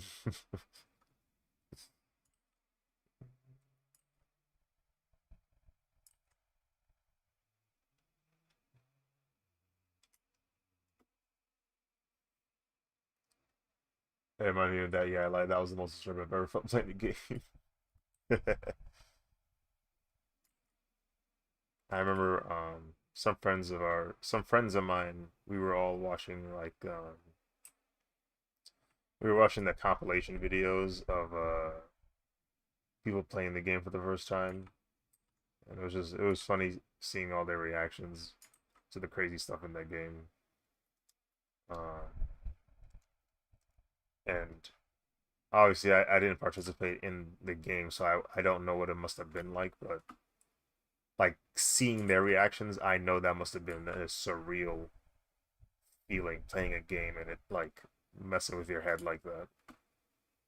Like it must have been crazy, especially if you didn't know what to expect, because you know the game is like very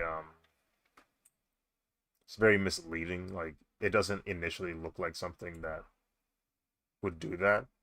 So I can imagine getting on that game, not knowing what it actually is, assuming it's just a dating sim, and then boom, it start hitting you with some weird stuff, and you're like, yo.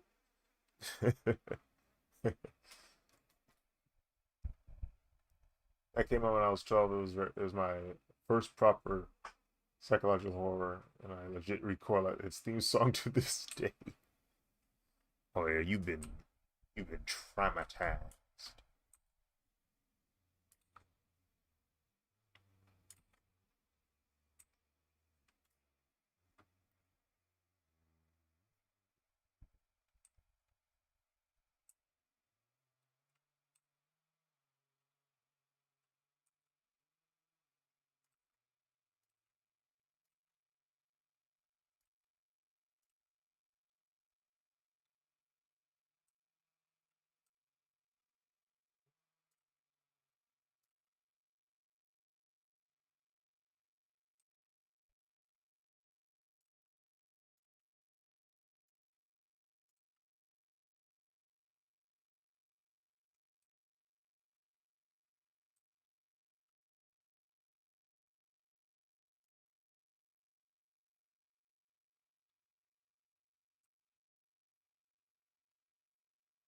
Mind you, played Corpse Party at 10 and was fine, but DDLC scared me. Yeah, okay. I made my friend play it. Poor girl didn't know what was coming. It's a masterclass in subtlety, the way the background skews and music changes ever so slightly. Yeah, it's like uh, to generate fear through content is it's an interesting form of art because you know if you're expecting something over the top, then you can better prepare yourself. But if it's something very subtle or something you're not sure if that's what you saw, it can really start messing with you. And now they got you. You are unequivocally, authentically afraid.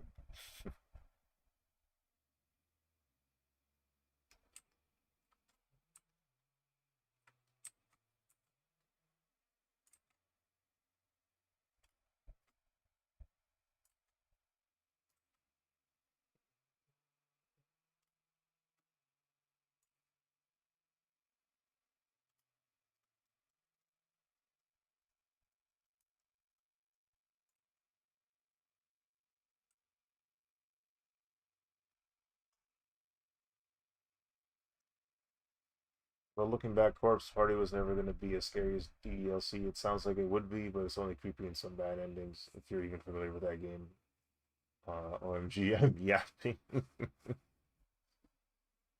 um, a little bit, you yap a little bit, but I have no problem with it. It's keeping me awake, honestly. It's keeping me awake.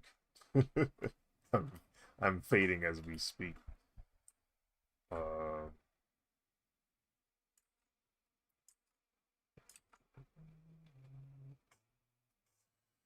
It's so genius to me, even when you know it's horror, but it's a little.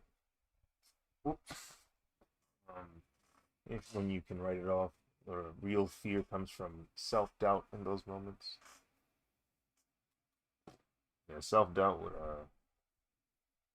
is the true form of fear. I feel not knowing what you're interpreting is real or not. Psychological horror will forever be the superior form of horror. I will not be hearing out any other arguments. Yeah, yeah. Um, because I feel like the other versions of horror they do face the challenge of like um just not like delivering that scare. Like jump scares, it's a little start you a little bit. But you can only do so many jump scares before like somebody just goes, all right, like I'm fully armed now. Like I know this is coming at some point. I can kind of get a good sense for the timing. Well, at least in film, right? Film does jump scares. You can't really do film, or you can't really do jump scares outside of like film or audio. With psychological horror, you can do that kind of horror through various means of media. Like you can do it in written form, in spoken form, in uh visual form.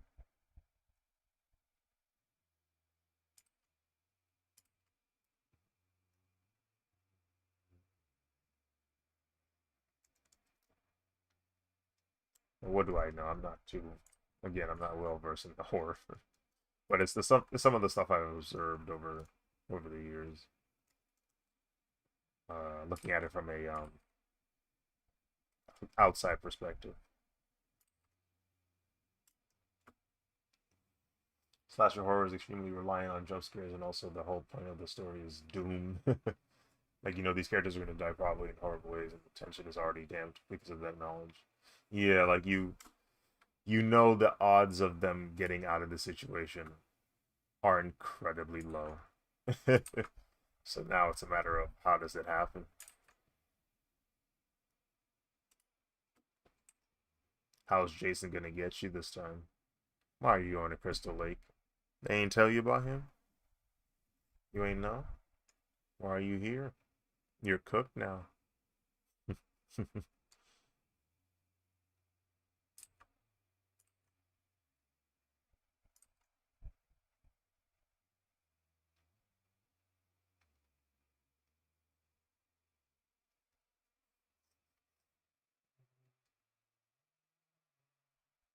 Meanwhile, Psych Horror is a big question if the MC dies or just has to go to therapy 3 times a week. Yeah, does he make it out alive? And if he does, will he be okay? Don't know. More news at 10.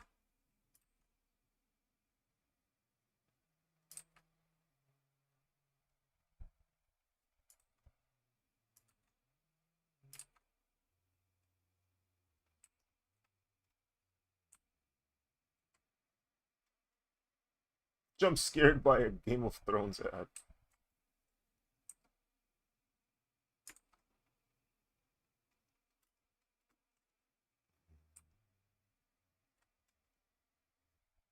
They said jump scare this. You know what's really good at jump scares? Television ads. They will just you could be watching your favorite show and then boom, increase the volume by 15% so you can hear this ad. I hope they get sued for that. I don't know if they're still doing that kind of thing, but if they are, I hope they get sued for it. Because it's not okay, bro. It's foul. It's an egregious betrayal of viewership. You know I'm on the TV. You know I'm watching something. You gonna boom the audio, bro? Because you think I'm not paying attention? Because you think I'm gonna ignore your ad? Guess what, Bucko? I would ignore your ad regardless.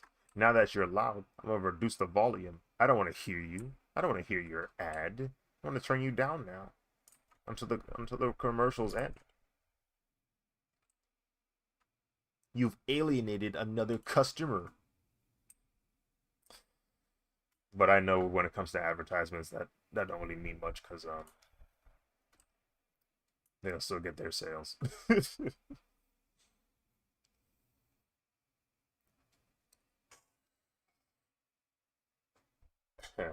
California's trying to pass a bill for online services to keep the volume levels equal.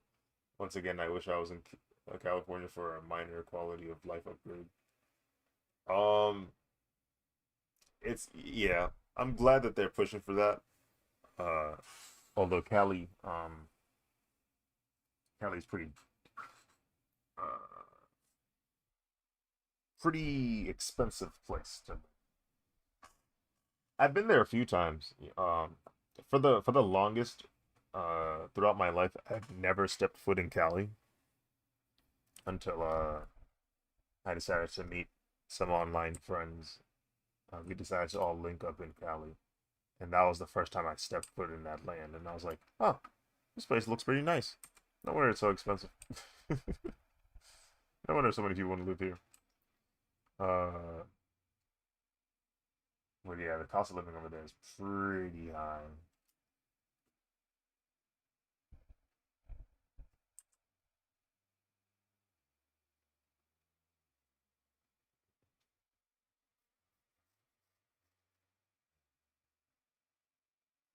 I really want to go so I can post Cali and Cali and then never mention the trip ever again. So you're in it for the pun. Once the pun is complete, there's no reason to be there no more. I get it. I feel it.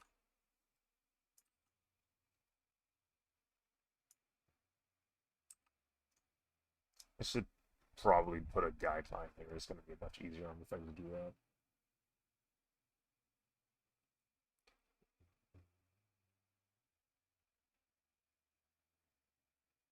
Is it snapping? It is snapping. Weird.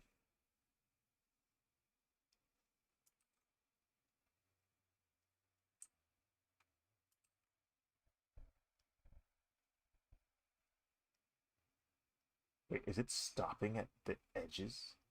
Whoa. Huh. That I feel like that'd be useful. Not right now, but that's kind of useful in another situation. Wait, is the guide broken off because I used a selection? That's also crazy. All right, cool. Good to know that happens. You can break off guides with selections. Something I just learned today, even though I've been using this software for 7 years now. Strictly the me. Yeah, yeah, yeah, I feel it. I feel it.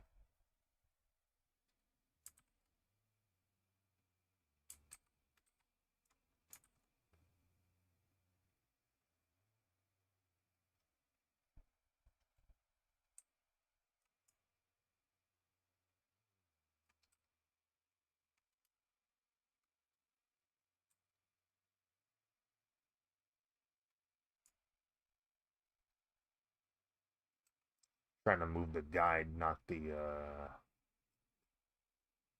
line I just drew. That's why I kind of left the end of it a little open, just so it's easier to select it. Yep, just like that.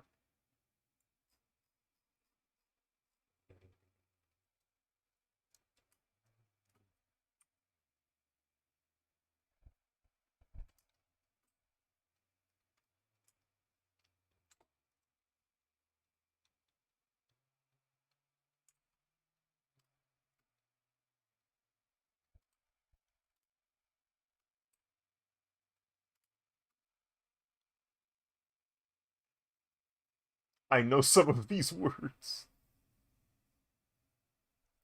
This is why I'm a chronic layer creator. Yeah, the layers are definitely a they're definitely a way of calling people out in terms of who's scared and who isn't. Who's willing to just say we ball? Who's willing to say nah, unless you know what I'm saying? I'm definitely on the layer. Um, I'm in the layer party for sure. I spam layers. Um, because there's been so many times where I'm pretty far into a drawing and I see like a little adjustment, something I wanted to change, but I realize, oh wait, that's so far gone at this point. I can't just go find that layer and just edit this one specific thing because I didn't make it. Because everything's just merged, or everything is one go. So uh, I've developed the habit of just having multiple layers, and sometimes when I do commissions, when like revisions show up, um, revisions can take a long time if you have a workflow where everything is on one layer, because now you got to go back and touch up all of that and still find a way to make it consistent with everything you did beforehand so that that doesn't get messed up via the revision. Um, so it's good to have layers in that case. Like if you know the thing you're working on is going to get touched up, probably better to have the layers just so it's like easy to isolate and adjust accordingly. Yes, it's for the corrections. Yeah, it just makes it a little easier. And like sometimes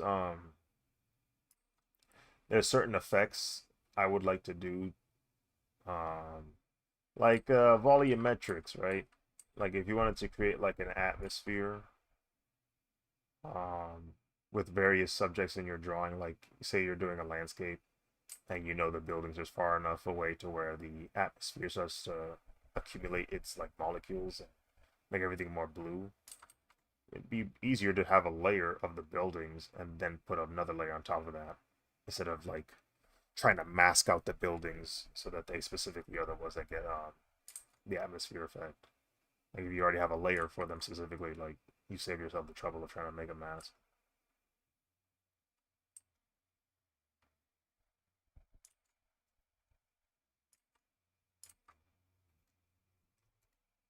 I can't wait to learn landscapes. Landscapes are obviously time consuming. And the thing about landscapes is they have their own form of anatomy, but because it's more abstract and more varied, it can be a bit challenging to figure out what makes a visually pleasing or visually appealing landscape. So, like with the human body, it's like the human body can look vastly different from another human body, but uh there's still some consistency to it. Like, okay, this is a nose, this is a face, this is a leg, this is a arm, this is an arm. Like what these things look like. So there's a basis. But like with landscapes, maybe you do mountains one day, maybe you do buildings, maybe you do, a body of water, maybe you're in a forest. Like it's all of them will have different reasons as to why they look good, and you have to like make sure you're doing it correctly. Uh, Currently trying to teach myself chibi style first. So far, only drawn a rough Mario world. Yeah, I I recently made a piece specifically for landscapes. Like people have been asking me to do Lightspeed, not Lightspeed, sorry, Lost Galaxy, the Power Rangers Lost Galaxy, and me personally, I'm not a big fan of the suits for Lost Galaxy, but the story wasn't too bad, and I thought to myself, okay, maybe I can use this opportunity to focus on something else besides just the Rangers. Maybe I can focus more on the landscape, which is what I did. So it was I made it so that like they were standing on a cliff and I wanted to create the sense of scale. So like the cliff um, shows the rest of the world that they're standing or that they're residing in. Um, let's see if I can pull it up real quick in case you haven't seen it yet. Let's see. 26 April. Um, oh, you know what? It might be on the other folder.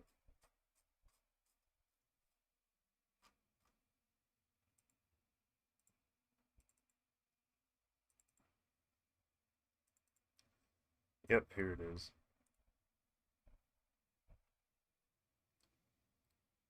Don't let me learn how to draw water. I'm going to be insufferable. Yeah, water is has a very unique properties when it comes to lighting and form. But yeah, you can see here like uh, I normally don't put this much effort into a landscape because I focus on the characters more, but I intended for this piece to be more landscape oriented. Uh, and it was cool. It was cool that like I was able to get like a full blown landscape here because I normally don't do it. Um, I'm sorry I even picked up a pencil. It's fine. Everything's fine. If it makes you feel better, it took a long time to get here. Mom says I started drawing on the walls and couches at the age of 2. And as far as I can remember, I don't recall like fully quitting on drawing at any point, like to where like I just stopped entirely. So over the past 27 years, 26, I don't know, somewhere around there, um, of me just learning things as I go. It took me that long to get to do something like this. And, there's definitely still room to grow. Plenty of room to grow.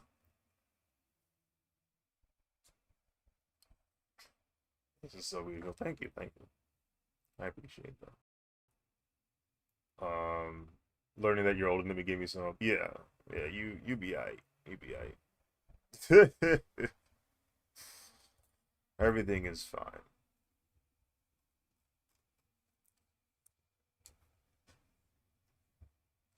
Don't even pay attention to them teenage prodigies online.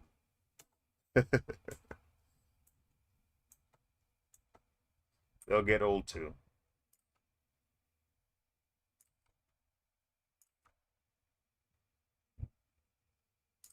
The question is, will they improve?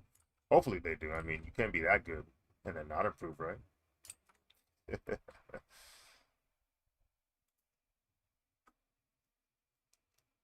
But they're so good. Yeah, yeah, they're pretty good.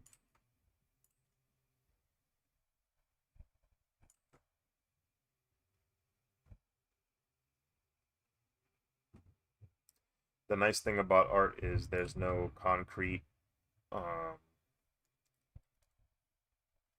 unit of measurement when it comes to success and skill. One aspect of art somebody might be tremendous at might not be, you know, what a specific demographic may desire. So they might not succeed as well in that realm, but maybe another artist who does have something that caters to that audience, they'll succeed a lot more. Even though one could argue, technically speaking, the other artist is better, but the other artist has something that's more appealing for audiences. So that can happen.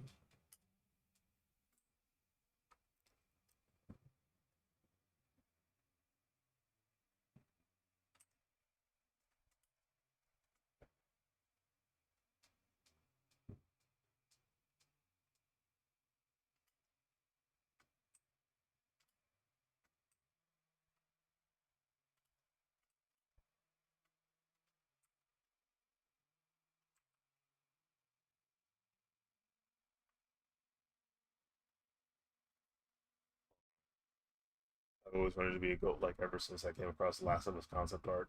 I need to learn that. And then Valorant came out. I love them. Sorry, I'm tweaking, but I love their concept art so bad. Yeah, Riot Games has shown what it looks like when you pay attention to artists and you give them the time to develop and create things. Like they had a very strong direction, creative direction with what they wanted to do with their games. They found the artists that were able to do it, and I mean, look what they were capable of doing. Like it's just crazy stuff we see from them.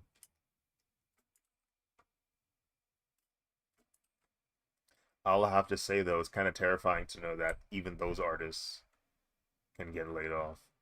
That's the kind of scary part about the industry right now. Despite those artists being that high quality, that highly skilled, that terrific at their own craft, even they can get laid off, and it's just like, whoa.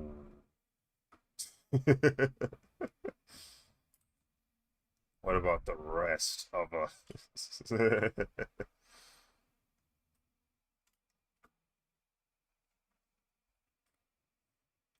I do love that some people are absolute baller, cartoony little guys, and others do big like just flash art, and both are really yeah, exactly. Um, Honestly, I know I'll made it once I can redo my old childhood drawings and they look how 8-year-old me wanted it to. Yeah, yeah, for sure. Good point, A to Z. I should probably say.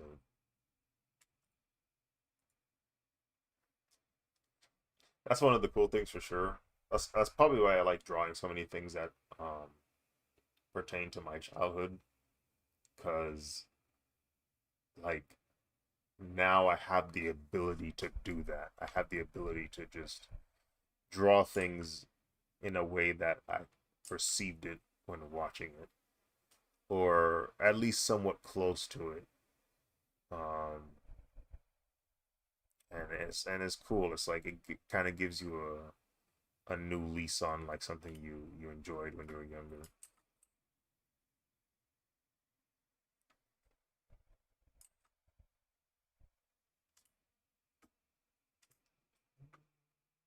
Did I go to an art school? No, I went to a public university. I studied industrial design, which isn't necessarily art, but it does emphasize on the ability to at least draw your ideas, like sketch them out, have people look at your sketch and understand what kind of product or uh, design you're trying to explain or inform them of. So learning that helped, I think, for sure, because it allowed me to look at my work with more structure, um, and to kind of like make it easier to read what I'm trying to illustrate to the viewer. I think those principles um, aided in my current work.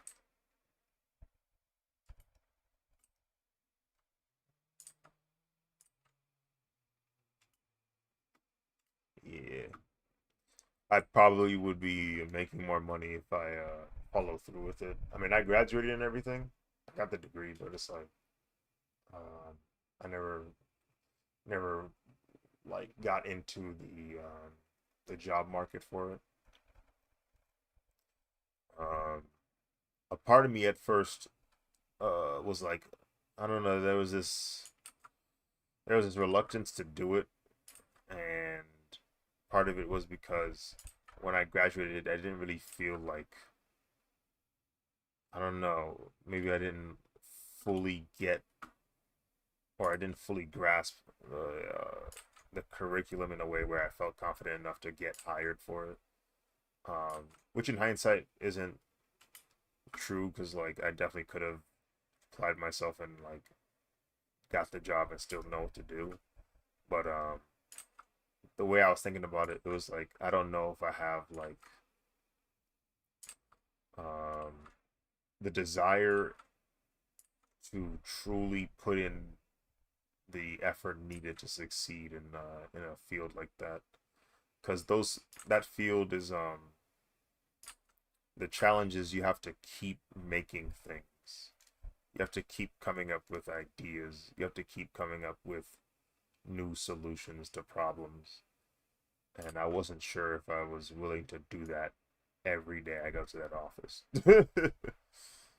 um, and I know someone else is willing to do that, so I wasn't sure if like I was in that right mindset for that kind of thing. It didn't help either that um, after my time in school, uh, we didn't have to worry about AI yet, right? We didn't even need to worry about the pandemic yet when I was in college. But after college, the world started changing again, right? More the introduction of AI started popping up, and it has infested industrial design. Like it is used extensively in that field now because with industrial design, you don't like the generating of images is not the end goal of industrial design, but it aids in being able to visualize concepts more. You don't need that napkin to sketch your idea out anymore. You can just ask, the computer to generate an image for you with the materials you want and whatnot. It's definitely big guys. I think the only thing I could even consider doing with that is for writing, and that's pushing it. Yeah, yeah. So like that was what I was looking at it. That's the perspective I was looking at. The the effort and passion needed to do well in a field like that. I'm not sure if I have it, but I know I have it with drawing. Like I know the reason I even got into ID was because it had drawing. But if if I really want to be honest with myself, it was like I think I just like drawing, not really the idea part, the ideating and the designing aspect of it. But I mean, I still got some skills from that. I still try to utilize them when I can because I think those skills are important as well.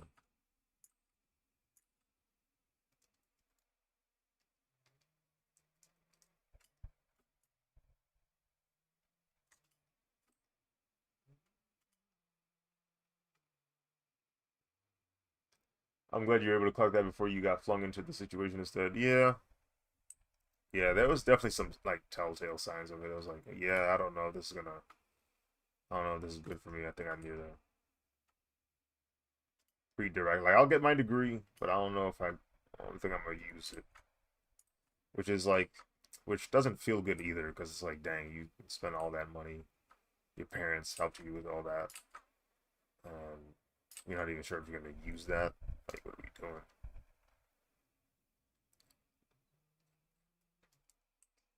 Applying for ID jobs wasn't fun either. When you try to look up industrial design jobs, um, they are the results are inundated with product design jobs, which usually mean UI UX jobs and not the actual like physical products being made jobs. So that was never fun trying to look up. You would spend hours looking for ID jobs and not like most of them were either graphic design or UI UX. It was bad. It was such a bad time.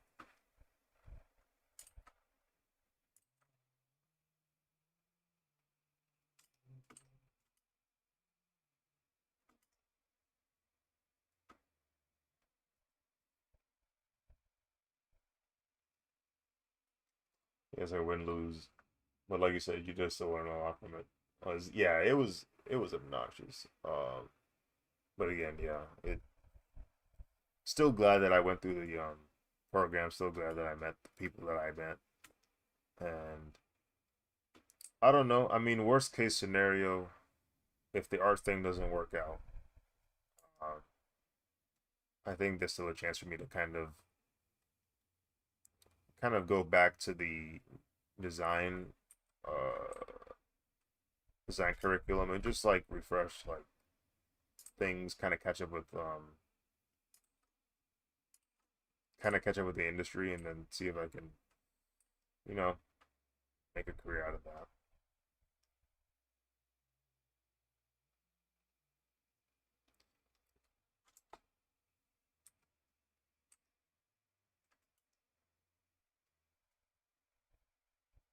We're slowly getting there. Slowly getting there. We're almost done.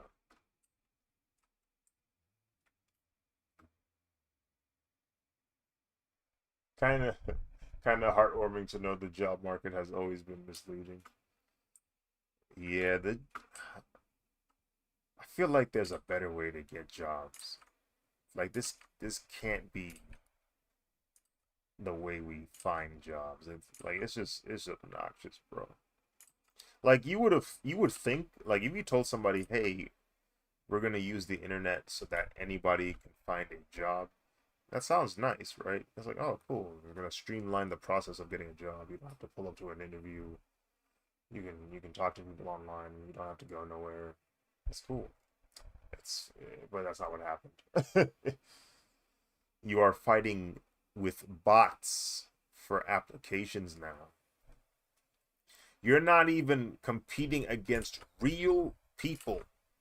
And in some cases, you're not even applying to a real job. It's just listed there, menacingly. Because companies like to post fake jobs to entice their current workers to work harder or something. I don't know. It's weird, manipulative things I hear. I don't know how. I can't validate if it's true or not that that's actually happening. I'm not in a workplace environment where that's happening, so I can neither confirm or deny if that's real. But if it is, wouldn't surprise me.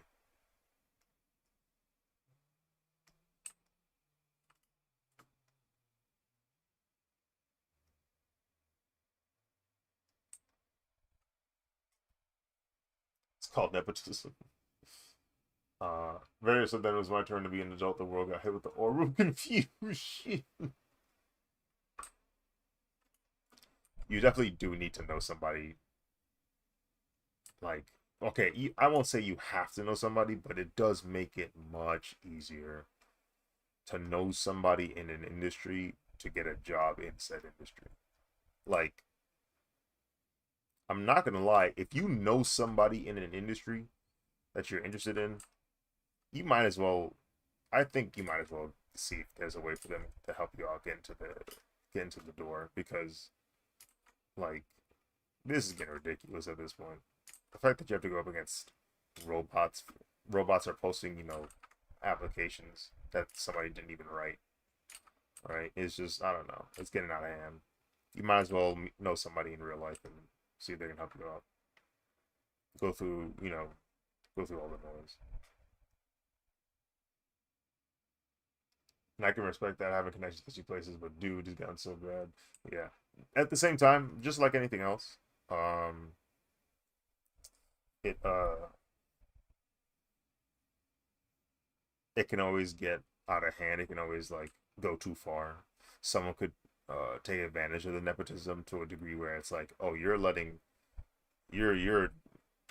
people into this industry that don't even know what they're doing, right? Like you're just these people are not qualified for this job. That does happen, and so it's like one of those things where I feel like a little bit of nepotism ain't bad, but started abusing it. Now we have a problem.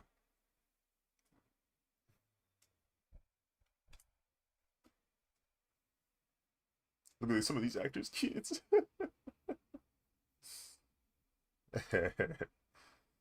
It's like, how'd you even get here, bro?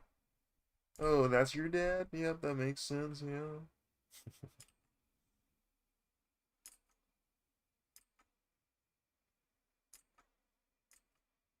it's best when a nepo baby knows they're a nepo baby.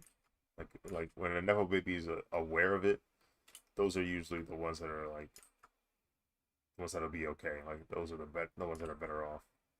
Like they're not delusional in that they have an advantage, and they're also not delusional in the fact that that they should not use this advantage. Like they know where they at, and they know that it'll help them, but they won't they won't have that stop them from still wanting to do the things they want to do. Like they still got aspirations and goals, so might as well use all your advantages, right?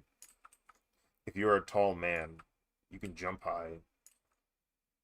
No one should judge you for wanting to get $1 million via a contract in the NBA. It just doesn't make sense to not take advantage of that. If your father has a movie studio and you had a movie idea, maybe he can hook you up with some writers that can make your story, you know, engaging. And now you got yourself a movie. Like, come on, make some money. I don't know. You have the resources.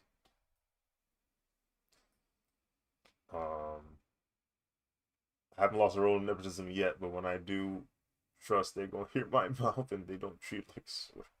I'm so tired of seeing the interviews of those kids going, "I'm not a medical baby. My dad just bought me a set with him for 15 years because he loved this kid." Yeah, a little bit of self awareness, goes a long way. What time is it? 35. Okay.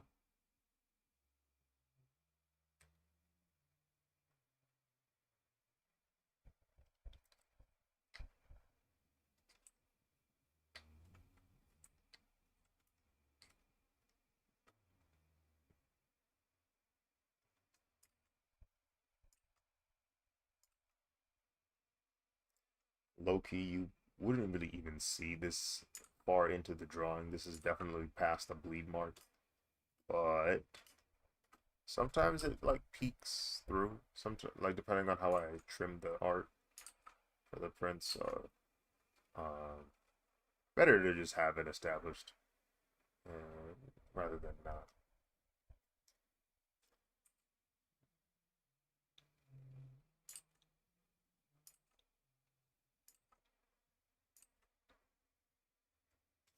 My lines be coming up scuffed sometimes because like I can hear my computer like CPU running.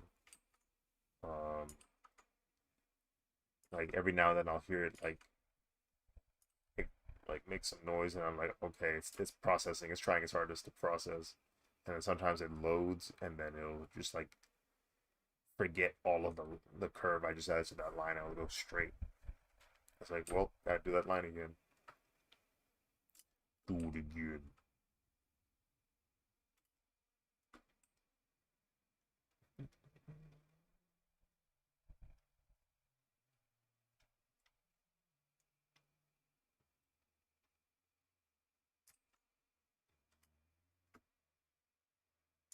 This definitely will be visible, so go ahead and draw this real quick.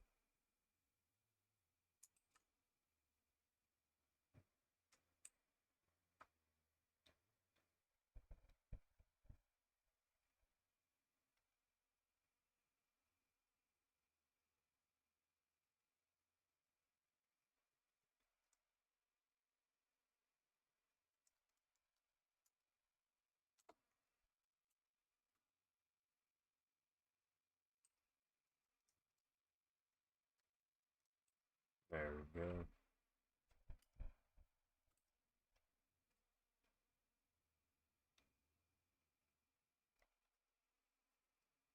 Um, what else to say? I didn't even realize that could happen. Yeah, like, cause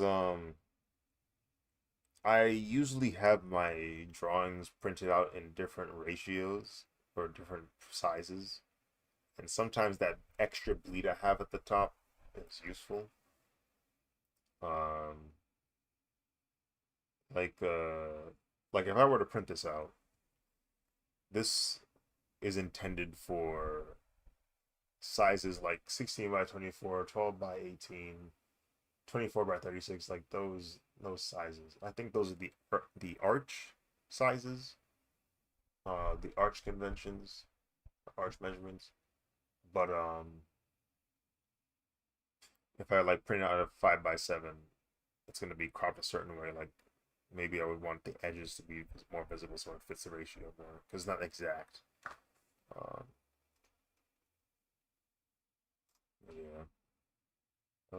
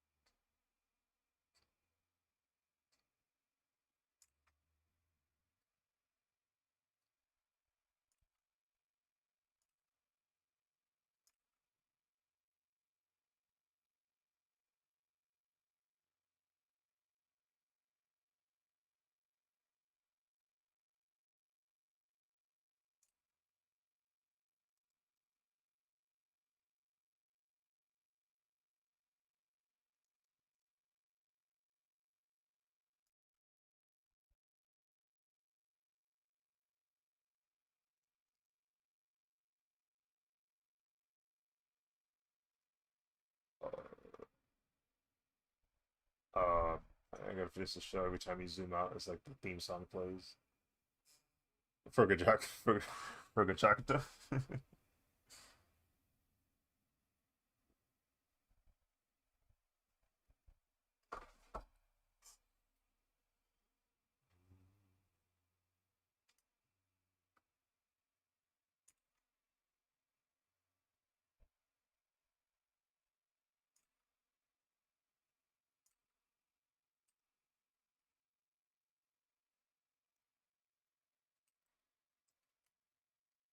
Let's just crash.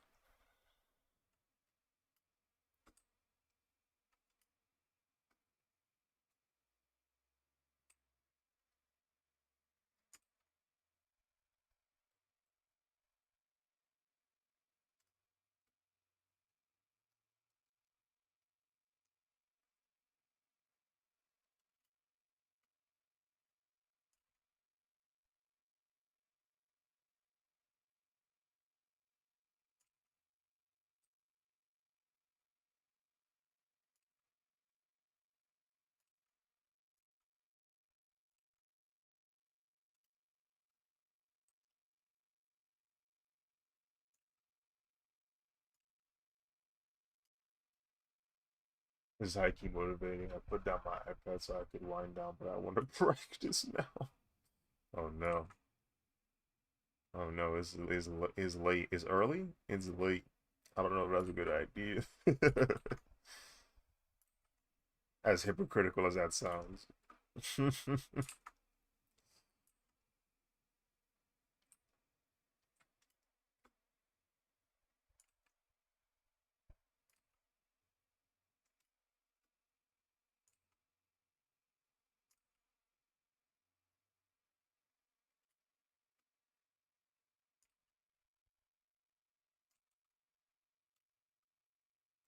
Fortunately, the remaining parts of Zanka's character design are like baggy clothes, so my lines don't have to be exact, and they can be pretty loose.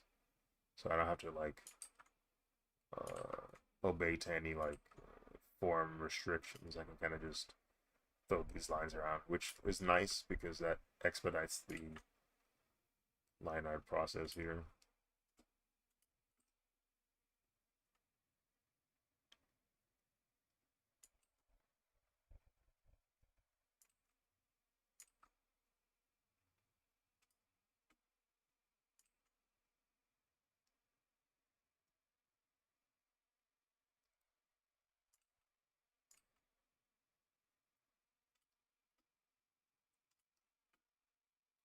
Oh, oh, question. Hey, question. You have a question? What's the question?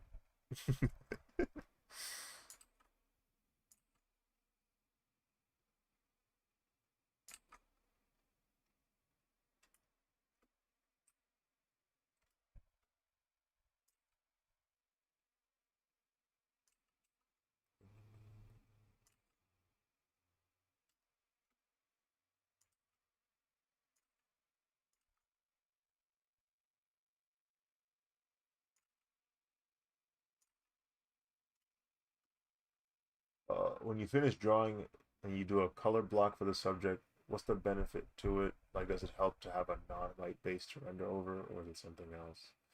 Um, right now, literally, the only reason as to why they are this color is just because it was literally just hanging out here.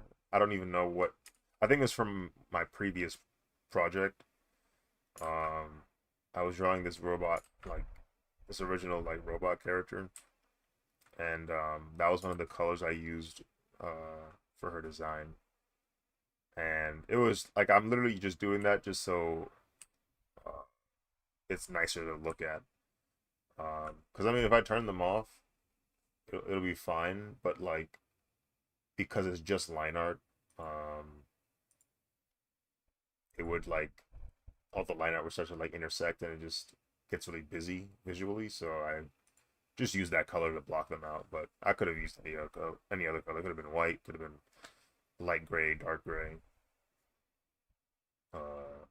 But it was just to make it visually easier to see what progress I made for like the viewers and myself, just to like have something nice to look at.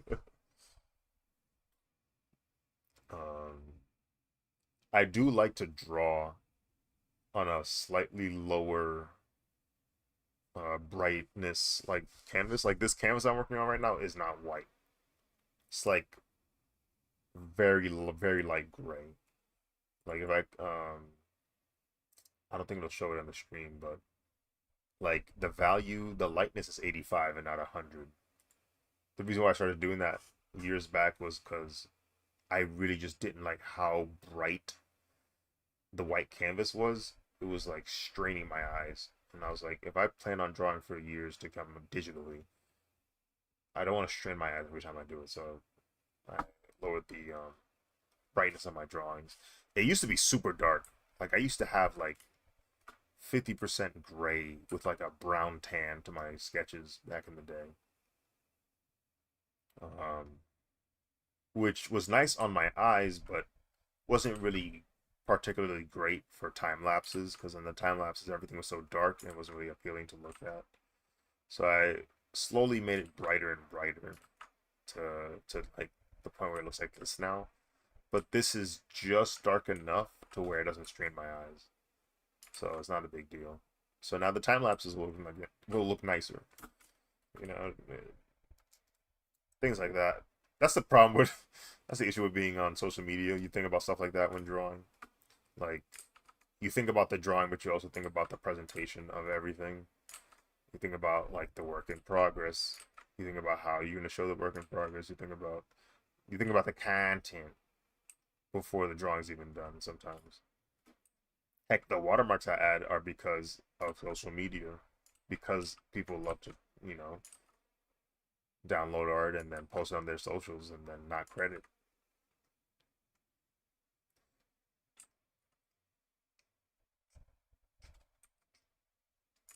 Anyway, I'm yapping.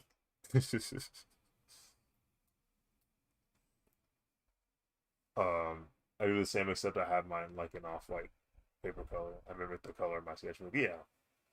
Um, if I ever uploaded my time lapses, my crash house would go viral. Yeah, I've seen some time lapses where like artists will get teased, not made fun of, just like teased, little jokey joke, little banter about like redoing lines over and over.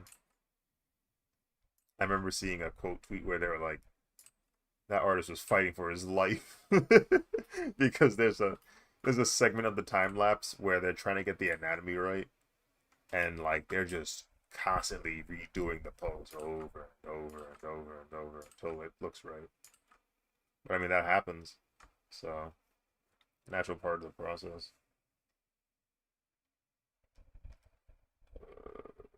I think I'll go to Zanka's sketch, turn off the mask so I can see what I'm looking at.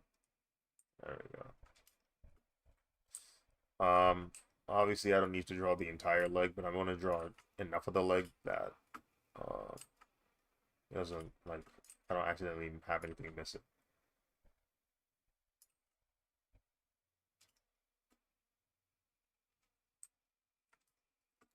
I was thinking about I was thinking about animating this, but I was like, no, never mind. I don't have the time for it. I genuinely do not have the time. If I want to get this drawing done before DreamCon, uh, it would have been a simple like parallax thing, or not parallax. Yeah, parallax. Simple like parallax movement of the characters, where like you can kind of see them shifting left and right on some lenticular print type beat. But there's no time for that. I don't even know if I have time to finish this drawing. Period. I think if I do finish it, it's probably going to be Thursday or Friday. If I do get it done by Friday, it's still very possible to get it on time for DreamCon. I just have to deliver it to my hotel as opposed to my house, uh, or, to, or where I'm staying right now. I say my house; it's my parents' house. um, I have a terrible habit of purposely overdoing my liquify tool when I'm annoyed. Oh yeah, I don't use the liquify tool all too much. I'm still trying to get the hang of it. I'm not used to it. Um, uh, that'd be so sick, but I understand. But if you ever find yourself bored, that'd be fire. Yeah, I've done it. I've done it a few times. Um, I did one with Guardians of the Galaxy. That one was cool. It was. Let me see if I can actually put it up. Let me see. Image. Is it image or is it? I don't have media. That's what it is. Media.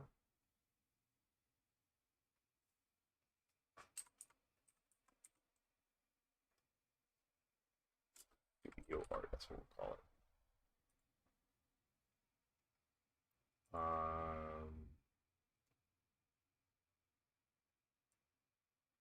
What folder is that in? I think that is 2022.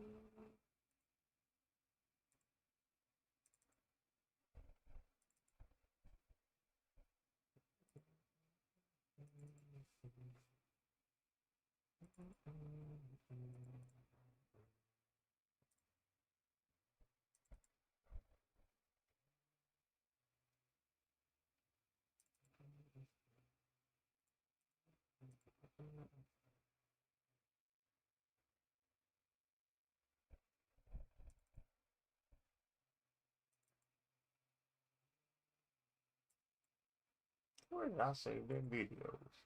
I'm in the right like main folder. I'm just trying to figure out which one is the specific folder that I saved it in. Uh,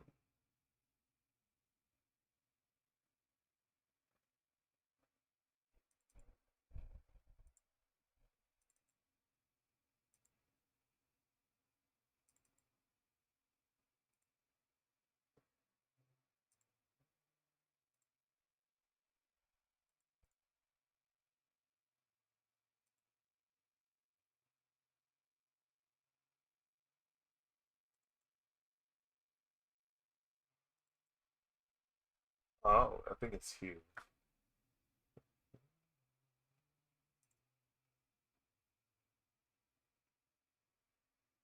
I think this is it.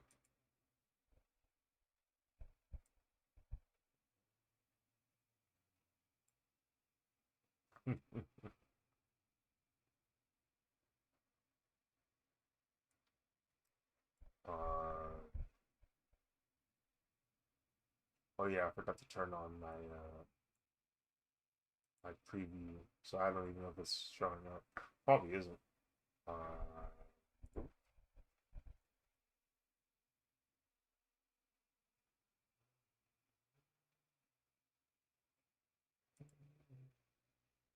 oh, there it is. So like I had that version of it where like they're all standing still. I apologize if there's like a bunch of noise from it. I don't know how loud it is.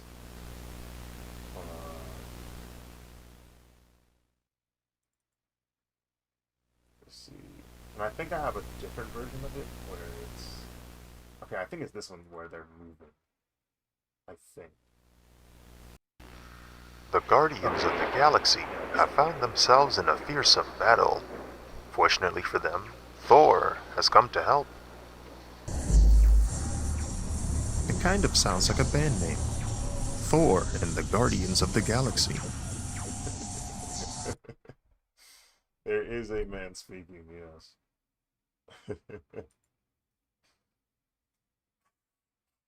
Yeah, I try to do some sound design.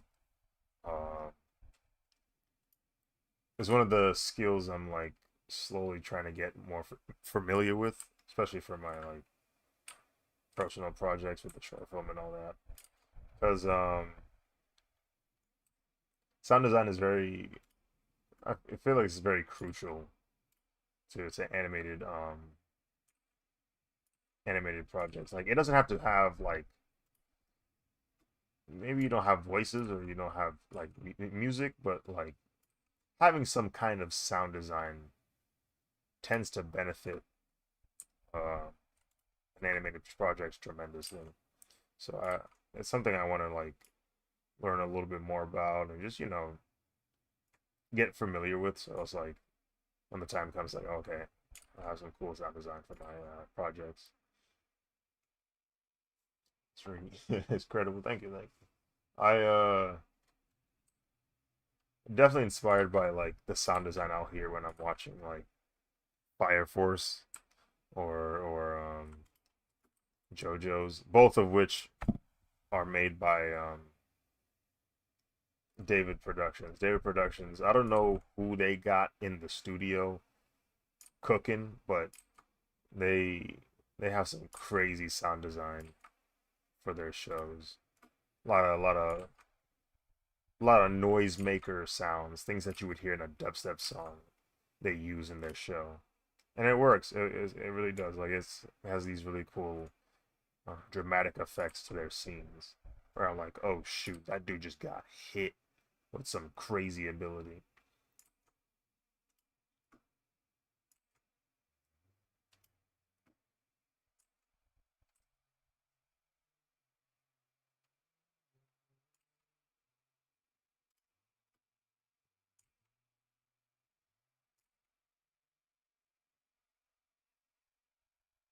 Best Foley out there.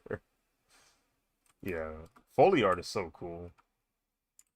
I didn't even like think about it. It's one of those professions you don't think about when you're younger because no one really introduces you to it. Um, or the adults around you don't really discuss that kind of like thing because it's like not too many people know about it. But I remember just watching a video about Foley art, like how it's done, what the studio looks like, and I'm like, this is kind of cool. This individual, this man and or woman, um, they're just in here with miscellaneous items, and they figured out specific miscellaneous items can make sounds we associate with something completely different from the actual object, and it works. You'll hear a bone breaking, but then you see the Foley artist break like twisting a water bottle, and you're like, what? That's what that is? And now you know it's a water bottle. You hear the water bottle. You're like, oh, obviously that's the water bottle. But you didn't think about that when you were watching the movie. That's how good they are at it. And I think that's really cool.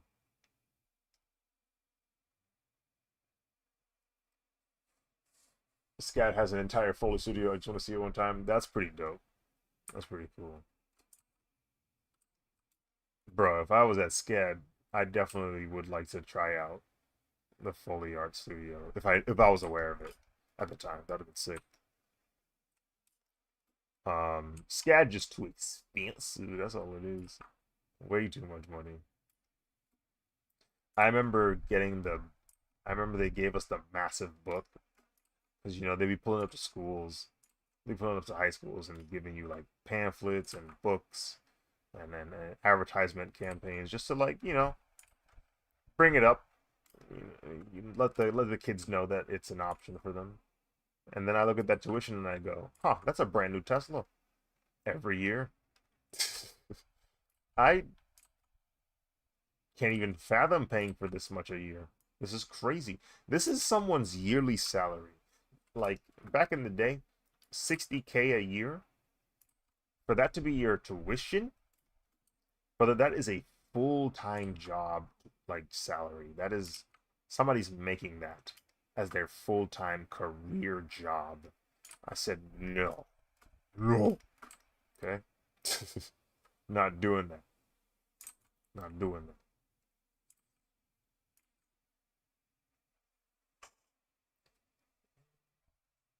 The only program that came to my school was the Navy. Yeah. I don't even I don't even know how many schools Scad went to go visit. And I did feel a little special when they popped up. It's like, oh, you guys really want us to show up, huh? You really. But I mean, honestly, it's probably just like they're just trying to get as many students as they can, trying to get as much money as they can, because more students, more money. Am I done doing the line art for Zanka? Holy crap! Is it over? Is the battle over? Obviously, I don't need to.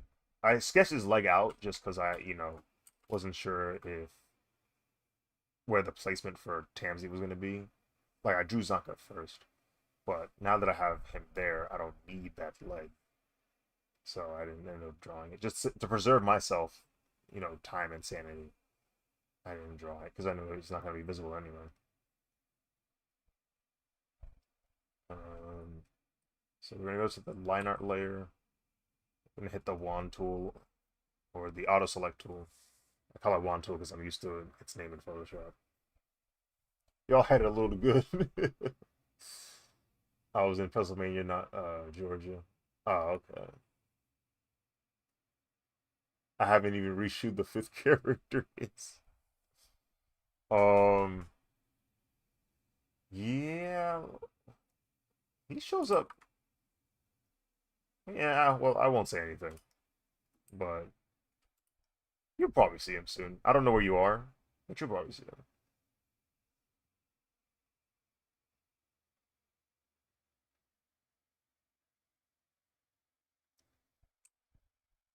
There we go. Fill that in. I only know Zanka, Rio, and Engine.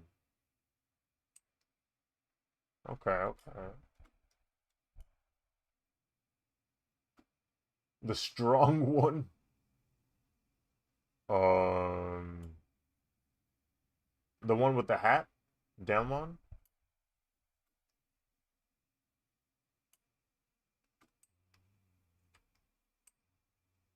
Okay, okay, yeah, yeah, yeah.